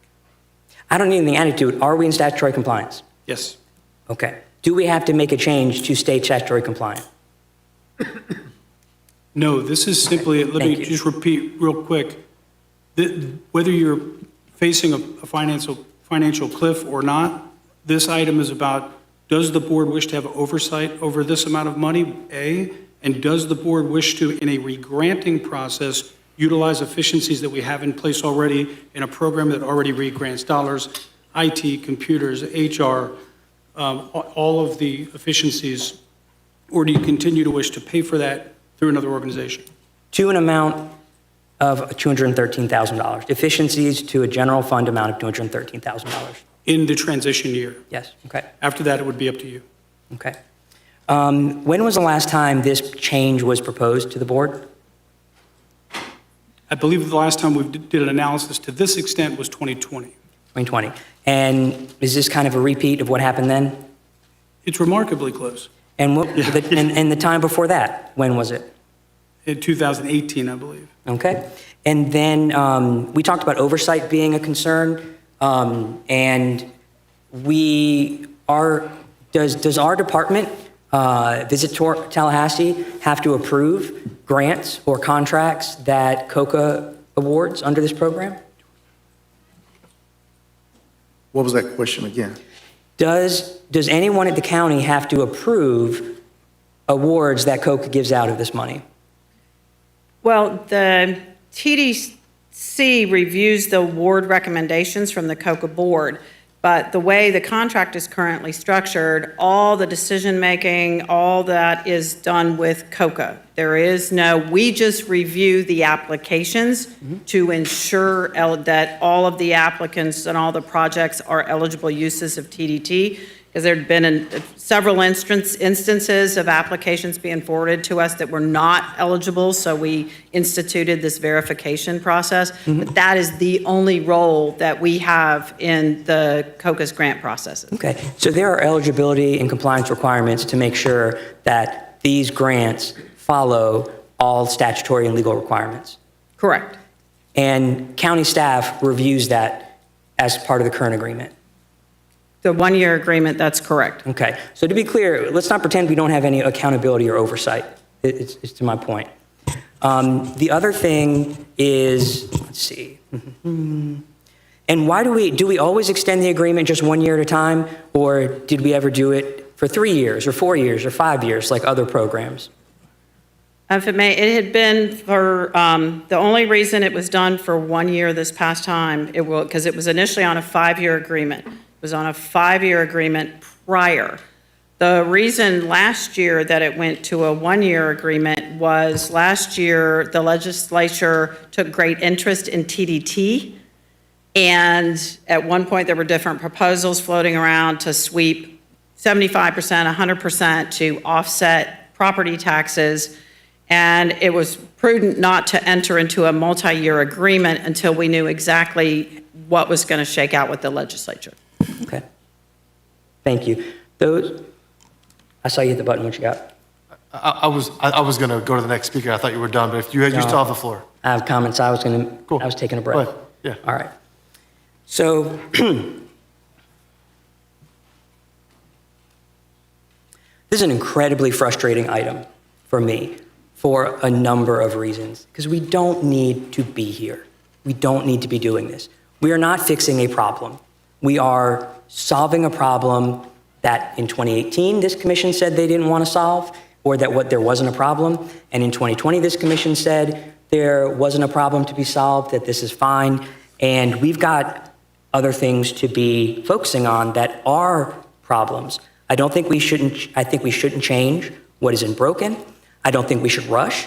And I don't think we should workshop, because I think we ought to make a decision or not. And to the extent that that a workshop or delaying it would give staff time to work with COCA, staff should have worked with COCA before this ever came to us. That doesn't make any sense to me. So we don't need another meeting if it wasn't worked together. Now, I like claps, but I'm not trying to throw shade at the staff. Let me get through, because our staff does a great job. But I don't want to waste this commission's time or more of the public's time with a workshop where you have to come and speak again, where you're not allowed to speak at a workshop anyways, unless we invite a specific entity, okay? The reality is that as far as oversight, we look at this graph, and it's made to look like we just write a $2 million check and we get a thank you note, and that's it. That's not the case.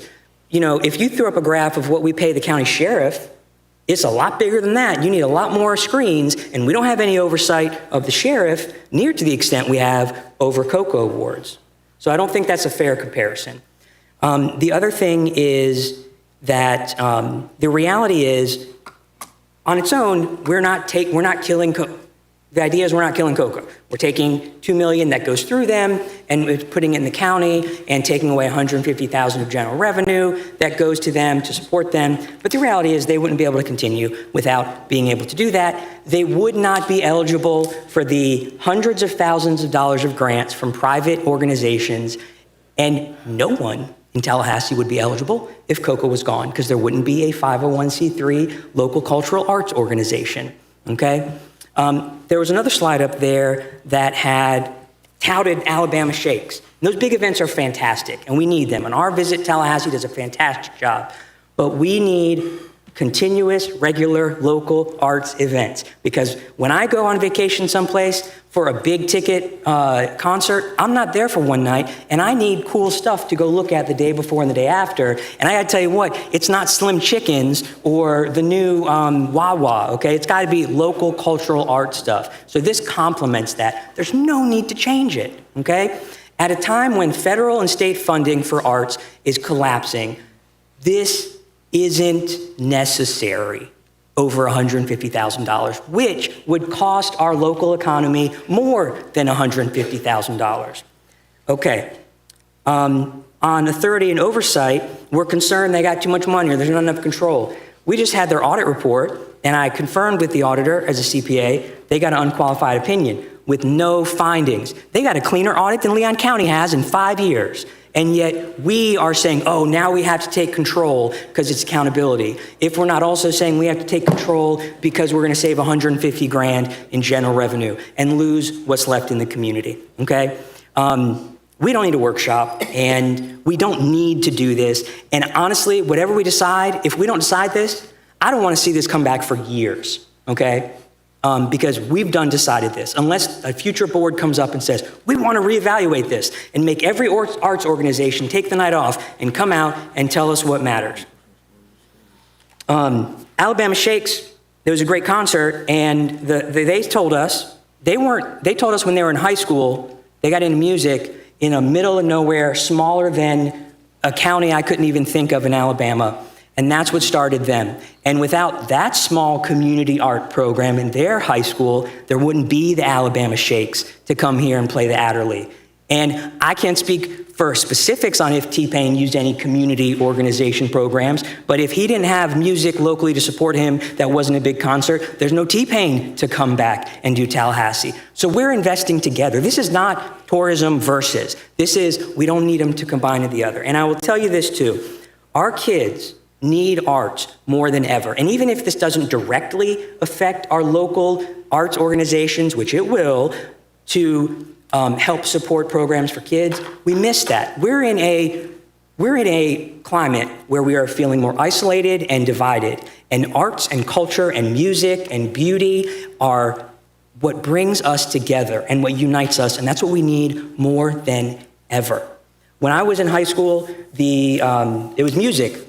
I don't know if you believe this, but I was a very shy, nerdy kid. And it was music that gave me confidence. And it was Coca and their calendar that kept me here, to much of y'all's chagrin, if you don't agree with my votes. I came here for college, I graduated, and I'm gonna tell you what happened.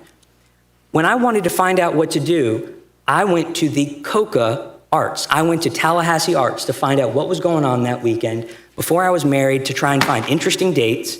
And I mean, for real, that's what it was. And that is what keeps people here. I wouldn't have stayed here for that. I wasn't 23 thinking, boy, I better stay here because I would like to be a county commissioner in 20 years. No, it was because we were unique. As Commissioner Maddox said about something else, we're not cookie cutter, we're unique. And so I'm mad we even had to go through this. And if we don't decide to go through it, I would hope we don't see this again. And we don't need a workshop to do what we just need to decide or not. And so I make a substitute motion for option 2. Second. So we have a substitute motion for option 2, seconded by Commissioner Minor. Commissioners, I'll say this. This board has always had a very collegial sentiment across the dais. And there have been numerous items where a commissioner has requested a workshop to debate an item and passed unanimously, because that's typically what we do as a board. I find it uncollegial that there are a couple commissioners up here that would like to debate this further and ask for more information, hear from more constituents, work with COCA more directly, and try to bridge a gap between staff and COCA. I think that is a very fair and collegial posture. I also find it rather difficult that we spent 30 minutes debating initial motion, and Commissioner Minor, you asked for amendments, and we debated it, and Commissioner Cummings came to you on it, just to second a substitute motion that removes the workshop. So that's a little frustrating. However, Mr. Vice Chairman, I respect everything you said, and your voice is just as equal as every single one of us up here. However, I do disagree with multiple of the sentiments that you said. For reference, the sheriff is a duly elected official who reports directly to the public and the people. and every 4 years, the sheriff has to answer to voters. I think that what we're talking about here is potentially change. I understand that it's uncomfortable, but I think what staff has asked of us to deliberate is worthy of a workshop. And to be frank, we report directly to our voters. We have to go to the voters every 4 years and earn their trust and support. And so I disagree with the sentiment that it does not increase a level of accountability. Because if that's the case, why do we not delegate out our entire budget to folks across to all these other nonprofits? We don't do that. And so I think that this has been a good practice. However, I'm just a little disappointed of where we are currently with the motion in front of us. I don't believe that a workshop is that big of an ask. And so, anyways, that being said, yes, ma'am. Yeah, I'm coming to you right now. You have the floor. Thank you. I apologize. Our colleague over here has been patiently waiting. Commissioner Maddox, you recognize. Commissioner Turnbull, it's past our bedtime, isn't it? Yeah, man, it's 8 o'clock. We still got a whole agenda to go. I want to reframe this thing, and I think we're missing it. I do. I think we're missing it. I think if we thought bigger, we looked a little bit bigger, we would focus on something totally different. I don't care who you are, what you think. $2 million is a lot of money to allocate to an organization, to delegate to an organization to grant out to anybody. And it is the largest amount that we granted out. And with that comes a lot of trust. If you look at, I know, Catherine, I said I was going to speak, and I wasn't, but I had to. If you go back to, this graph is great, but I want to go back to the penny in 2020. If I can go back to that graph to show the growth of the penny. What we know is that over the past 10 years, we went from, it's been $15 million. That's about 1.5 per year. This year is 1.9, which is above what it was going back to 2022. When we took it at 2020, it wasn't even $1 million yet. It wasn't even $1 million. It's doubled since 2020.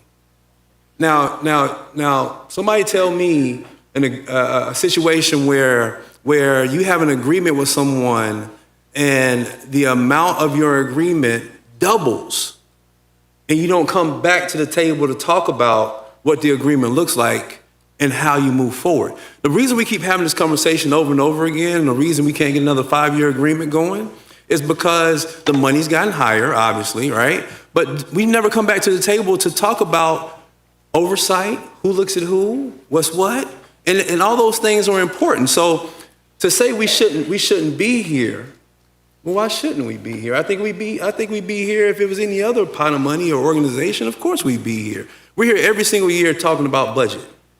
Every single year we're here talking about budget. It's one of our biggest jobs is to talk about budget and land use. When I first got elected, Gary Yorton told me, Nick, you make sure people's garbage is picked up. You make sure that their roads don't have potholes, and you make sure that you present a budget that they can get through every year, and that they know what they can use their land for. You do that, you'll stay around for a while.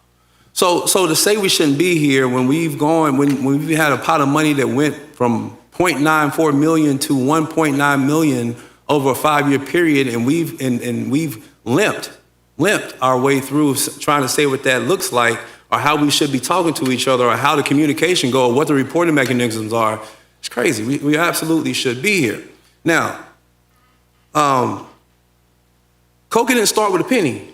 We all know that. COCA started in 1985, and in 1985, there was no penny with COCA. The penny didn't get there until 2014. Once the penny got to COCA in 2014, it's been there ever since. Now, granted, what was the structure like in 2014 when the penny started to go there, and then how did it evolve over time? We don't know. I mean, we kind of know. Me and Commissioner Proctor were there, but my point is that we've had a pot of money that's grown, and we hadn't come to the table to say what the new agreement looks like. What we keep doing is extending the old agreement and not being pleased with the old agreement. And we could go with option 2. I'm not saying anything I didn't say to Catherine in my office. We can go with option 2, but why? If we can go with option 2 today, we can go with option 2 after the workshop. The workshop gives us an opportunity to sit at the table, talk about what a new agreement looks like, craft that new agreement, and put it in place for years. Years. Why would we agree on 1 year today when we can go to a workshop and agree for years? Commissioner Pryor, you had it right. Traditionally, we don't go to workshop half-baked. We'll go in there and know what we got to do. We're going to stay for a year. I think it's short-sighted. I think it comes from a place of fear and a lack of trust.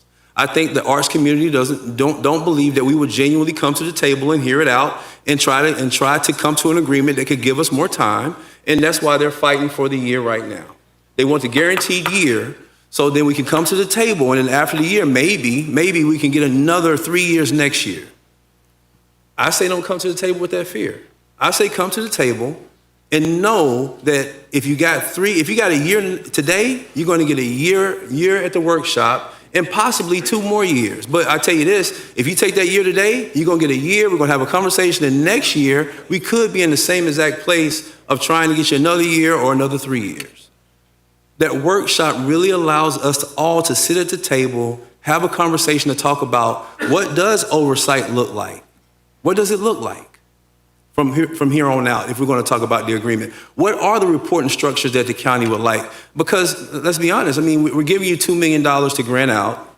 There should be something that's reported back to us. I told Catherine and I'm sorry, the chair, I'm talking and my mind just going. But what I said to her is, you know how many times we had an opportunity to clap for the TDC over the past year?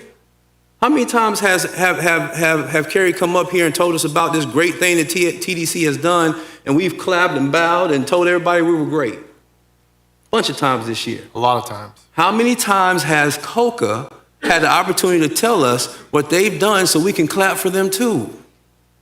Can you count a time? I don't remember a time. Over the past 5 years, how many times? We need to be able to clap more for COCA. But I don't know what I'm clapping for. Now, the stuff that you presented today, great job, I can clap for that. But this is 2025, and we're talking about a budget that we're talking about taking from you, and finally, I get some numbers that I can clap for. I want to be able to clap throughout the year. So we're not in this position every single year.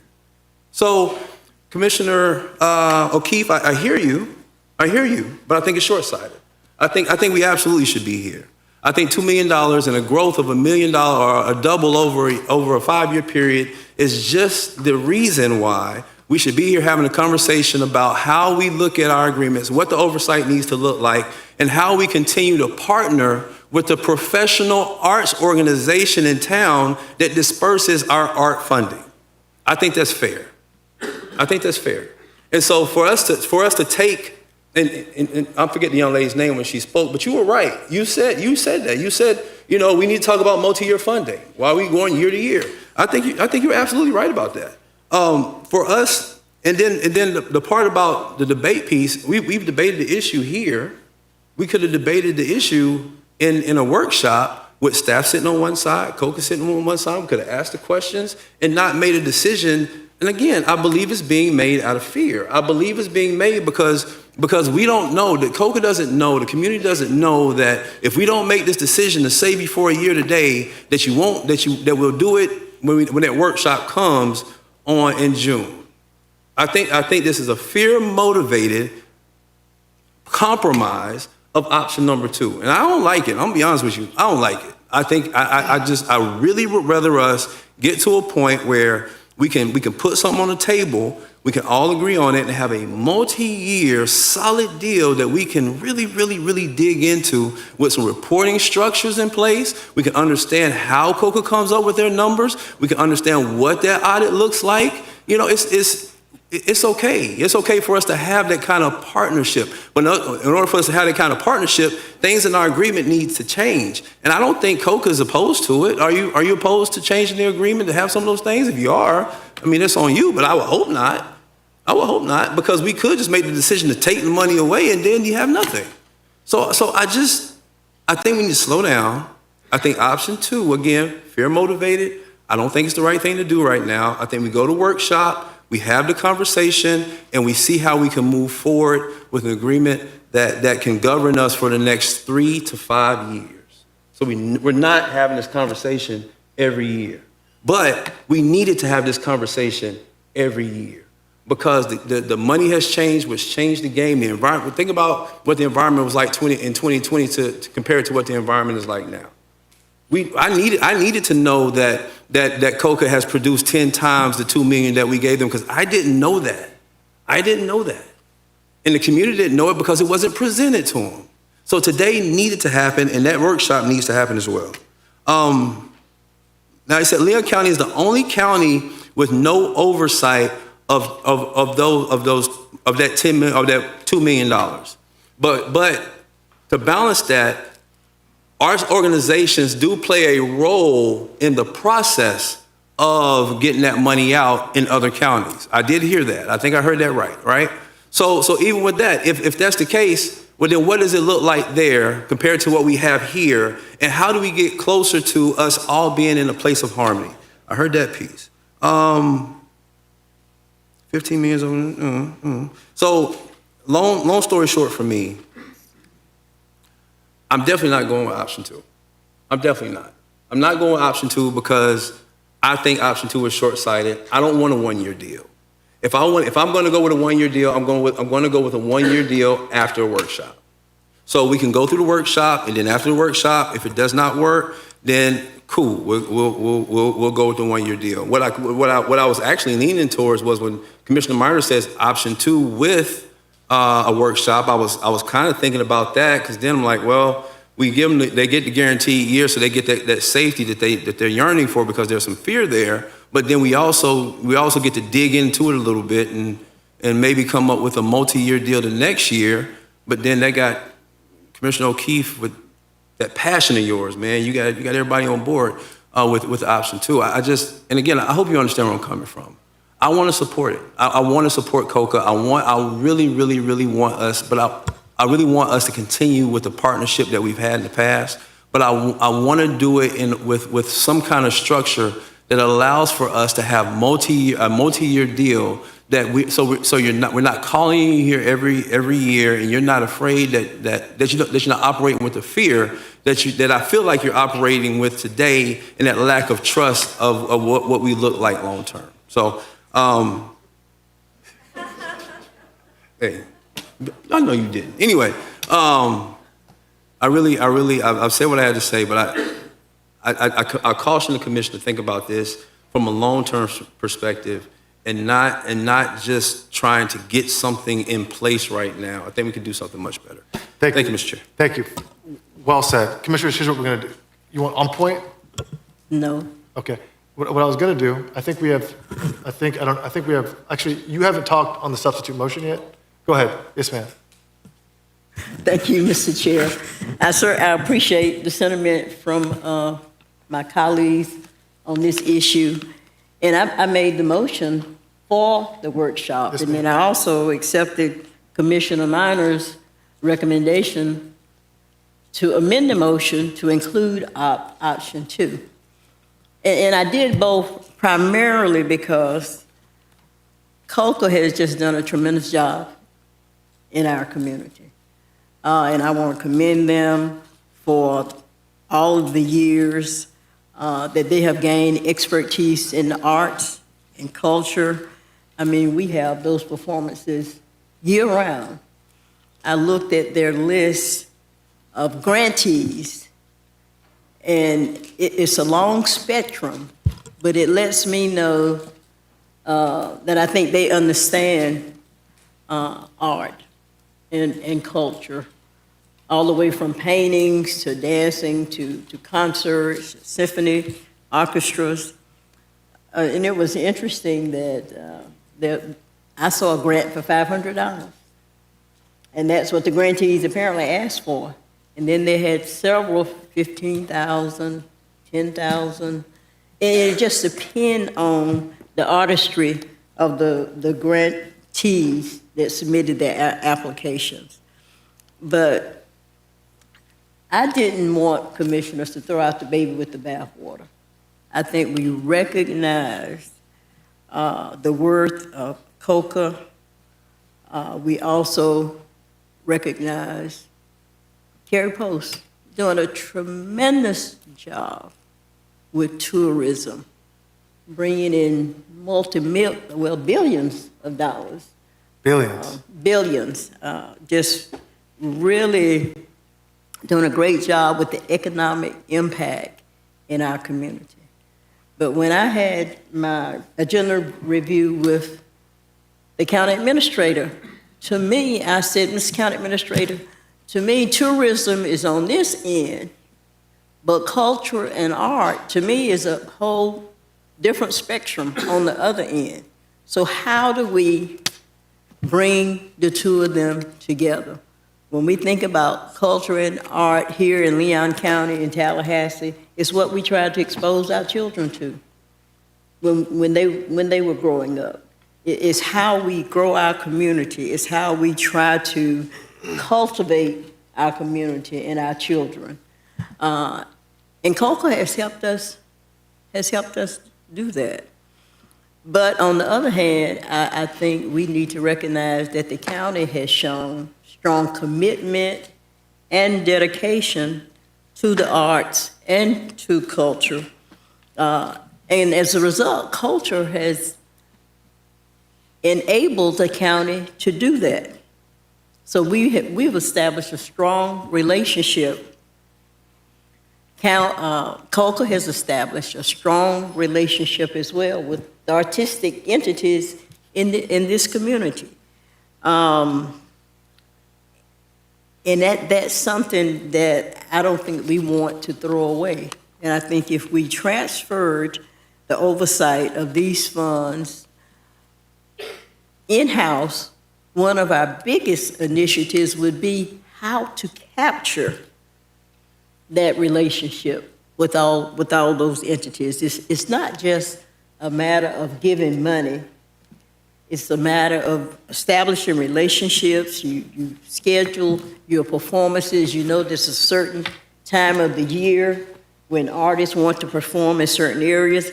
That's the type of expertise. It's just a lot of specialization.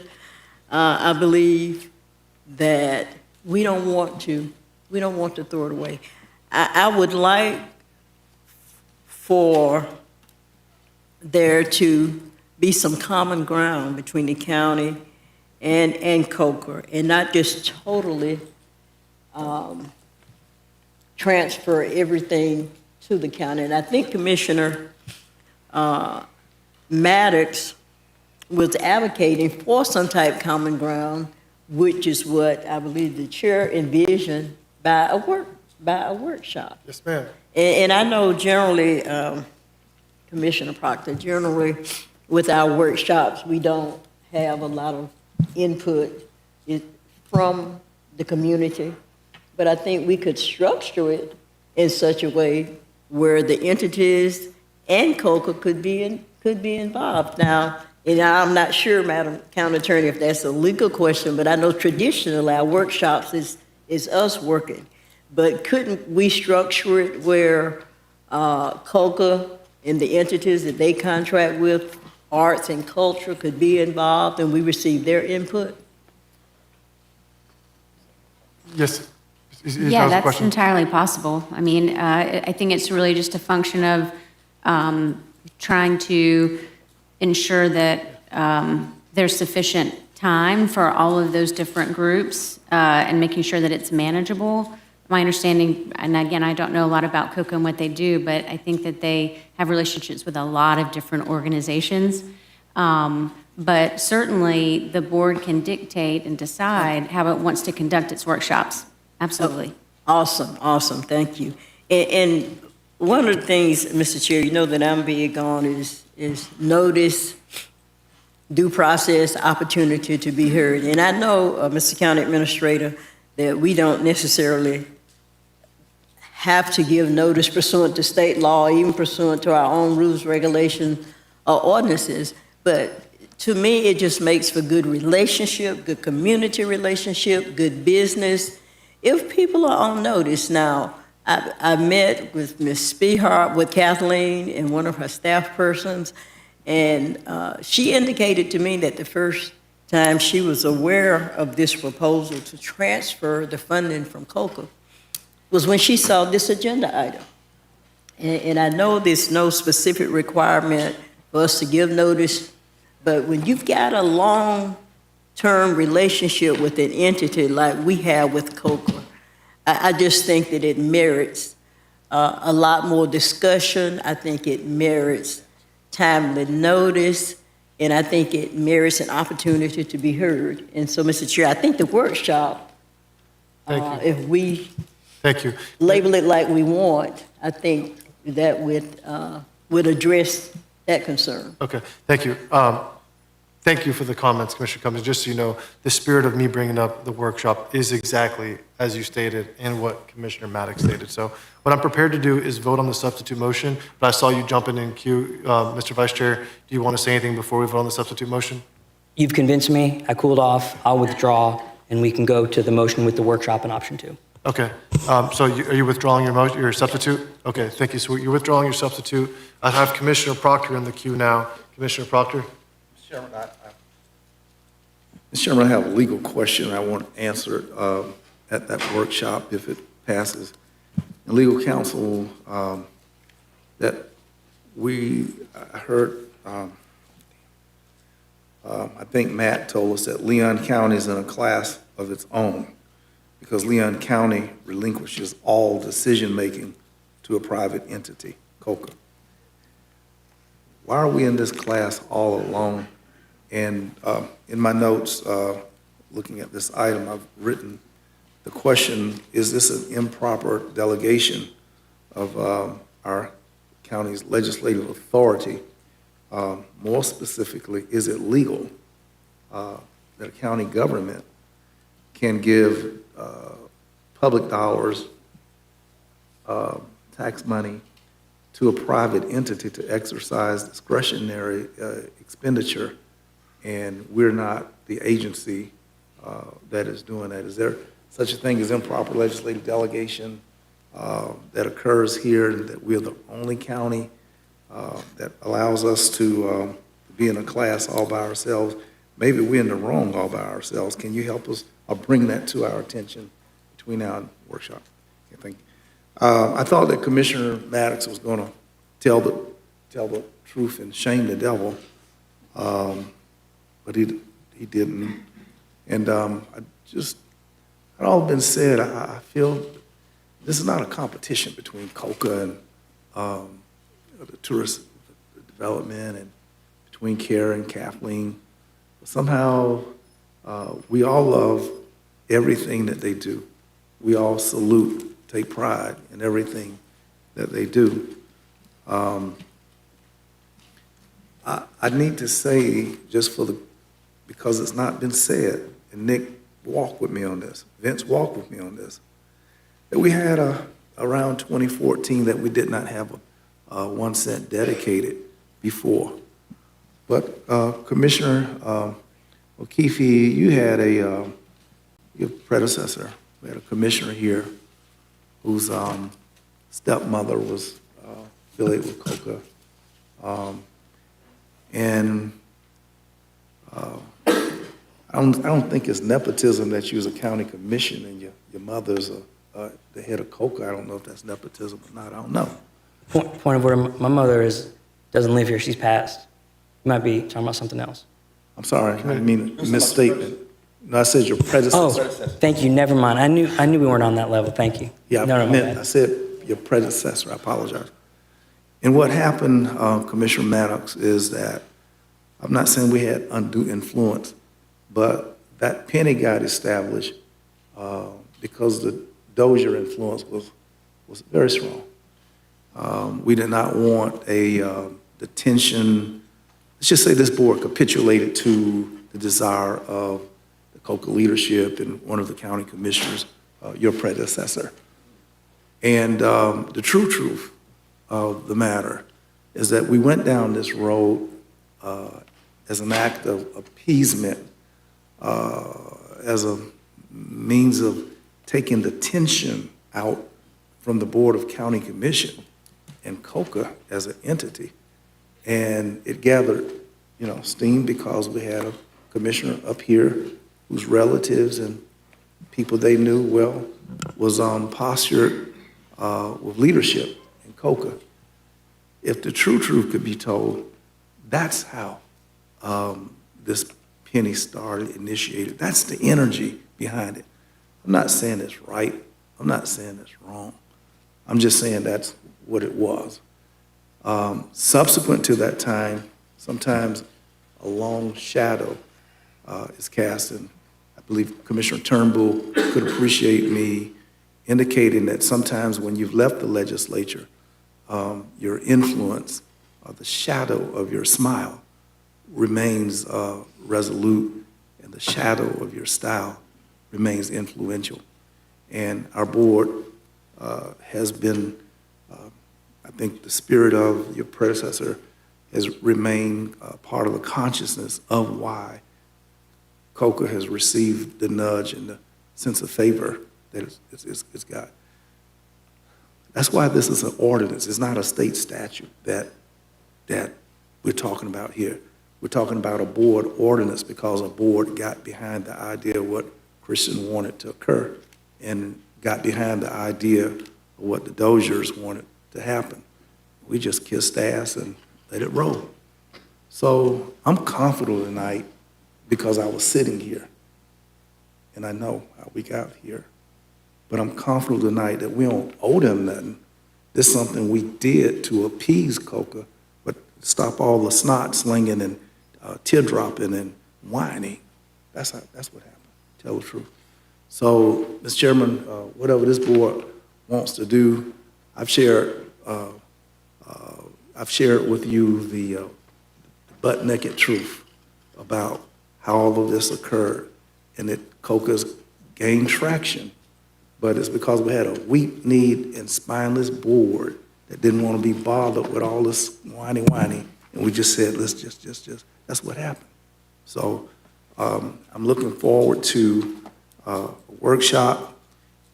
I ain't against nobody, per se, but I do want to know how come 66 counties have retained control, but we've given our legislative authority away. And I've just answered why we gave it all away, because we just didn't want nothing to do with this stinky situation. Thank you. Thank you, Commissioner Proctor. Commissioner Cummings, we still have the motion on the floor, from my understanding, was option 2 amended to also increase a workshop. The problem with that, the posture of that particular motion is that it still is, we're going into a workshop with predetermined, with our minds made up. I would like for it to be postured, again, this is just my ask. That was his amendment. I would like just to have a straight workshop, go into it, we'll work it out, and because I do believe there may be, I've heard so many good points. The way you just said, tourism is here, and arts and culture is here, that is exactly how I feel. And so I think there are ways for us to look at this specifically and be able to come to the table where I think every group is happy. And that's why I don't want to go into a workshop predetermined. I think at that point, what's the point of having the workshop? That's kind of my thought process. May I just respond, Mr. Of course. Chair? And I don't disagree with you. I agree that we're limiting ourselves. I think with that suggestion from Commissioner Minor, we are locking ourselves and COCA to a one-year agreement, going to the workshop with an open mind, with concessions. Hopefully we'll come out with an agreement that's longer than a year. Mr. County Administrator, prior to this last year, what was the duration of the contract with COCA? 5 years. It was a 5-year contract. And so I think we are limiting ourselves if we do that. We're talking about a workshop in June. The contract doesn't end with COCA until later in the year, so we're sealing that contractual period. Mr. Commissioner. I'm sorry, Commissioner, I didn't catch your full question? No, I'm saying we're still in the contractual period with COCA. It expires If we have a September 30th. June workshop, we have plenty of time to maneuver, but if we do. we have that addendum, we are limiting ourselves and COCA to just 1 year, and then we be right back here the next year, where there's a possibility it could be a longer contract if we get some other parameters in place. Of course.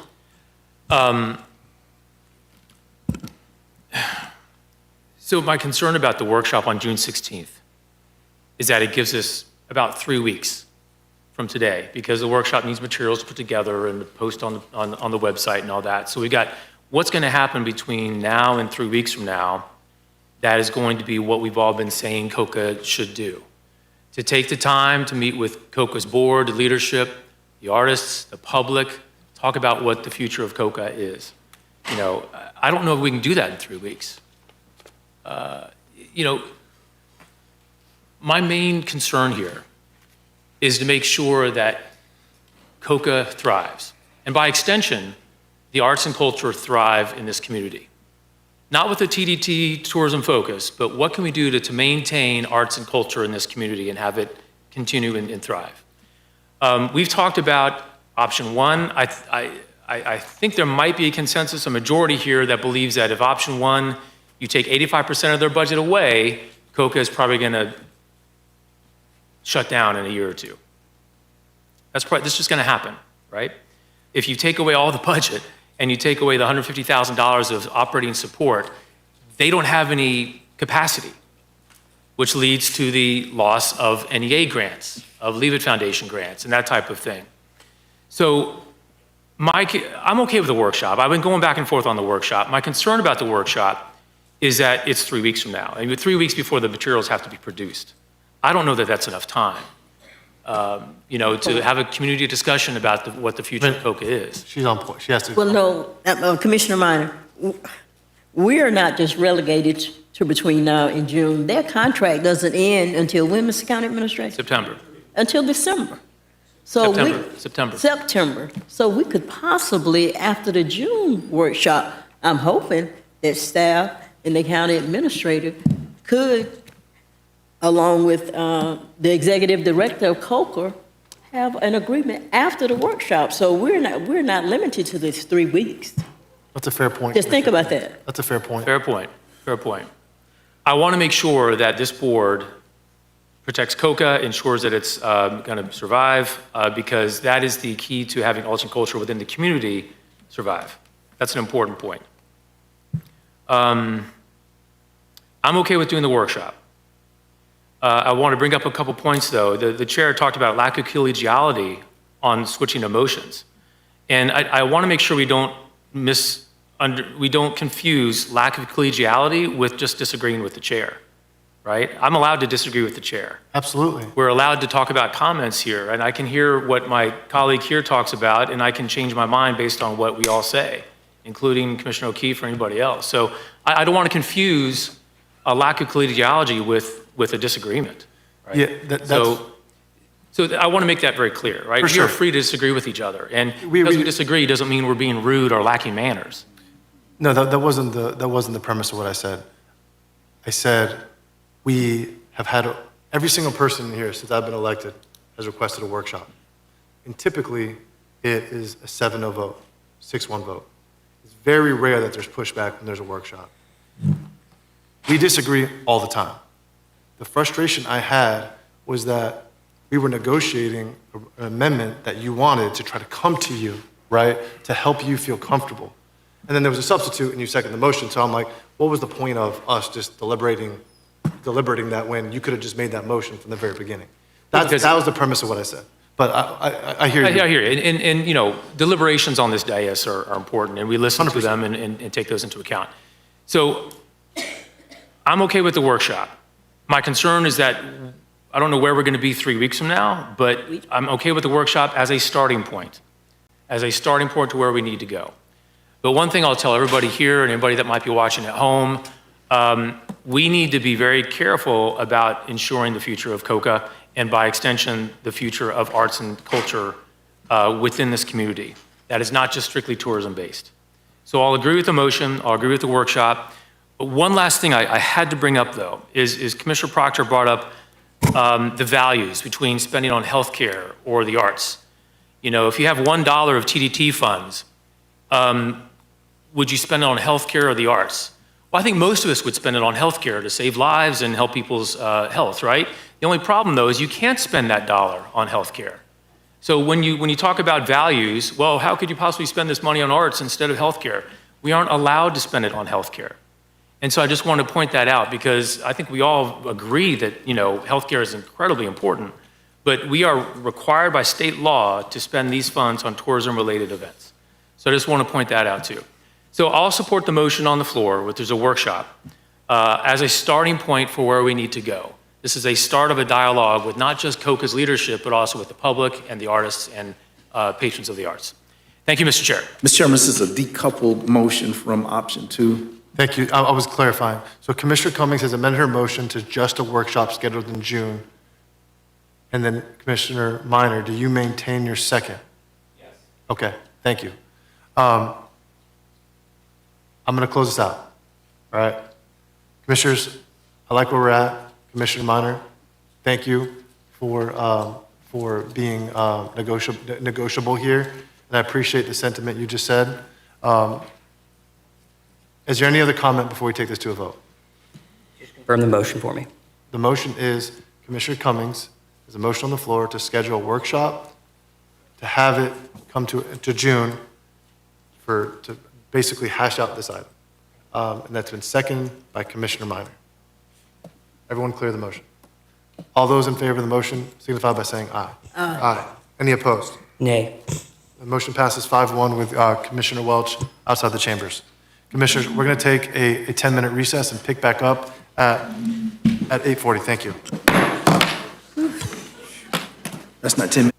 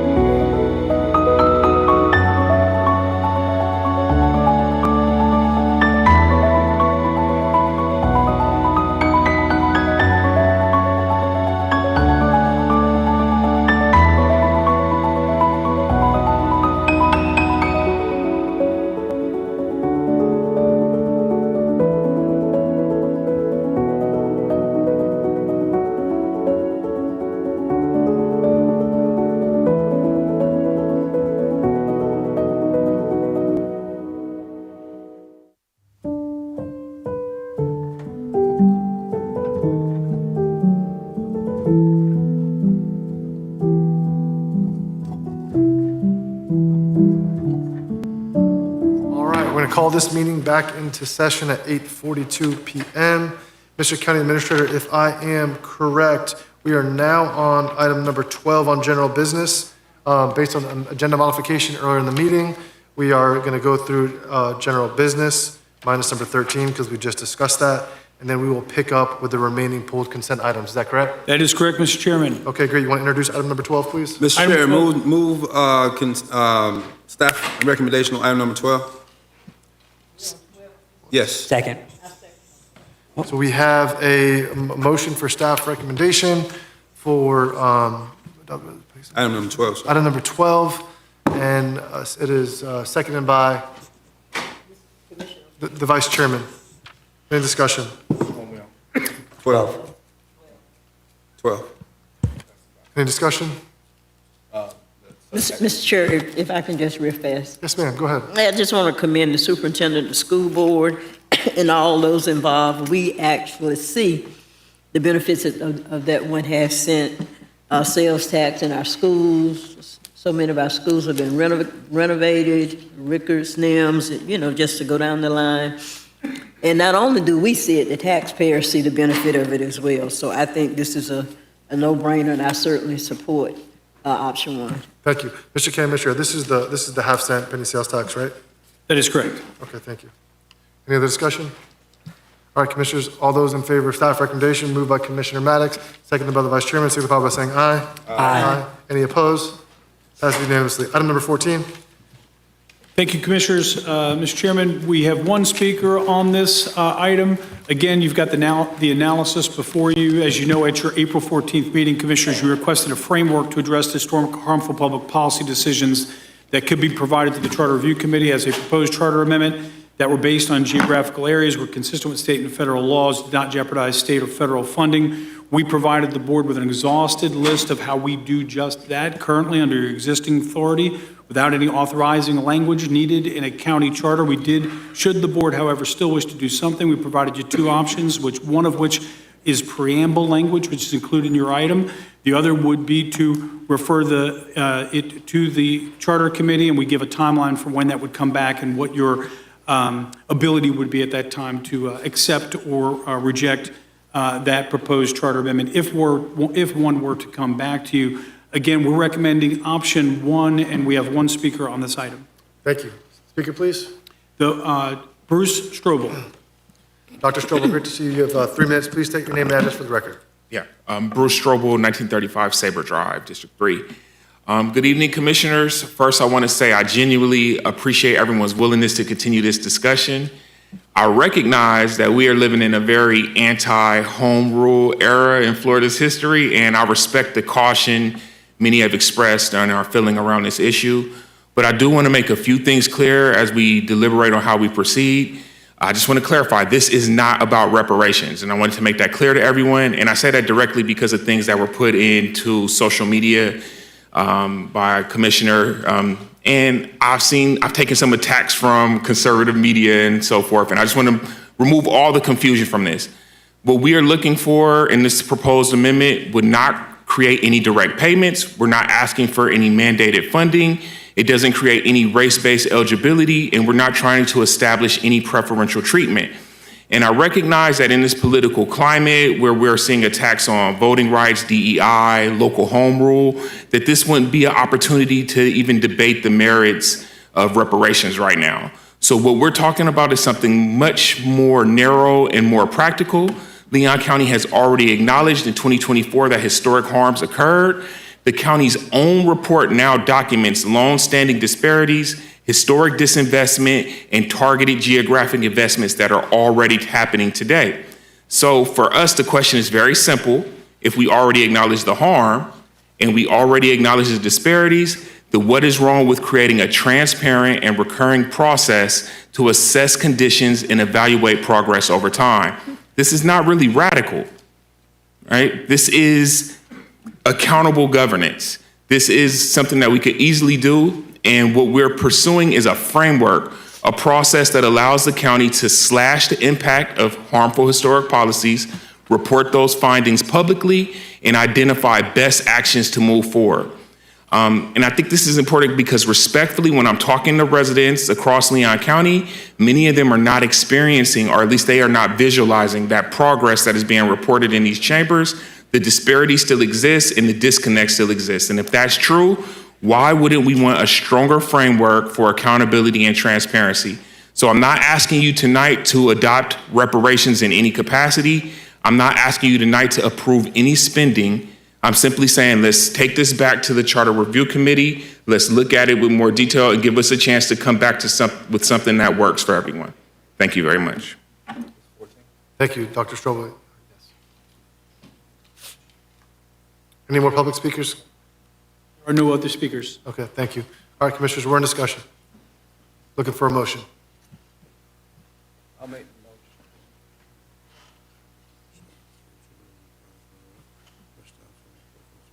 the motion for option number 3. We have a motion for option number 3. Wait, I'm sorry. 3. I'm sorry. I want to send it back to. We're on 14. Yeah, I don't think there is an option 3, Commissioner Maddox. Wait, there is an option. Wait, I'm sorry. Let me read through it. Okay, yes, option number 3, direct the Citizens Charter Review Committee to consider a proposed charter amendment addressing historic harm, public policy decisions based on geographical area in the community rather than race, gender, ethnicity, or any protected class, compliant with state or federal law, and does not jeopardize state and federal funding. Second. So motion. Okay, we have a motion moved by Commissioner Maddox for option number 3, second by Commissioner Proctor. Any discussion? Mr. Vice Chair. Thank you. Real quick, I just want to thank staff for bringing back what we talked about and making things really clear about how what we're considering is well within the law. Any other comment? All right, Commissioners, seeing none, we'll take this to a vote. We have a motion for option number 3 moved by Commissioner Maddox, seconded by the Vice Chair. I'm sorry, who seconded it? Commissioner Proctor? Yeah. Commissioner Proctor. All those in favor signify by saying aye. Aye. Any opposed? Opposed? Opposed. The motion passes 4-2 with Commissioner Welch out of the chambers. Next item. The next item, Commissioners, item number 15 is consideration of the solid waste assessment rate increase. This is the second budgetary item on your agenda today. It should look very familiar. As you'll recall from last year, the county engaged Accenture to review the county's solid waste programs and expenditures to calculate the assessment rate that reflects the current cost of providing the service. The solid waste assessment, Commissioners, as you know, is $40 and has been in place since 1996. Again, you have all been briefed. You all have the analysis before you. We're happy to do a broader presentation. You have options which would allow you, as an enterprise fund, to charge the appropriate amount of dollars to capture the cost of running the program. And again, we'd be happy to walk through those options and answer any questions that you might have. We do have no speakers on this item. Move staff recommendation. We have a motion for staff recommendation. Mr. Chairman. 3 and 4. Yes. Moved by Commissioner Maddox. Is there a second?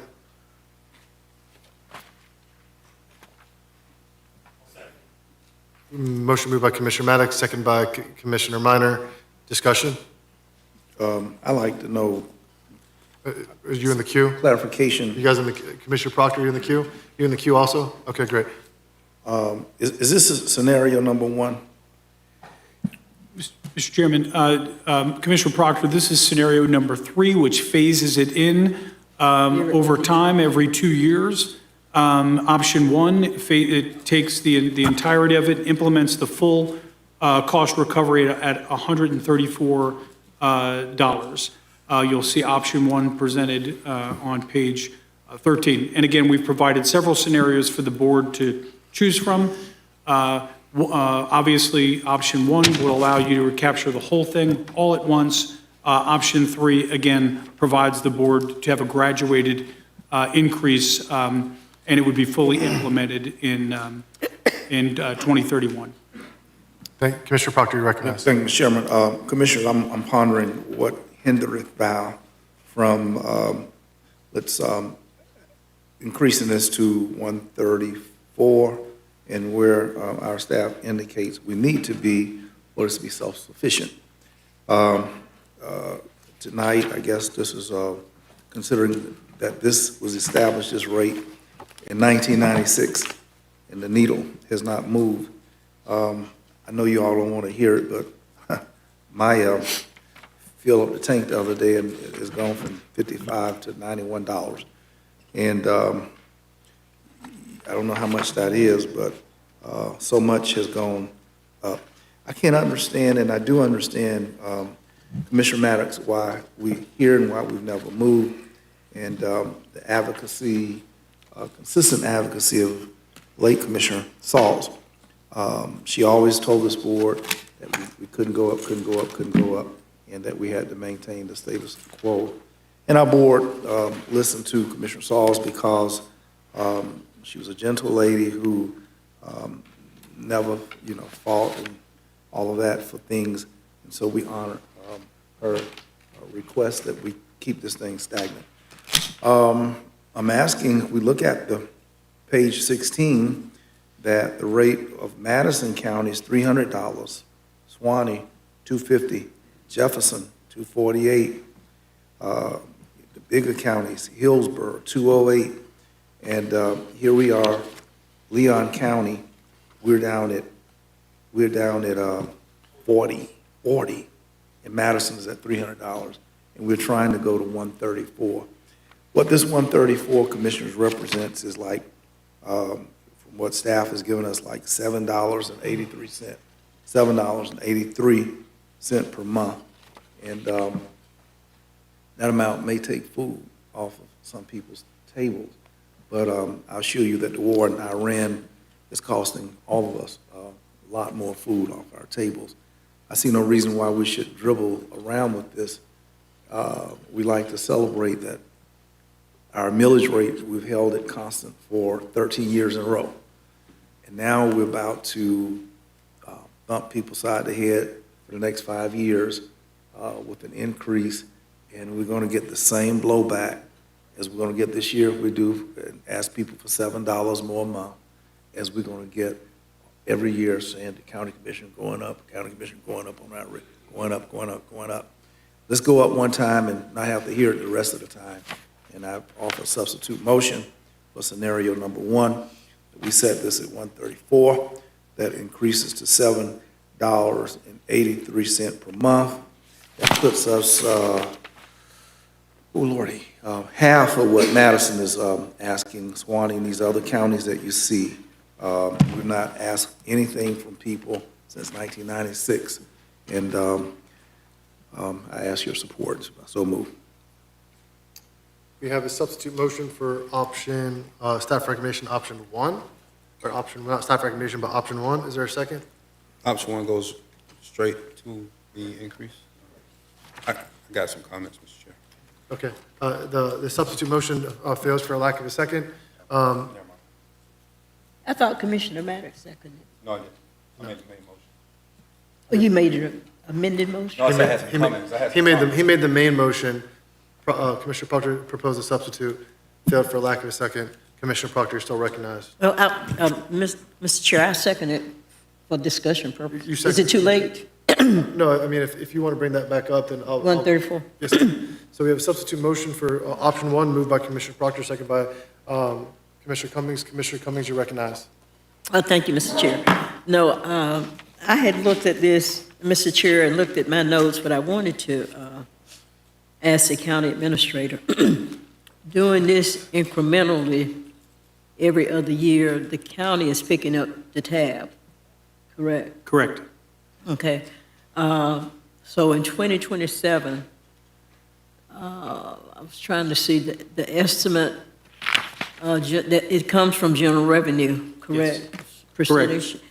And then in 2029, it will come from general revenue. Yes, we just draw it down more gradually under these scenarios. Right. But I think Commissioner Proctor made a good point, Mr. Chair, that we're going to catch the heat from taxpayers 3 different times by doing it incrementally, whereas this would occur on the monthly statement. Am I correct? Monthly, divided over 12 months. Okay, over 12-month period. And so, yeah, no, on the tax bill. Oh, it'll be a lump sum on the tax bill? Yes. Yes, Commissioner, it's the assessment that would be on the annual tax bill, so it's one charge annually on. We were just showing you the breakdown of what it would equate to per month. Per month, yeah. Okay, awesome, awesome. So I think he's got a point. Just do it one time, and then that frees up some GR from on the county standpoint, rather than looking at it over a what is this, a 6-year period? Just do it one time and get it over. You in the queue? Commissioner Maddox? Commissioner Cummings, were you done with your comments? Okay. Yeah, I don't mind going to full freight. I just think, Commissioner Proctor, you said it, you paid $90, you got it. It was probably more than that. You was probably using, if you was using premium gas like you're supposed to be, it's about $150 to fill up that big truck you got. But when you think about that, you know, I think we need to be, I was trying to be sensitive to the fact that people, and, you know, the cost of living is going up. But, you know, it is going to be on the tax bill. It comes at the end of the year, and it's a lump sum. I was thinking over months, maybe spread it out. And again, if we do it over 12, if we have to do a lump sum and we're going up 80 by the time we get to 134, I think it's a 5-year period. 5-year period, no telling what the economy looks like then, but I bet you're probably in better shape than we are right now. I thought it gave people a longer time to adjust. So I could go to full freight. As I understand it, we would only have to send one letter that would show the full schedule. So we wouldn't have to send out repeated letters every year as the increase happens. People would just be aware and be able to plan with it. We just have to send one letter. Yes. Just one letter. So I thought it was a perfect compromise for us to, because of what we're going to be dealing with from the state, for us to deal with our enterprise fund, take a 5-year period, get it up to its proper amount in 5 years. And let's be honest, by the time we get there in 5 years, we'll still be behind.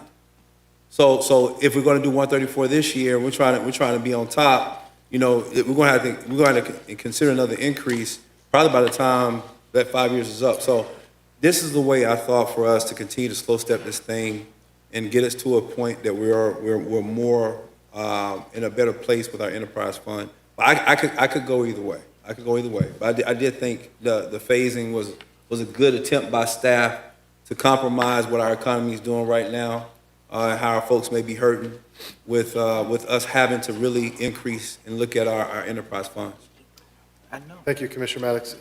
Commissioner Minor, Mr. County Commissioner, did you want to opine on this? Yeah, just a quick note there that also you need to consider the other side of the equation as well. I know you do, Commissioners, but that reduced use of general revenue will also be available for you in the budget. If you go the full distance, more of that general revenue support will be available to you to address other issues, other increases, other things. The more you realize now, the more you'll have in the budget to help balance with your budgets. The less you do, even though both are options for you, the less general revenue you'll have available for you as freed up by this, by the imposition of this non-ad valorem. Thank you, Mr. Commissioner. Commissioner Minor? Thank you, Mr. Chairman. I appreciate it. Yeah, I kind of feel the same way as Commissioner Maddox does. I mean, I know with the property tax issue that we're going to have to be dealing with soon, I understand the need for us to have as much GR available as possible. At the same time, though, the citizens that we serve, $5 gas, inflation, you know, I've never seen it this bad. I've never seen, during my time as a county commissioner, I've never seen people having to struggle from one paycheck to another more than they are now. And in voting for staff recommendation for scenario 3 shows that we're doing everything we possibly can to help them, even if it's $40 less, or in this case, $64 less than, you know, by doing it a stage-wise approach. It does help them a little bit, right? And it shows that they're doing everything we can to help them during some really tough times. And as Commissioner Maddox said, in a couple of years, the economy hopefully will be improving and people won't be in the same type of situation they're in now. So, you know, I could go either way on this. I'm leaning towards scenario 3. The current motion on the floor is still for scenario 3, is that correct? Substitute motion for. Substitute motion, that's right. It's a tough one. I'd like to hear from other comments, but it's a really tough one for us. Thank you. Thank you. I'm going to opine on this item very quickly. Commissioners, I understand that I may be the odd one out here, but I'm going to be voting no on the substitute and the original motion. Prior to doing so, I do want to give, massive kudos to staff and massive kudos to my predecessors and all the predecessors before us, because I do believe that it is incredible that we've been able to maintain the same rate since 1996.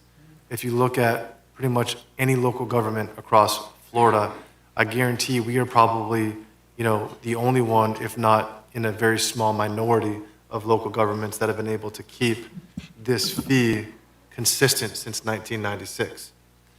The reason I'm going to be voting against it is even though we are behind, I can't support a 100% increase on any fees that we as local government impose on residents. I could support a minimal increase that steps up, year over year. However, I understand that we'll still be behind surrounding and neighboring counties. However, What does the increase look like for you? I'm sorry? What does the increase look like? You said minimum, what can you support? I don't know that it'll make a difference, but I could probably support 10%. And so what I'm getting at here is I understand that this is a deficit and we're subsidizing it. However, folks in our community are struggling. Inflation, I just read this morning that they're expecting inflation to continue to get worse. Gas is approaching, all-time highs in at least the last couple of decades. The property taxes, people are feeling it. The school board is looking at putting a referendum for teacher pay, which is going to be, $26 million hit to taxpayers. So even though what we have here is so low compared to surrounding counties, when you stack up fees and taxes that our neighbors are having to pay every single year, it's hard times. It really is really hard times. And so I don't. This isn't something where I'm not going to beat the drum on this issue.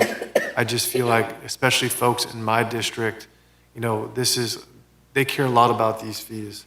And so again, I want to kudos to staff because I think it's remarkable that we've been able to maintain this fee since 1996. But I just can't support any fees where we're going to double fees that we impose on taxpayers. However, again, I do know that this is also optional, but that's my 2 cents on this item. Anyone else want to? Commissioner Proctor, I see you in queue. Yes, sir, Mr. Chairman. Commissioners, I respect the theoretic of what you're saying. 5 years from now, 4 years, whatever the length of this, $134 5 years from now is a lot less painless than 5 years, whatever. Long night, but I can say that sometimes it's amazing how we refer to $2 million is nothing for culture and the arts, and we got $2 million for the culture and the arts, but we don't want to charge people $7 more on a fee that has not gone up since 1996. What time zone warp are we stuck?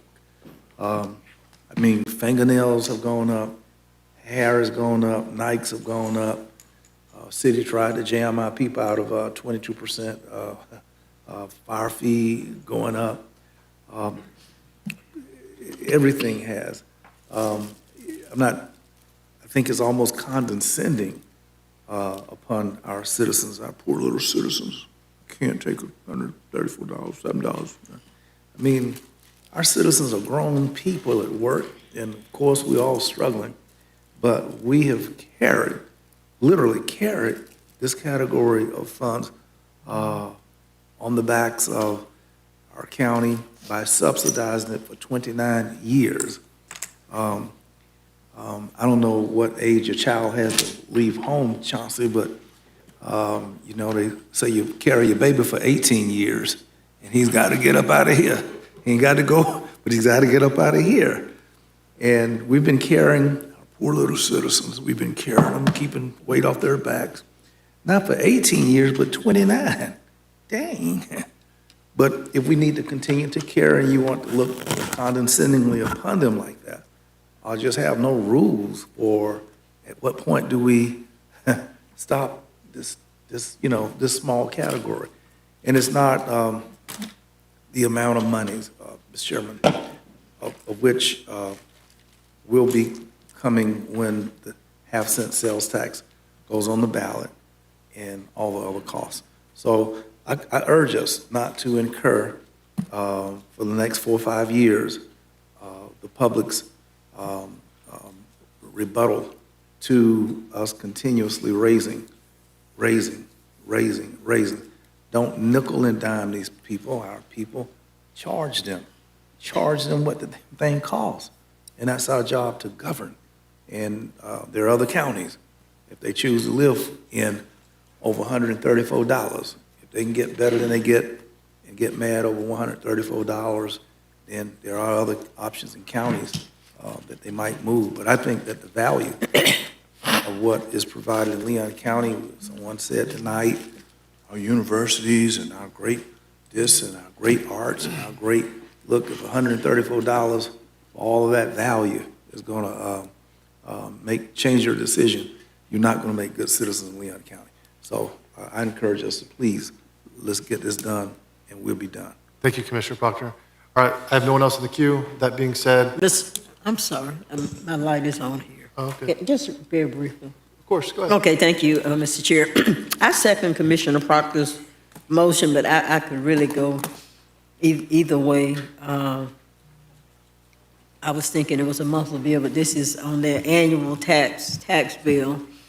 I'm sensitive to inflation and to high gas prices and everything that we all have to endure right now, but I could go either way. If this doesn't pass, then option 3 would be fine as well, Mr. Chair. Thank you. Okay, great. Thank you, Commissioner Cummings. All right, Commissioners, we have a substitute motion moved by Commissioner Proctor, second by Commissioner Cummings, and that was for option 1, I believe. And everyone understand the motion?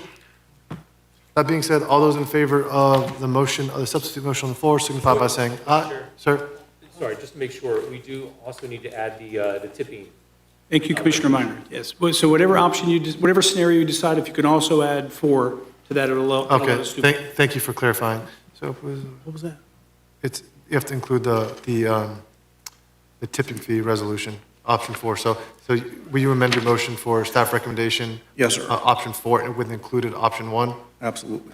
So moved. Will you maintain that? Okay, great. Commissioners, everyone understand the motion? Thank you, Commissioner Minor, for pointing that out. All those in favor of the motion on the floor signify by saying aye. Aye. All opposed? Nay. Nay. Were you affirmative? I was a nay. You were nay? Yep. So the Vote 2-4. motion failed 4-2. We're back on the original motion moved by Commissioner Maddox, which was for option 3. Commissioner Maddox, you need to include option 4 as well. Yes. Okay, so Commissioner Maddox has staff recommendation, basically option 3 and 4. Who seconded that? Minor. Commissioner Minor. Yeah. Minor, do you maintain your second? Yes. Commissioners, any discussion? Seeing none, we'll vote on the item. All those in favor of the motion on the floor, moved by Commissioner Maddox, second by Commissioner Minor, signify by saying aye. Aye. Any opposed? Nay. Nay. Motion passes 4-2 with Commissioner Welch absent. Commissioners, next item. Where are we at, Mr. County Administrator? Technology here. We're Thank on you. item number 16, I believe. 16, Commissioners, these are appointments to the Advisory Committee on Quality Growth. The item seeks full board appointment on 3 seats. The options are before you, and happy to receive your direction. We have no speaker cards on this item. All right, Commissioners, looking for a motion on option, let me pull this up, 16.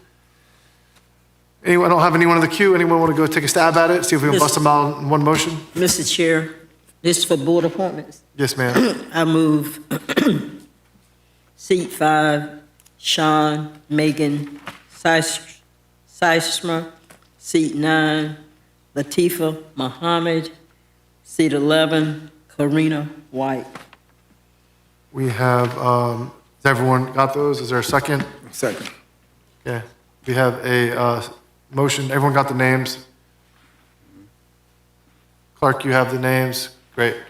All those in favor of the motion moved by Commissioner Cummings, seconded by Commissioner Proctor, signify by saying aye. Aye. Any opposed? Passes unanimously. Any other business related to that item? Mr. County Administrator, does that cover it? Let me just make sure, I saw what you just did on option 1, and I got the name of Sean Megan Sistema.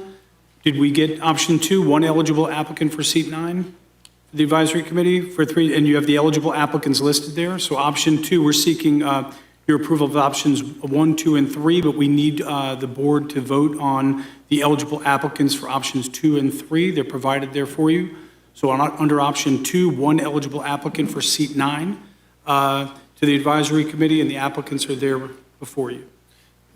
Commissioner Cummings, you named all 3 in one motion. It was for each 3, seat. right, 3 vacancies, seat 5, seat 9, seat 11. Great, thank you, we got it. You got it? Appreciate it. Okay. Thank you, Mr. County Administrator. All right, Commissioners, we are on now. I believe that concludes general business. And now we have items that were pulled for consent. We already voted on item number 4, so now we are on number 6, which, Commissioners, was pulled by myself. Mr. County Administrator, will you introduce the item? Thank you, Mr. Chairman. Item number 6 is a status report on the utilization of cameras in public spaces by local government agencies, pulled by Commissioner Caban. We're happy to answer any questions you might have. Thank you, Commissioners. I'm going to ask for someone to make a motion on my behalf on this item, and then I'll elaborate in discussion. Move staff recommendation? Okay, thank you. So we have a motion for staff recommendation, seconded by Commissioner Proctor. Commissioners, I want to start by saying that,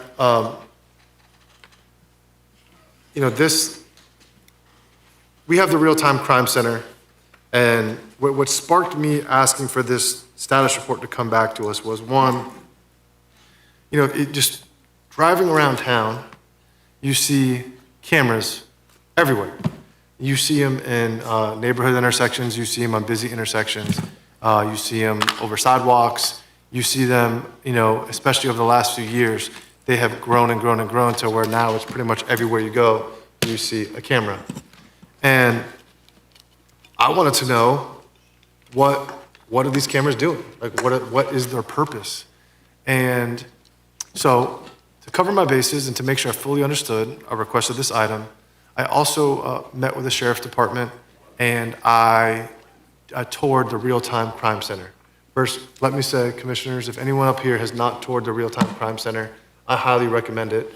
It is, it's remarkable, the work that group is doing, and it's been remarkable in how it has saved lives, protected lives, allowed law enforcement to respond very quickly to what they call, I believe it was called Priority 1 calls, such as the FSU on-campus shooting, to missing persons, to kidnappings. There is a benefit to the work that they do, and I'm thankful for it. The issue that I have particularly with the cameras and the use of artificial intelligence related to a lot of those cameras is that we as a board have no oversight, okay? And I have a problem with that. Particularly, there is data being collected 24/7, and there are cameras running 24/7, and we really don't have a say where those cameras are going or allowed to go. However, I want to be clear, I am not looking to get in the day-to-day operations of law enforcement, because that's not what we're intended to do. So what I would like, particularly after reading this item, I would like for this item to come back to us with options for us to review that, and maybe there is no option, but basically lay out what is in our legal purview to have oversight in approving relative to where we can put these cameras across our community. Mr. Chair, I'd like to amend my motion for the item to come back with the chair's recommended or ask for items included in it. Thank you. Mr. Chairman, point of personal privilege, please. I'll second the amendment, but yes. Point of personal privilege, and I wanted to recognize Maya Sargent, who's leaving and packing up. It's been weeks since I've seen her on television, but I was just glad to see her tonight, and I'm pondering about her well-being and employment with ABC affiliate. I apologize, but she's leaving, and she's been such an integral part of our community. She's putting in them hours. Understand. No, Ms. Sargent, when you finish packing your bag, would you please stand? Yes, ma'am. Was she leaving Tallahassee? She's praying. She's saying on her knees praying, saying a prayer. put in them hours tonight. Yeah, but I just glad to see her. We've missed ABC, Channel 7, and I've not seen it in weeks, and I don't know what's going on, but I was just glad to see her tonight, and I wanted to recognize her. See that young lady down on the floor? Thank you. Okay. Thank you. Okay. All right, I'm sorry, Ms. President. Thank you, very much. Commissioner. So, thank you, Commissioner Maddox. And just to be clear, I don't know if there is anything in our legal purview related to this. I just would like to know if we have the ability to have some oversight. And I think we owe it to taxpayers because I've heard mixed feedback. Is the gentleman who prepared this still here? Yeah. Great work on this. I think it's very detailed, and I appreciate you putting the time into it. But listen, I think, the sheriff is an elected official. He does a wonderful job. He reports directly to taxpayers. Big fan of our sheriff. And their job is to put bad guys away and fight crime. And so for me, I want to make sure that we also have a level of oversight that allows us to work with them in regards to making sure that there is some level of additional oversight as to where these cameras are being placed. So that's the spirit of what I'm looking to do. And maybe the county attorney looks at it and says we have no authority, and that's okay too. But I just wanted to have that come back to us. But Commissioner Minor's in the queue. I'd like to go to Commissioner Minor and come back to you. Thank you, Mr. Chairman. I completely agree with what you're saying. I also have some concerns about it too. I had a discussion with someone in law enforcement just today about the violence that we've seen in some of our parking lots. Zingali's, as well as the Pockets Pool parking lot. I don't think it made the papers, but there was also 5 people shooting in a parking lot off of Crowder Road. Wow. Sunday. So I called this law enforcement officer to talk specifically about parking lots. And his answer to me was, a lot of it has to do with the technology and cameras. If we can put high-resolution cameras in some of these hotspots where we see they're prone to violence, and then put signs saying you are being watched, that's a huge deterrent. Now, I understand Mr. Gardner's points very well. I share his views on the concerns about privacy. And so it's for any society to try to balance our need, our right to privacy, with the need to save lives. Having high-resolution cameras in some of those parking lots probably would have saved lives had we had them there. Going forward, prospectively, if law enforcement puts high-resolution cameras there with signs saying you're being watched, I bet you will save lives in those parking lots. At the same time, I respect what Jonathan Gardner brought up. I believe we have a right to privacy. We should fight for that right to privacy. So, Chairman Caban, I know we're latching on to the amendment here, but would you accept a friendly amendment to add to this report that comes back to us, to include not just what you brought up, but also talking about what we can do as a county government to protect the privacy rights of our citizens? What's within our purview to, whether it's an ordinance, whether it's something else, that we can restrict as much as possible the use of that data for anything other than solving crimes, specific functions that our law enforcement needs, and nothing else. I'd like to have a section on your report come back. Commissioner Maddox, will you accept that? Yes. And I'll maintain my second. But let me just say, I'm so happy you brought that up, because when I met with the Real-Time Crime Center, that was some of the questions I was asking them about what happens to the data, who has access to the data, and what they said to me is that they will not and are not allowed to share the data with any other group outside of law enforcement unless it's an open investigation. However, if you look up some stuff online, when you see with some of these camera companies, they claim that they have a right to the data under certain circumstances. And so we're on the same page here. Sounds good. Thank you, sir. Thank you. Mr. Vice Chair.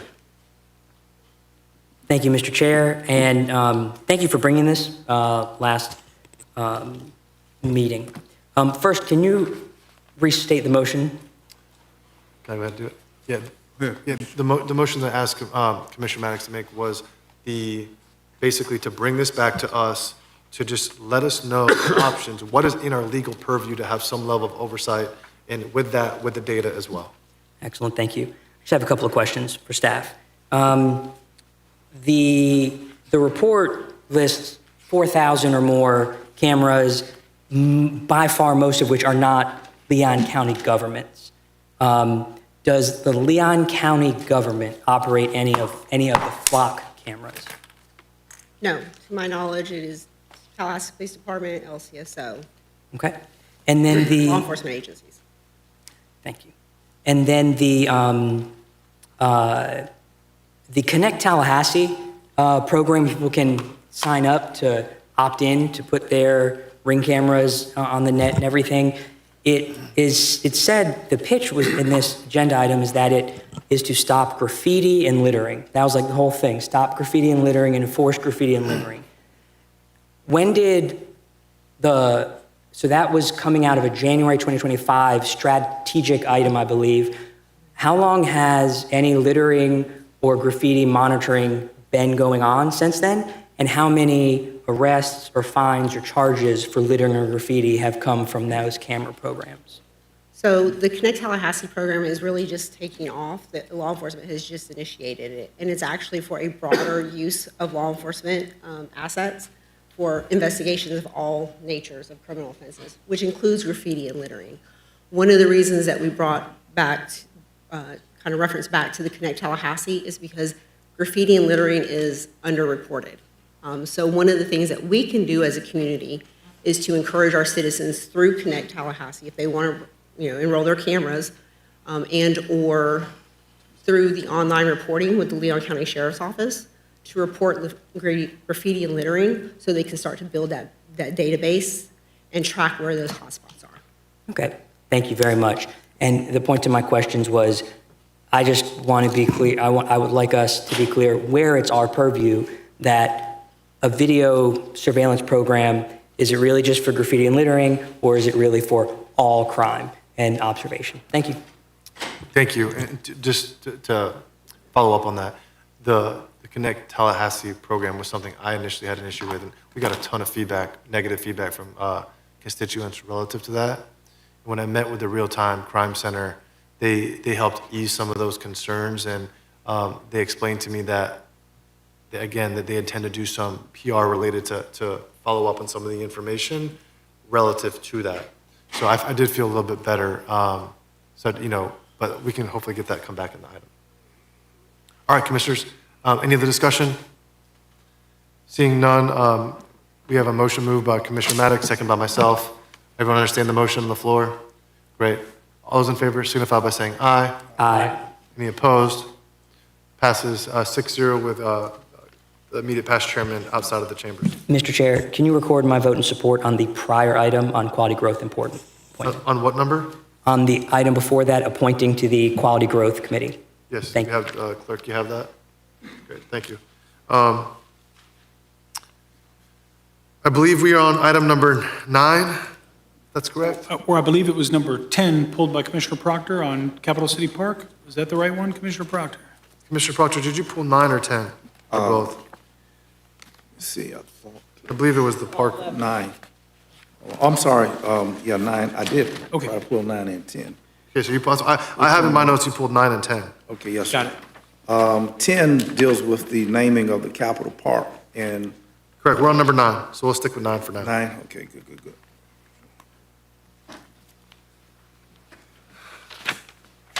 Chairman, Commissioners, this comes from a stack of our department and division, big leaders, all the bigs on this, and our lead staff, Susan Poplin, Marcus Tompkins, Charles Wu, and Ryan Culpepper. Item has a lot of information. Can we get into a motion? Chairman, You want to make a motion? hold on. Chairman, if I may, so when we pulled items from consent, we only pulled 4, 6, and 11. So that, what that means is that when we approve consent, number 9 and number 10 were approved earlier today, or earlier in the meeting. Mr. Chairman, I went. No. Mr. County Administrator? Right, but he got it written down. Yeah, I had that they were pulled. Okay. I think we announced at the beginning which items were pulled from consent. We did it verbally. What's on the sheet is what was pulled prior to our earlier notice today of items being pulled. Mr. Chairman, I'm willing to comply with what the board is saying. They didn't hear it, so I can, Yeah, Mr. I can yield. Commissioner Minor, at the beginning of the meeting, I'm second guessing myself, that I read the items that were pulled. So when I made asked for the motion, but now I'm second guessing myself, so. According to our notes, that those items were not pulled, but I'm fine with going ahead with with the discussion on them. How can we discuss the item we already voted on? Well, We can't do that. can't. We already took a. Yeah, Commissioner Mannix, now I don't recall, but I believe in the beginning of the meeting, I said which items were. I'm sorry.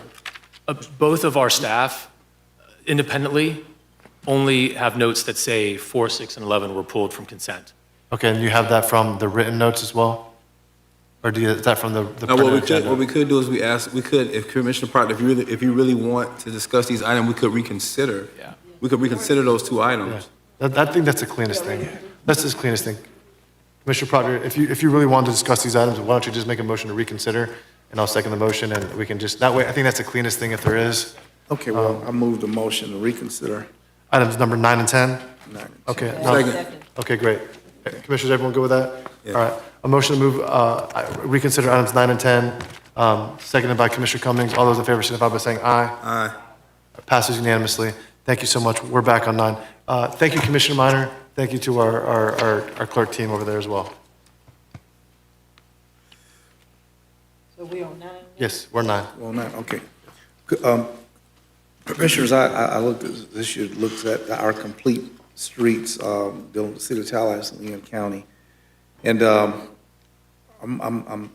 desperately pondering, what is it that we cannot complete or cannot do, the Woodville Highway from 4 Points to Capitol Circle to be widened?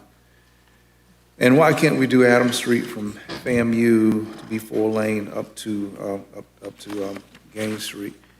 And there's a lot of big words and acronyms in this, these concepts, but I believe that the state is not doing us right in the situation with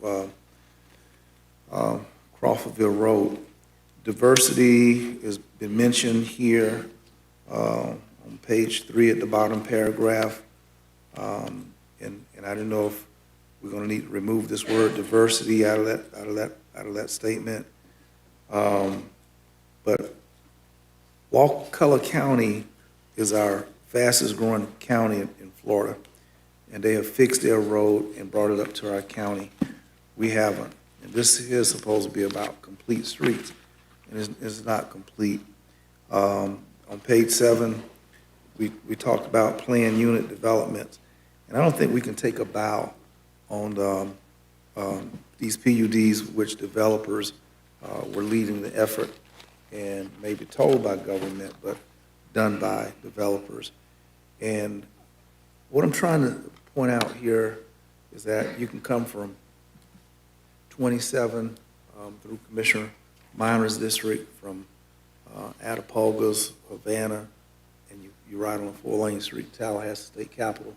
You come from 319, from Thomasville, Moultrie, Cairo, and you're riding in a 4-lane street.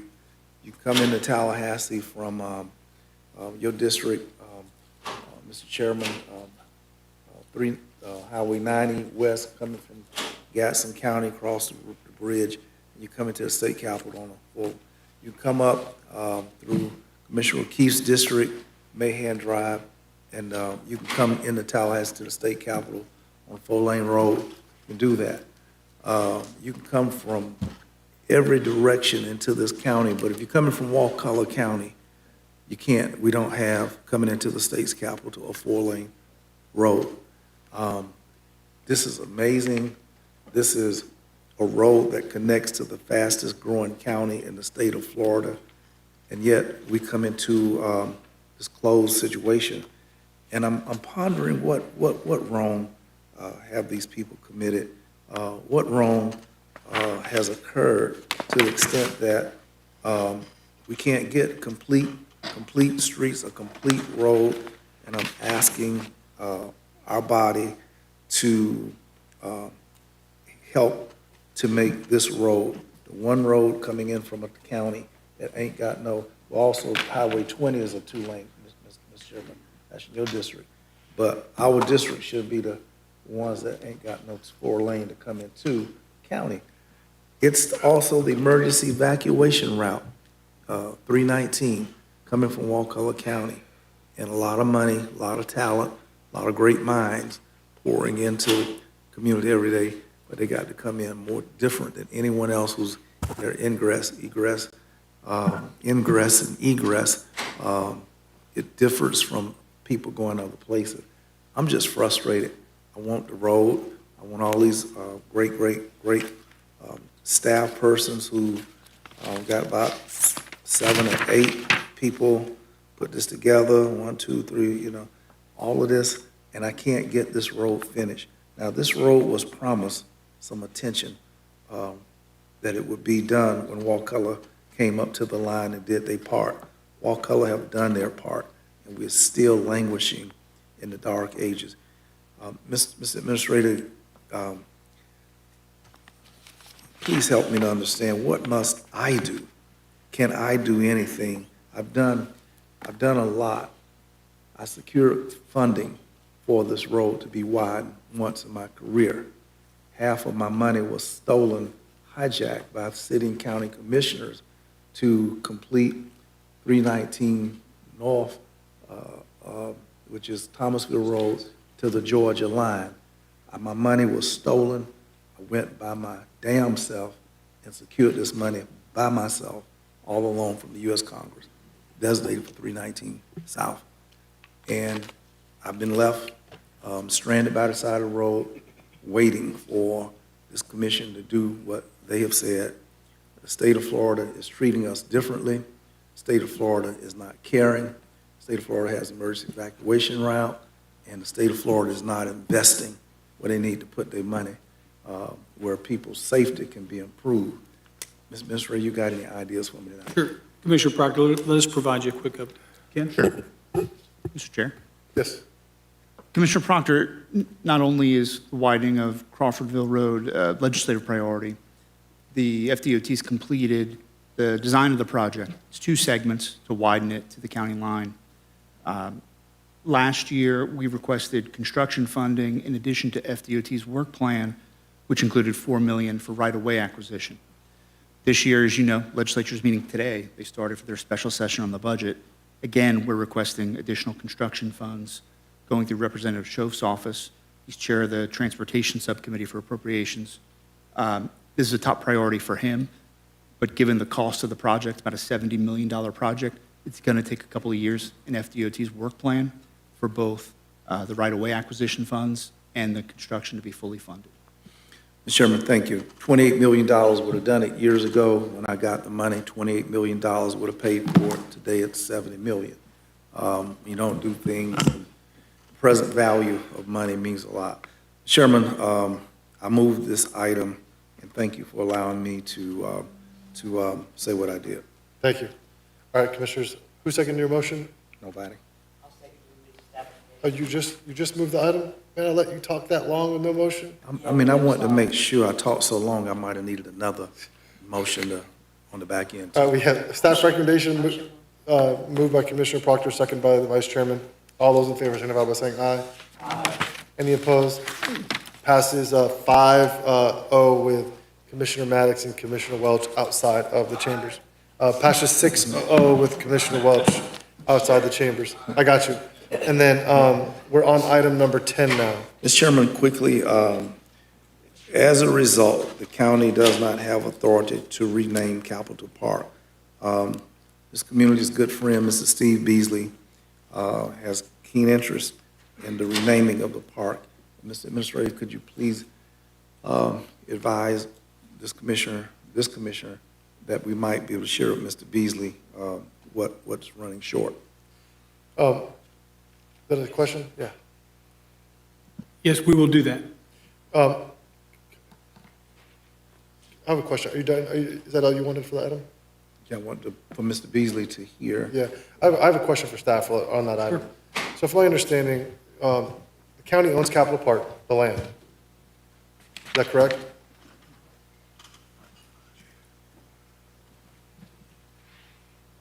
Mr. Chair? Yes. The land where the park is located is part of the fairgrounds property. So it's part of the lease with the fairgrounds? Correct. Gotcha. Yes. Okay. So who is the city manages the park though, right? It's a city Yeah, park? that's correct. They operate and maintain the park, and they have it's in writing, but it's kind of like a letter agreement with authorization from the fairgrounds to utilize that portion of the fairground property as the park. Got it. Commissioners, what I would like to do with your, I wouldn't want to do this without your blessing, but as part of our negotiations with the fairgrounds, I would like your direction to send the fairgrounds a letter out of good faith that they will agree to rename this park in an act of good faith with our negotiations with the fairgrounds. And ask them to basically to agree to allow us to rename the park. I make that as a motion. We allow for the chair to, in the continuation of his designated role to talk with the fairground and interact, engage, that he also add this on the bucket list of things. On point. I thought I was correct. We can't name it, the fairground can't name it, the city has to name it. The city has a license agreement with the fairground that says that the city is the only person who can rename that park. Okay, great. So we can't, it doesn't matter negotiation, it would have to be with the city. Yeah, so. Point of information, I'm so sorry. That's not exactly correct. Okay. The issue becomes, just like we have given operation and maintenance control of most of the fairground property to the Fair Association, they have basically sub-licensed that portion of the property to the city. The city has a policy for naming and renaming parks. So arguably, the city could make the argument that even if the Fair Association agrees to rename the park, that the city has maintenance and operational control of that park, and that they have the right to rename that park. Right, that's what I was saying. Yeah. Yeah, okay. So I'll just, in the capacity of. Just add the city to it. Yeah, I'm going to add the city to it and ask them if they will consider renaming it. Yeah, motion. I make a motion that the commission has a chairson letter over requesting that the city rename the park as is stated in our agenda item. Yeah. Right. You second the motion? Yeah. Okay, great. Any discussion on that? Great, thanks. The person that we're looking to rename the park after, I believe, was a beloved member of the entire community and had great relationships with our colleagues at the city commission. So I hope that they will take that into consideration. So all those in favor of the motion signify by saying aye. Aye. Any opposed? Passes unanimously. Thank you. We are now on item 11. The vice chairman, I believe you pulled that. Is that correct? Yes. Okay. Thank you, Mr. Chair. I'll start by moving we accept the reports from staff. Second. Second. I second. Second by Commissioner Maddox. You still have the floor, Mr. Vice Chairman. Thank you very much. Staff, thank you for pulling this report on the Southwood DRI roads that were in dispute, that we've talked about, and updating us on the legal status, where things stand, and that making clear that this is where it's going on and the city's dealing with it. The main thing I wanted to confirm is that, and I just confirm this because I think the public should hear it, when it came to the Southwood Road requirement as part of that DRI, it was the city planning department that is the appropriate agency to actively monitor that, not the county. I'll let Scott defer to that as well. Good evening, Commissioners. The agency that's responsible for oversight of that schedule of internal roadway improvements would be the City Growth Management Department. City Growth. Excellent. And because this is the city thing, but this gets to my question, next question. Part of the reason the city is even in any dispute or question or follow-up about whether there's a storm extension is because the city staff did not proactively monitor and did not choose to send a non-compliance when this was not complied on January 1st. That's in this report. We don't have to confirm that. We don't have to beat up the city. But for Leon County Planning Department staff, is it our policy and procedure that we actively monitor all DRIs and agreements like this that are under our purview so that the moment any developer is out of compliance, our staff is initiating it and we don't let it go by until the neighbors tell us? Is that our policy? That is.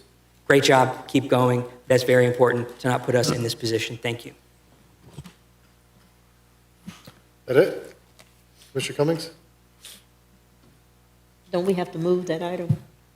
She moved Did we vote on it? Oh. No, I have you in the queue. Okay, no, I'm sorry. Oh, okay. My great. question was answered. Okay, great. So motion moved by the Vice Chairman, seconded by Commissioner Maddox for staff recommendation. All those in favor of the motion on the floor signify by saying aye. Aye. Passes unanimously. All right, Commissioners, I think we are on Commissioner discussion items now.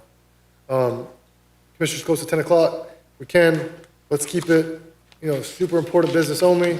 I'll start with Queen of the County Commission. Commissioner Cummings, you're recognized. Thank you, Mr. Chair. Thank you for a great meeting. Thank the county administrator and staff for great analysis on all the issues that we had to address. I'd just like to ask for proclamation. Dr. Key Parker is requesting a proclamation as they commemorate 70 years of the Tallahassee bus boycott this week, and he doesn't want it read, but it would just be on display at City Hall. They're having a reception at City Hall, and I would move for a proclamation for that commemoration. Okay, we have a proclamation requested by Commissioner Cummings, seconded by the Vice Chairman. All those in favor signify by saying aye. Aye. Passes unanimously. That's all I have, Mr. Chair. Thank you. Thank you, Commissioner Cummings. Commissioner Minor.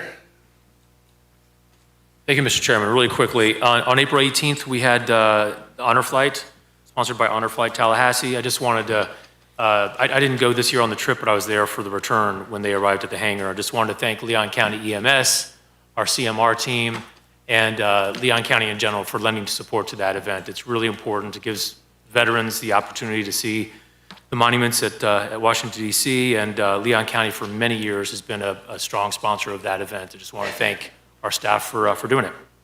And also, just finally, just a couple weeks ago, we finished the Longleaf to Lighthouse expedition. That was the 5-day trek that went from Thomasville through Leon County and down to the St. Mark's Lighthouse. I'm just about stopping to scratch my chigger bites, finally, after 2 weeks. But it was a great trip, and there'll be some video of it released later this year. Commissioner Minor, I'm still impressed. I was surprised I could do it. The first day was all mountain biking, 27 miles. I'm not really sure if the rest of the trip was like that, I wouldn't have made it. But it was a mixture of paddling, hiking, and mountain biking for the rest of the trip, and that was just my speed. So Congrats, that's baller. Yeah. that's all I got, Mr. Chairman. Thank you very much. Yes, sir. Mr. Vice Chair. Chair, first, someone went back in the tape and confirmed earlier when we were talking about the COCA, I'm Mr. County Administrator, I'd like to apologize. I said I don't need the attitude when you were answering a question. I did need the attitude. No, I'm kidding. That was inappropriate, and I didn't mean it. So wanted to apologize for that. I didn't even know you said that. I didn't either, but Matt Hoffman said I did, and then he went back and checked the tape, and I said if I said it, but so I did, so I'm sorry. Catch it, but now I have a problem with it. No, I'm just kidding. No, we're good. Good. Thank you. I would like to request a proclamation honoring June 2026 for Pride Month. Second. Oh, So it's 2026, it's all legal. no, I was saying like, was that part of our proclamation? Was that one of our proclamations in the reoccurring one? No, because we can't do it going forward. Is there an issue with that legally? Is that one of the items?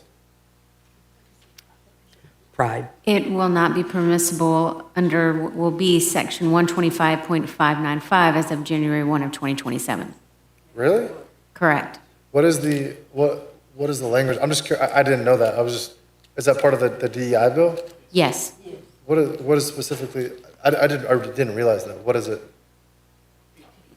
Sorry, I don't mean to put you on the spot and like refer to the bill. I genuinely did not know. It only exempts federally recognized holidays as an exclusion to the DIA.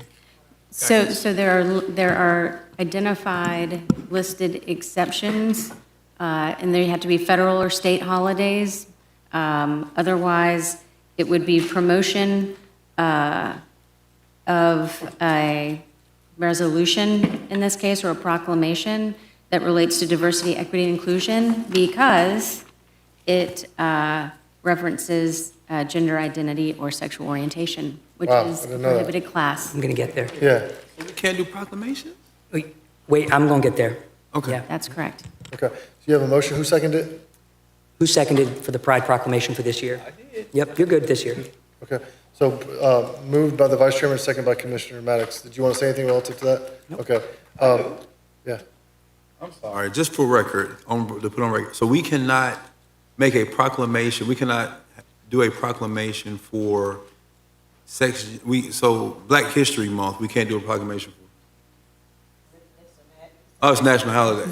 That's a national holiday that's designated, so yes for that, but no to a lot of things that we've done in the past.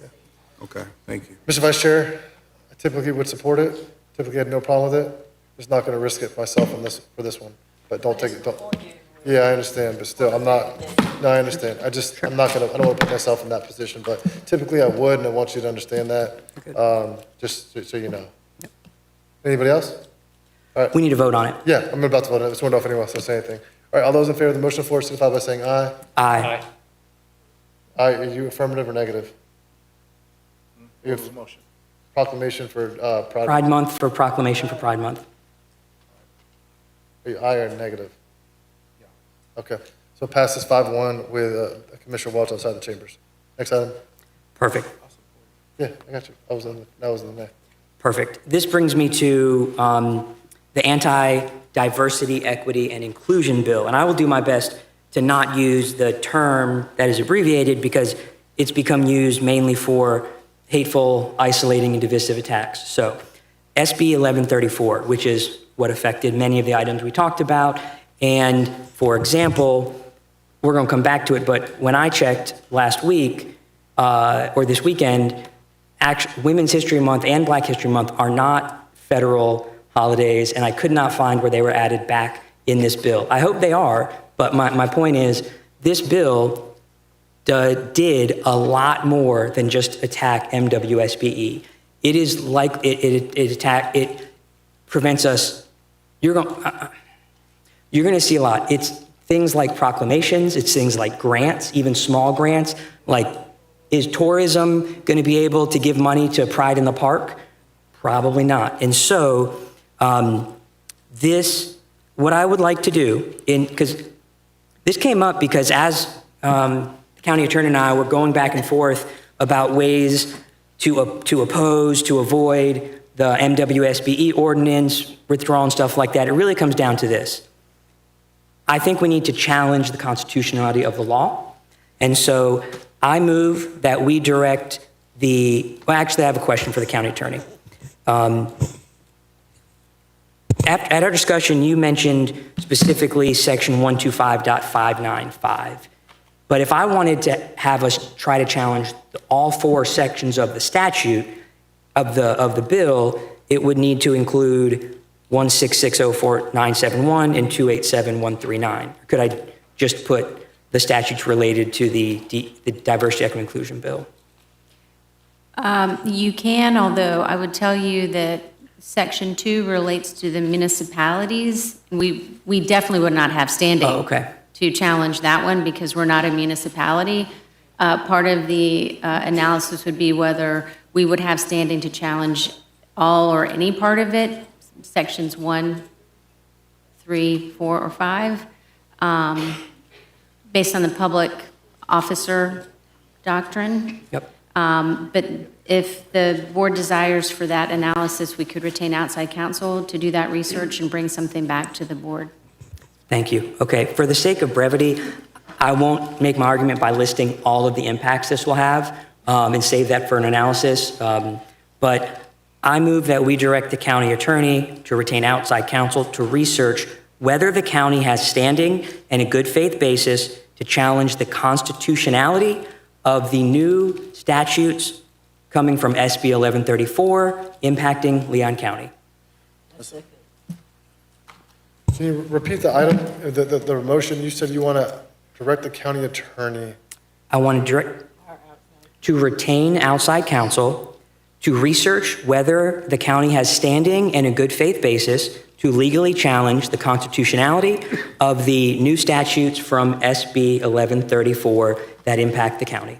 1 second, Commissioner Maddox. So, Madam Attorney, for point of order, would that have to be unanimous for it to be passed, or would that, so he'd have to request an agenda item to come back? If it's unanimous, it passes. If it doesn't pass, he could request an agenda item to come back, and that would require a majority vote. I will amend my motion, since I can smell the which way the wind's blowing, I will amend my motion to request an agenda item to consider retaining outside counsel to determine whether we have standing in good faith basis to challenge the constitutionality of these statutes related to SB 1134 that impact our county. We have a motion moved by the Vice Chairman, seconded by Commissioner Cummings, to hire outside counsel to challenge, I apologize, agenda item to come back to challenge SB 11? Whether we have standing. Gotcha. Wherever the standing, we need. What would be the process on that? So we'd hire outside counsel, and would they have to file a lawsuit against the state, or what would it be? No, that's. No, I know, I'm just curious with that. I get the motion. I'm just curious, I'm asking her a question. What would the process look like? If I bring the agenda back and the board, or majority of the board authorizes moving forward to retain outside counsel, I would do that. They would conduct the research. I would then come back to that research for the board's consideration about whether to move forward with litigation. Can I? Yeah, go ahead.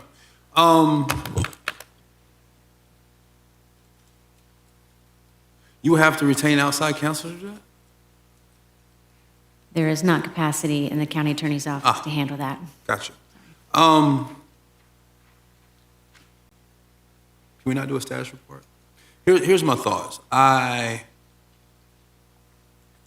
don't want to go down this road without reading and understanding everything that we can and cannot do and how we do it. So I guess what I'm saying is, if we put this as a status report for us to read before an agenda item so we understand just some of the analysis from the county attorney's office, could we two-step it? Meaning, you asked the question of what it looks like. That would be included in the status report. Just a short report on how other counties are responding or what they're doing, or if there's any, I guess you said the legal basis. Could we not do a status report that told us whether it gave a short synopsis on whether or not we had legal basis before we went to an agenda item, that we talked about it and moved forward with it? We can retain outside counsel to do that research. Commissioner O'Keefe, here's where I am. Yeah. Here's where I am. We have 50 people in here tonight. We have 50 people in here tonight to speak about COCA. And it was well warranted for us to have 50 people in here to speak about COCA. Before I have 125 people in here to speak about this item, I want a status report to know more about this item. Once we get it to the point that we're at an agenda item that's going to move forward with a lawsuit against the state, I just want to make sure I have all the information. And so I almost want to two-step it. A status report is a status report. It's not on a regular agenda. If somebody wants to pull it and then ask for the agenda item, I just want to make sure I got all the information. Quite frankly, I almost, and I'm pretty sure it's not going to happen, but to me, the gravity of it and the depth of it, I almost want a FAC or Florida League of Cities to take this on. I'm sure they won't. I'm pretty sure that their membership is probably mixed on it. But before we get to an agenda item, I just want more information because I just feel like once we put it on the agenda item, we're going to get the same thing we have in COCA, and we're going to get all the information at one time, and it's going to get caught. It's going to get caught in the wash. So I'm willing to go with it the way you guys want to go with it. I just feel like this might be something we want to walk our way into instead of running our way into. You want to respond? Mr. Chair, I'm going to let the Vice Chairman respond to that, and I'll come to you, Commissioner Cummings. I'm happy to see what a different step is when I hear from all the colleagues. I do want to be clear. I'm not moving to sue the state. I'm moving to get full analysis, if there's any option, to defend the values of our communities. We're not voting to sue the state. The motion is to just be clear. Yes, sir. Thank you. Commissioner Cummings. Thank you, Mr. Chair. No, just point of clarification. I think his motion, and based on our discussion, was based on whether or not we have standing to even challenge it in the first place. Because if we don't have standing, then it's out the window anyway. So I don't know, Madam Attorney, if you all look at whether or not the county would have standing, would you just, in general, look at other substantive issues as well? I think your report would probably be more inclusive, wouldn't it, other than that, just that narrow issue? Yes, Commissioner Cummings, it would cover not only standing, that's kind of the threshold issue, but if there is standing, it would cover any potential constitutional basis to invalidate the statute, because it's got to be constitutional. Great. And I think that would satisfy Commissioner Maddox, your concern. That's why you want to know everything, and I think they would. But that's why I'm asking for it to be as a status report, because then we will be able to read it, understand that standing, and then if we want to ask for the agenda after understanding it all, then the agenda comes. Because let's be real about it. If there is standing, why would we ask if they're standing if we're not going to take the next steps? If we're not going to consider taking the next steps? So that's why I said kind of two-step it. You get the status report, find out if they're standing. If there is standing, then go ahead and ask for the agenda item to prepare to move forward if that's what you choose to do. And Mr. Chair, on point, and it's my understanding too that other groups have filed or prepared to file against that particular legislation based on the unconstitutionality of it. And even now, violation of equal protection. So why wouldn't we join in with them? Even if other people have already filed, why are we filing ourselves? Why not just join in? So just that information would be nice to have in a status report first. Right. In my opinion. So I'm sure there's something the county attorney's office in providing their report. If there is something out there that's already pending, I think we would be advised of that as well. So I feel like we would get a well-rounded synopsis of it if this motion passes. I was going to say, Commissioner Maddox, and for the chair, I have a procedural question because I want to go with you. I just want to make sure I understand what the process would be because I am worried about timing. Yes, sir. And you're right. The idea would be to find out if we have a legal basis, and then perhaps other entities are pursuing this or not, and then we move forward there. And so if I change this to a status report, that comes back in June, and I wanted to get us to be able to vote to tell the county attorney to move forward at the June meeting, would that still require a unanimous since it was just a status, or would I need to get a majority to bring an actual agenda back in July, and then we're not seeing it till September? That's my only concern. Go ahead. Point of information, I can try to get outside counsel to expedite all of this research, but it would be a very quick turnaround to meet the June meeting agenda, given that they would be researching not only standing, but digging into really meaty, weighty constitutional issues. So I just want to manage the board's expectations about a timeline to bring something back to the board. Yes, and I did not expect outside counsel to do their work by June, right? That's why my original I think his motion motion is for the agenda item for June. that's why my motion is for an agenda item for June, because we'll get general information about the bill, and we can decide then if we want then have staff to go set outside counsel to work. I know we want as much information as possible before we move forward, but I think we will need, other than a general overview of what the statute says and the impacts, I have a feeling we're going to need work from outside counsel before you get any more information. So that's my thought on it. If there's no, I'm happy to change the motion in a way that makes the majority comfortable, as long as we're moving towards a timely consideration of considering outside counsel. All right. Mr. Vice Chair, I think the board hears where you're at. So can you just restate your motion? Sure. Requesting an agenda item to consider having the county attorney retain outside counsel to determine whether we have standing in a good faith basis to challenge the constitutionality of the statutes from SB 1134 that affect the county. Your second one didn't include outside counsel, remember? It did. I move that we direct the county attorney to retain outside counsel And you second the motion? to an agenda item to consider that. Oh, okay. You second the motion? Okay, all right, I'm clear now. Are you maintaining your second? Well, the outside counsel, you amended it.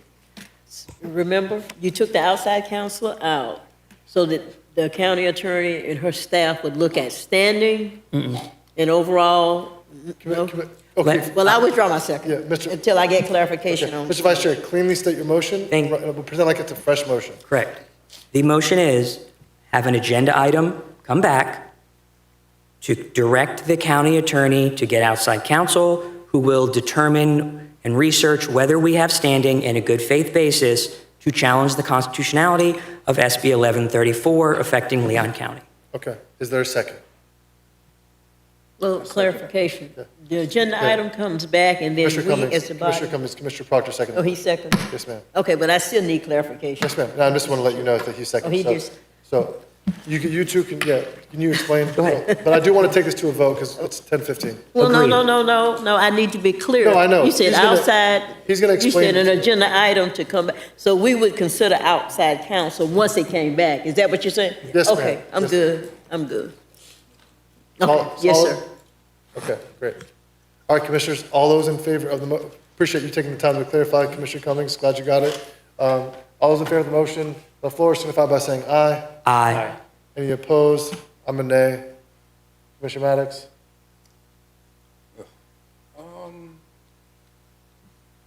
Aye.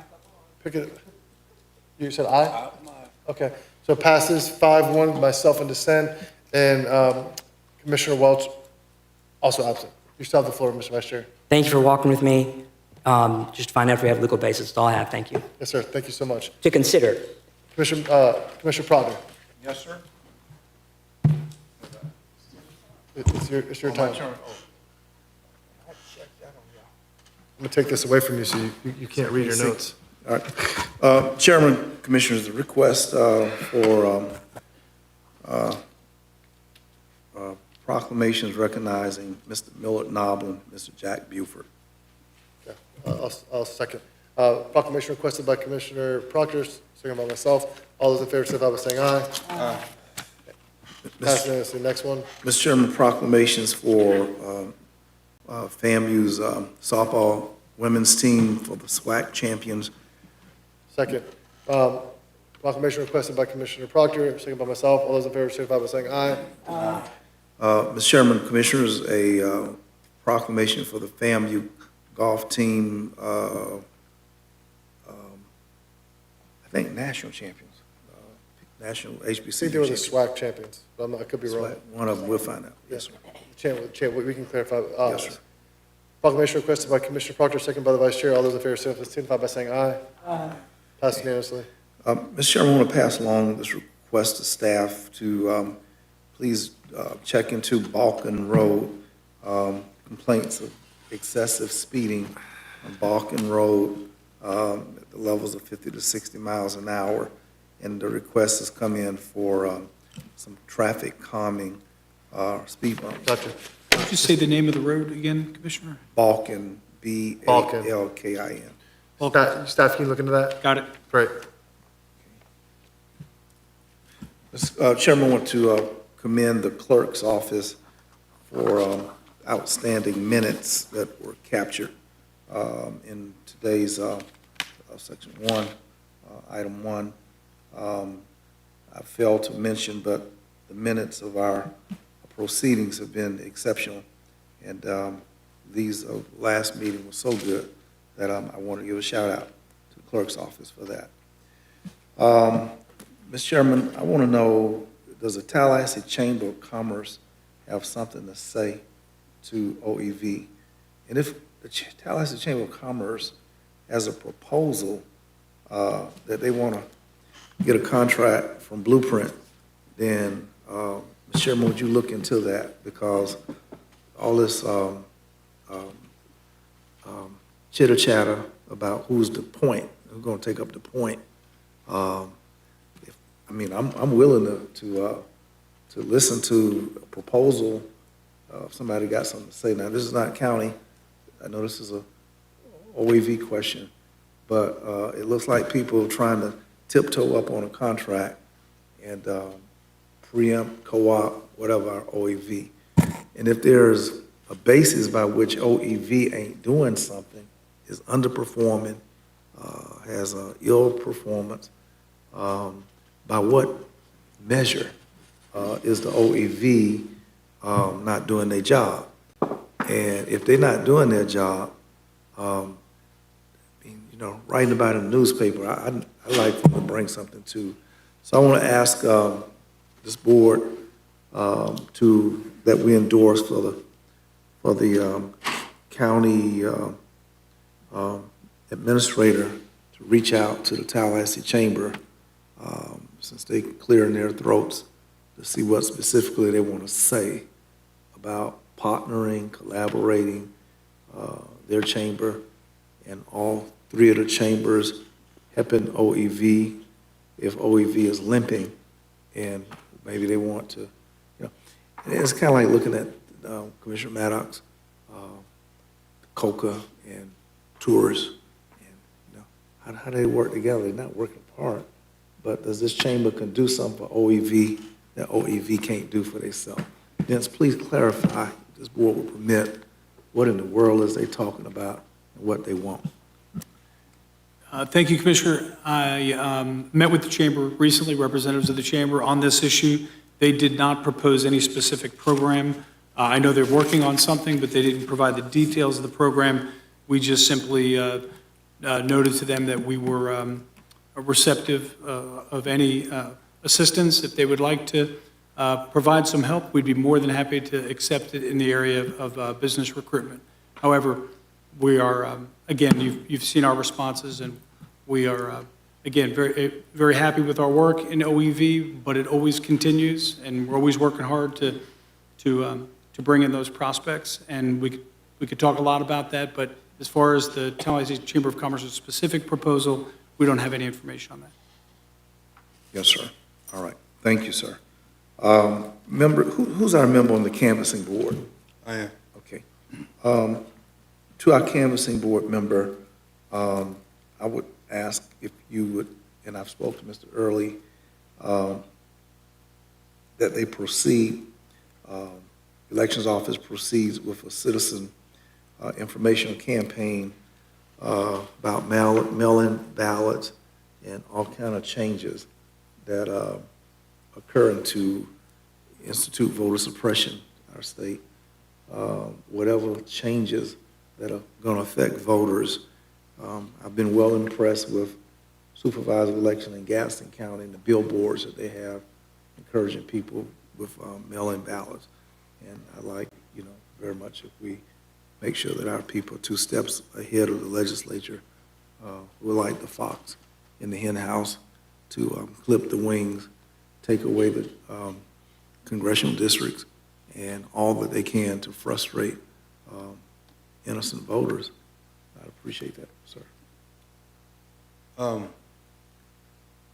I think the way I like to do that, Commissioner Proctor, is to make a motion that we ask you want a public information campaign? That's what you said? Right. Okay. On the changes in voting laws and rules and this and that. Okay. Madam Attorney, you are our attorney for the canvassing board, correct? Not yet. That's under my time. I was going to come and make the request, convey the request I will of the make the motion canvassing that board. our county attorney be the attorney for the canvassing board. Second. Any discussion?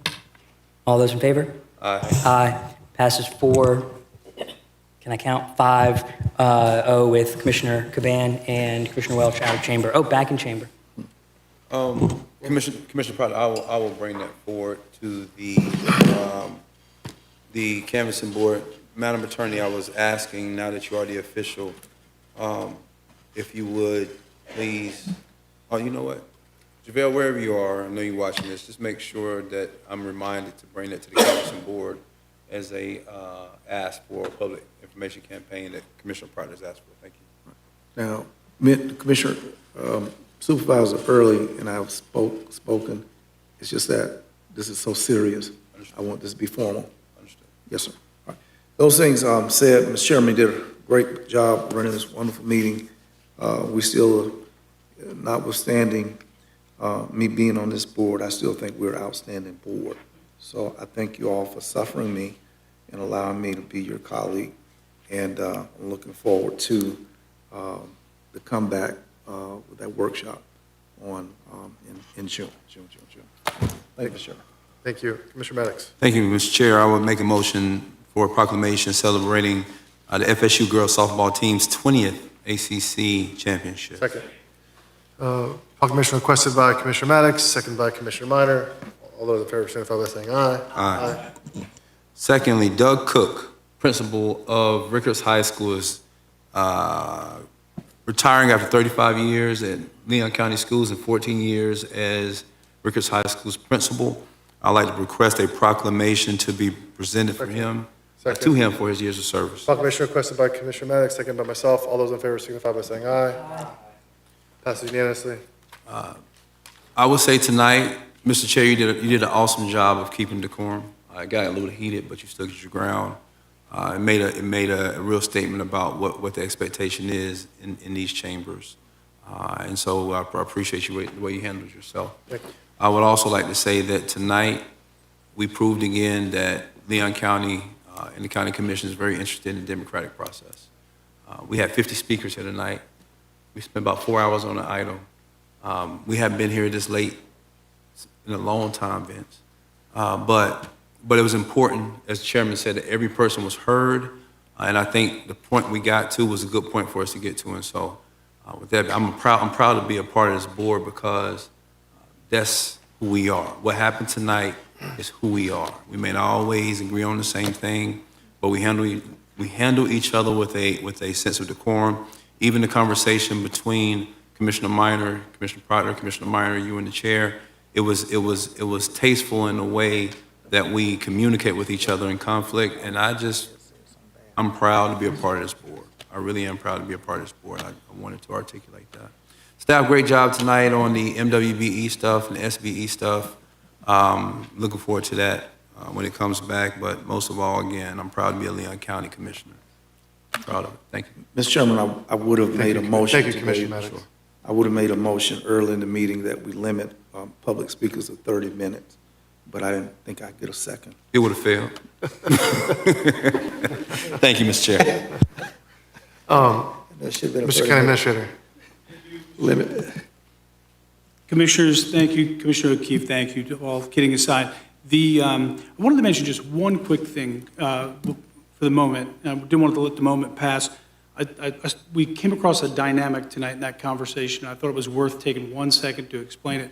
I could see where commissioners were scratching their heads a little bit about the partnership thing and staff's engagement with COCA. I wanted to provide some clarification there because it is very unique in our environment. We work in an extremely unique environment. even our best partners, we will not pre-negotiate before the board. When staff does that, we necessarily limit your options when we come back to you. So we bring you back an option, say, we believe we've made some headway with COCA, they've made some headway. We bring you back a recommendation that reflects that compromise, and the board says, I don't want any part of that. Now you're arguing against us and COCA. We would never do that to you. We do what we do for a reason. Now that we've got your direction, the good news is we know what to do. We'll bring it back to you with a full discussion and hybrid models for your budget discussion item. But I just wanted to explain that a little bit. Your expectation is that we're good partners, and I know that your experience with us, and we'll always represent you that way, but I just wanted to explain that one part. Thank you. Thank you, Mr. Commissioner, and I appreciate the clarification there, and I know folks will appreciate that as well. Madam Attorney. Just as a heads up, I will be providing a more detailed memo to the board about kind of what is permissible in terms of communications about things that are going to go on the ballot. It can be very nuanced. It can be a little bit tricky, especially as it relates to the use of social media. So I just wanted to let the board members know that you'll be receiving that memo in the next week or so. And if you receive it and you have any questions, please feel free to give me a call. Thank you, Madam Attorney. Commissioners? Sure, go ahead, Commissioner Minor. Mr. Chairman, thank you very much. I'll be very quick. I forgot to mention this before. Monique Ellsworth, CEO of Second Harvest of the Big Bend, is going to be leaving us. After 6 years of serving Second Harvest of the Big Bend and the entire Big Bend area, just a tremendous job at the food bank. She was my successor and has just incredibly transformed that food bank into another level. So she's getting married. She's having a new job up in Wisconsin for Feeding America. So just wanted to wish her well. She's served us very well here in Leon County, as well as before that with her work with Rick Carney's nonprofit. So farewell, Monique. We're going to miss you.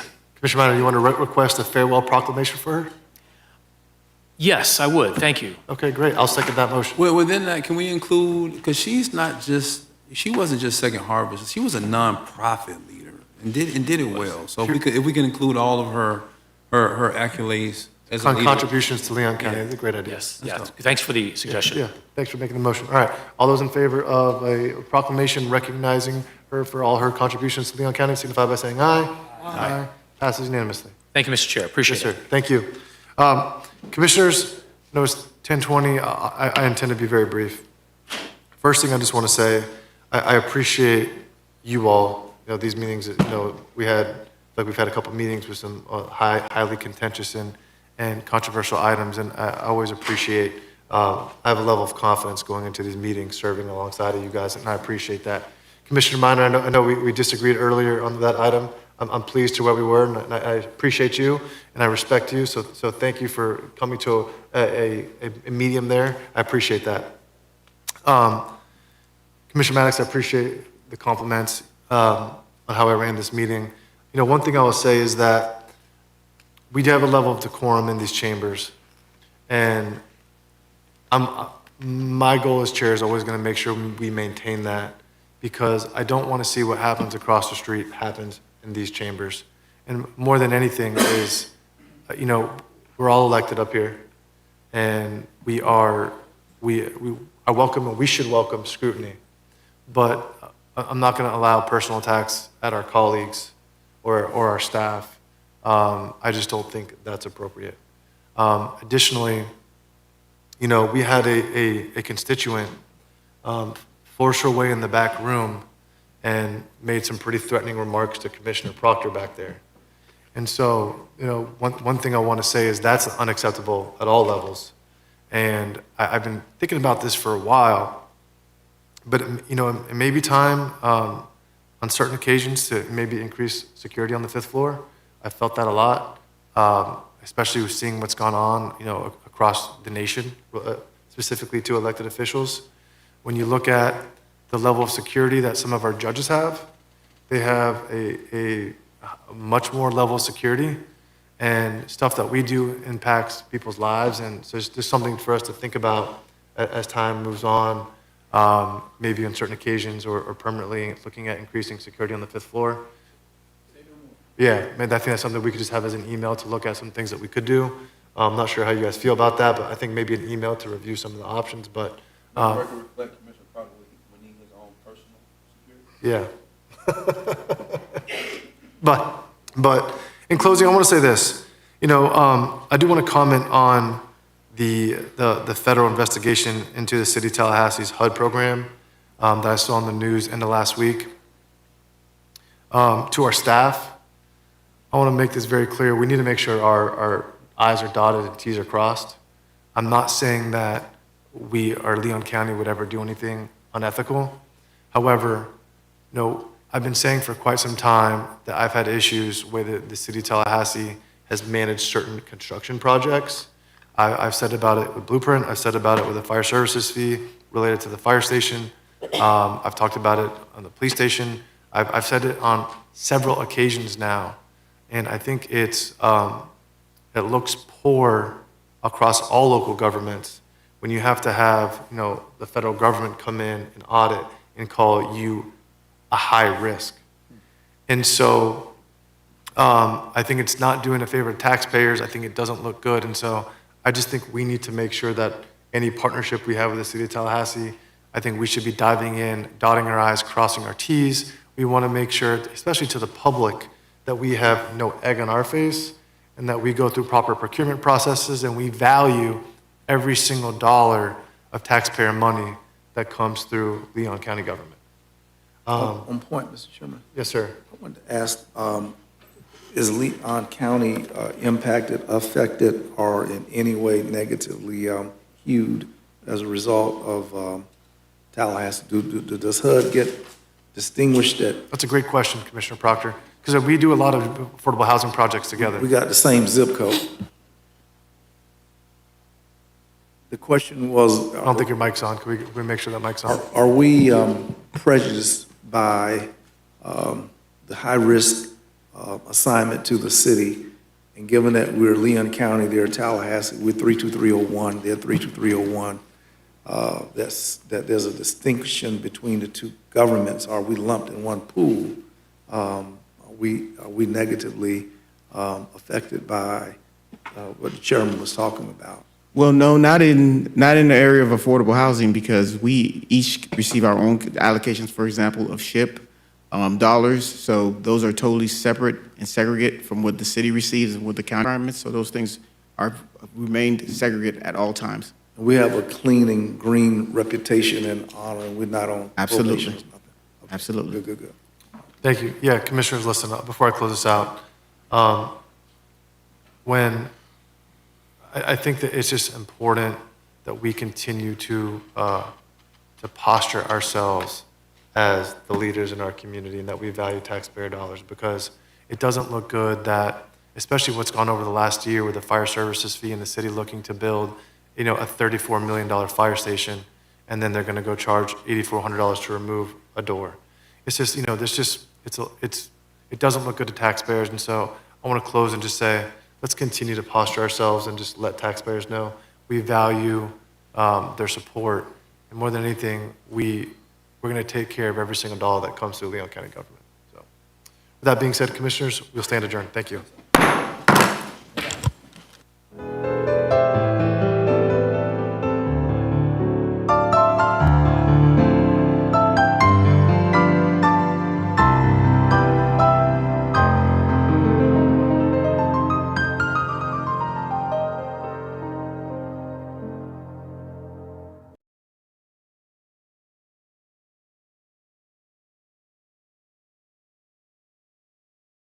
Safe. And that speaks volumes about the whole organization. We had hundreds of roads across our community that were impacted by debris or power lines that were down. Through the efforts of Leon County's public works crews, our electric partners, and the sheriff's office, we were able to get out and get the roads cut and cleared to reestablish access for all of our emergency response.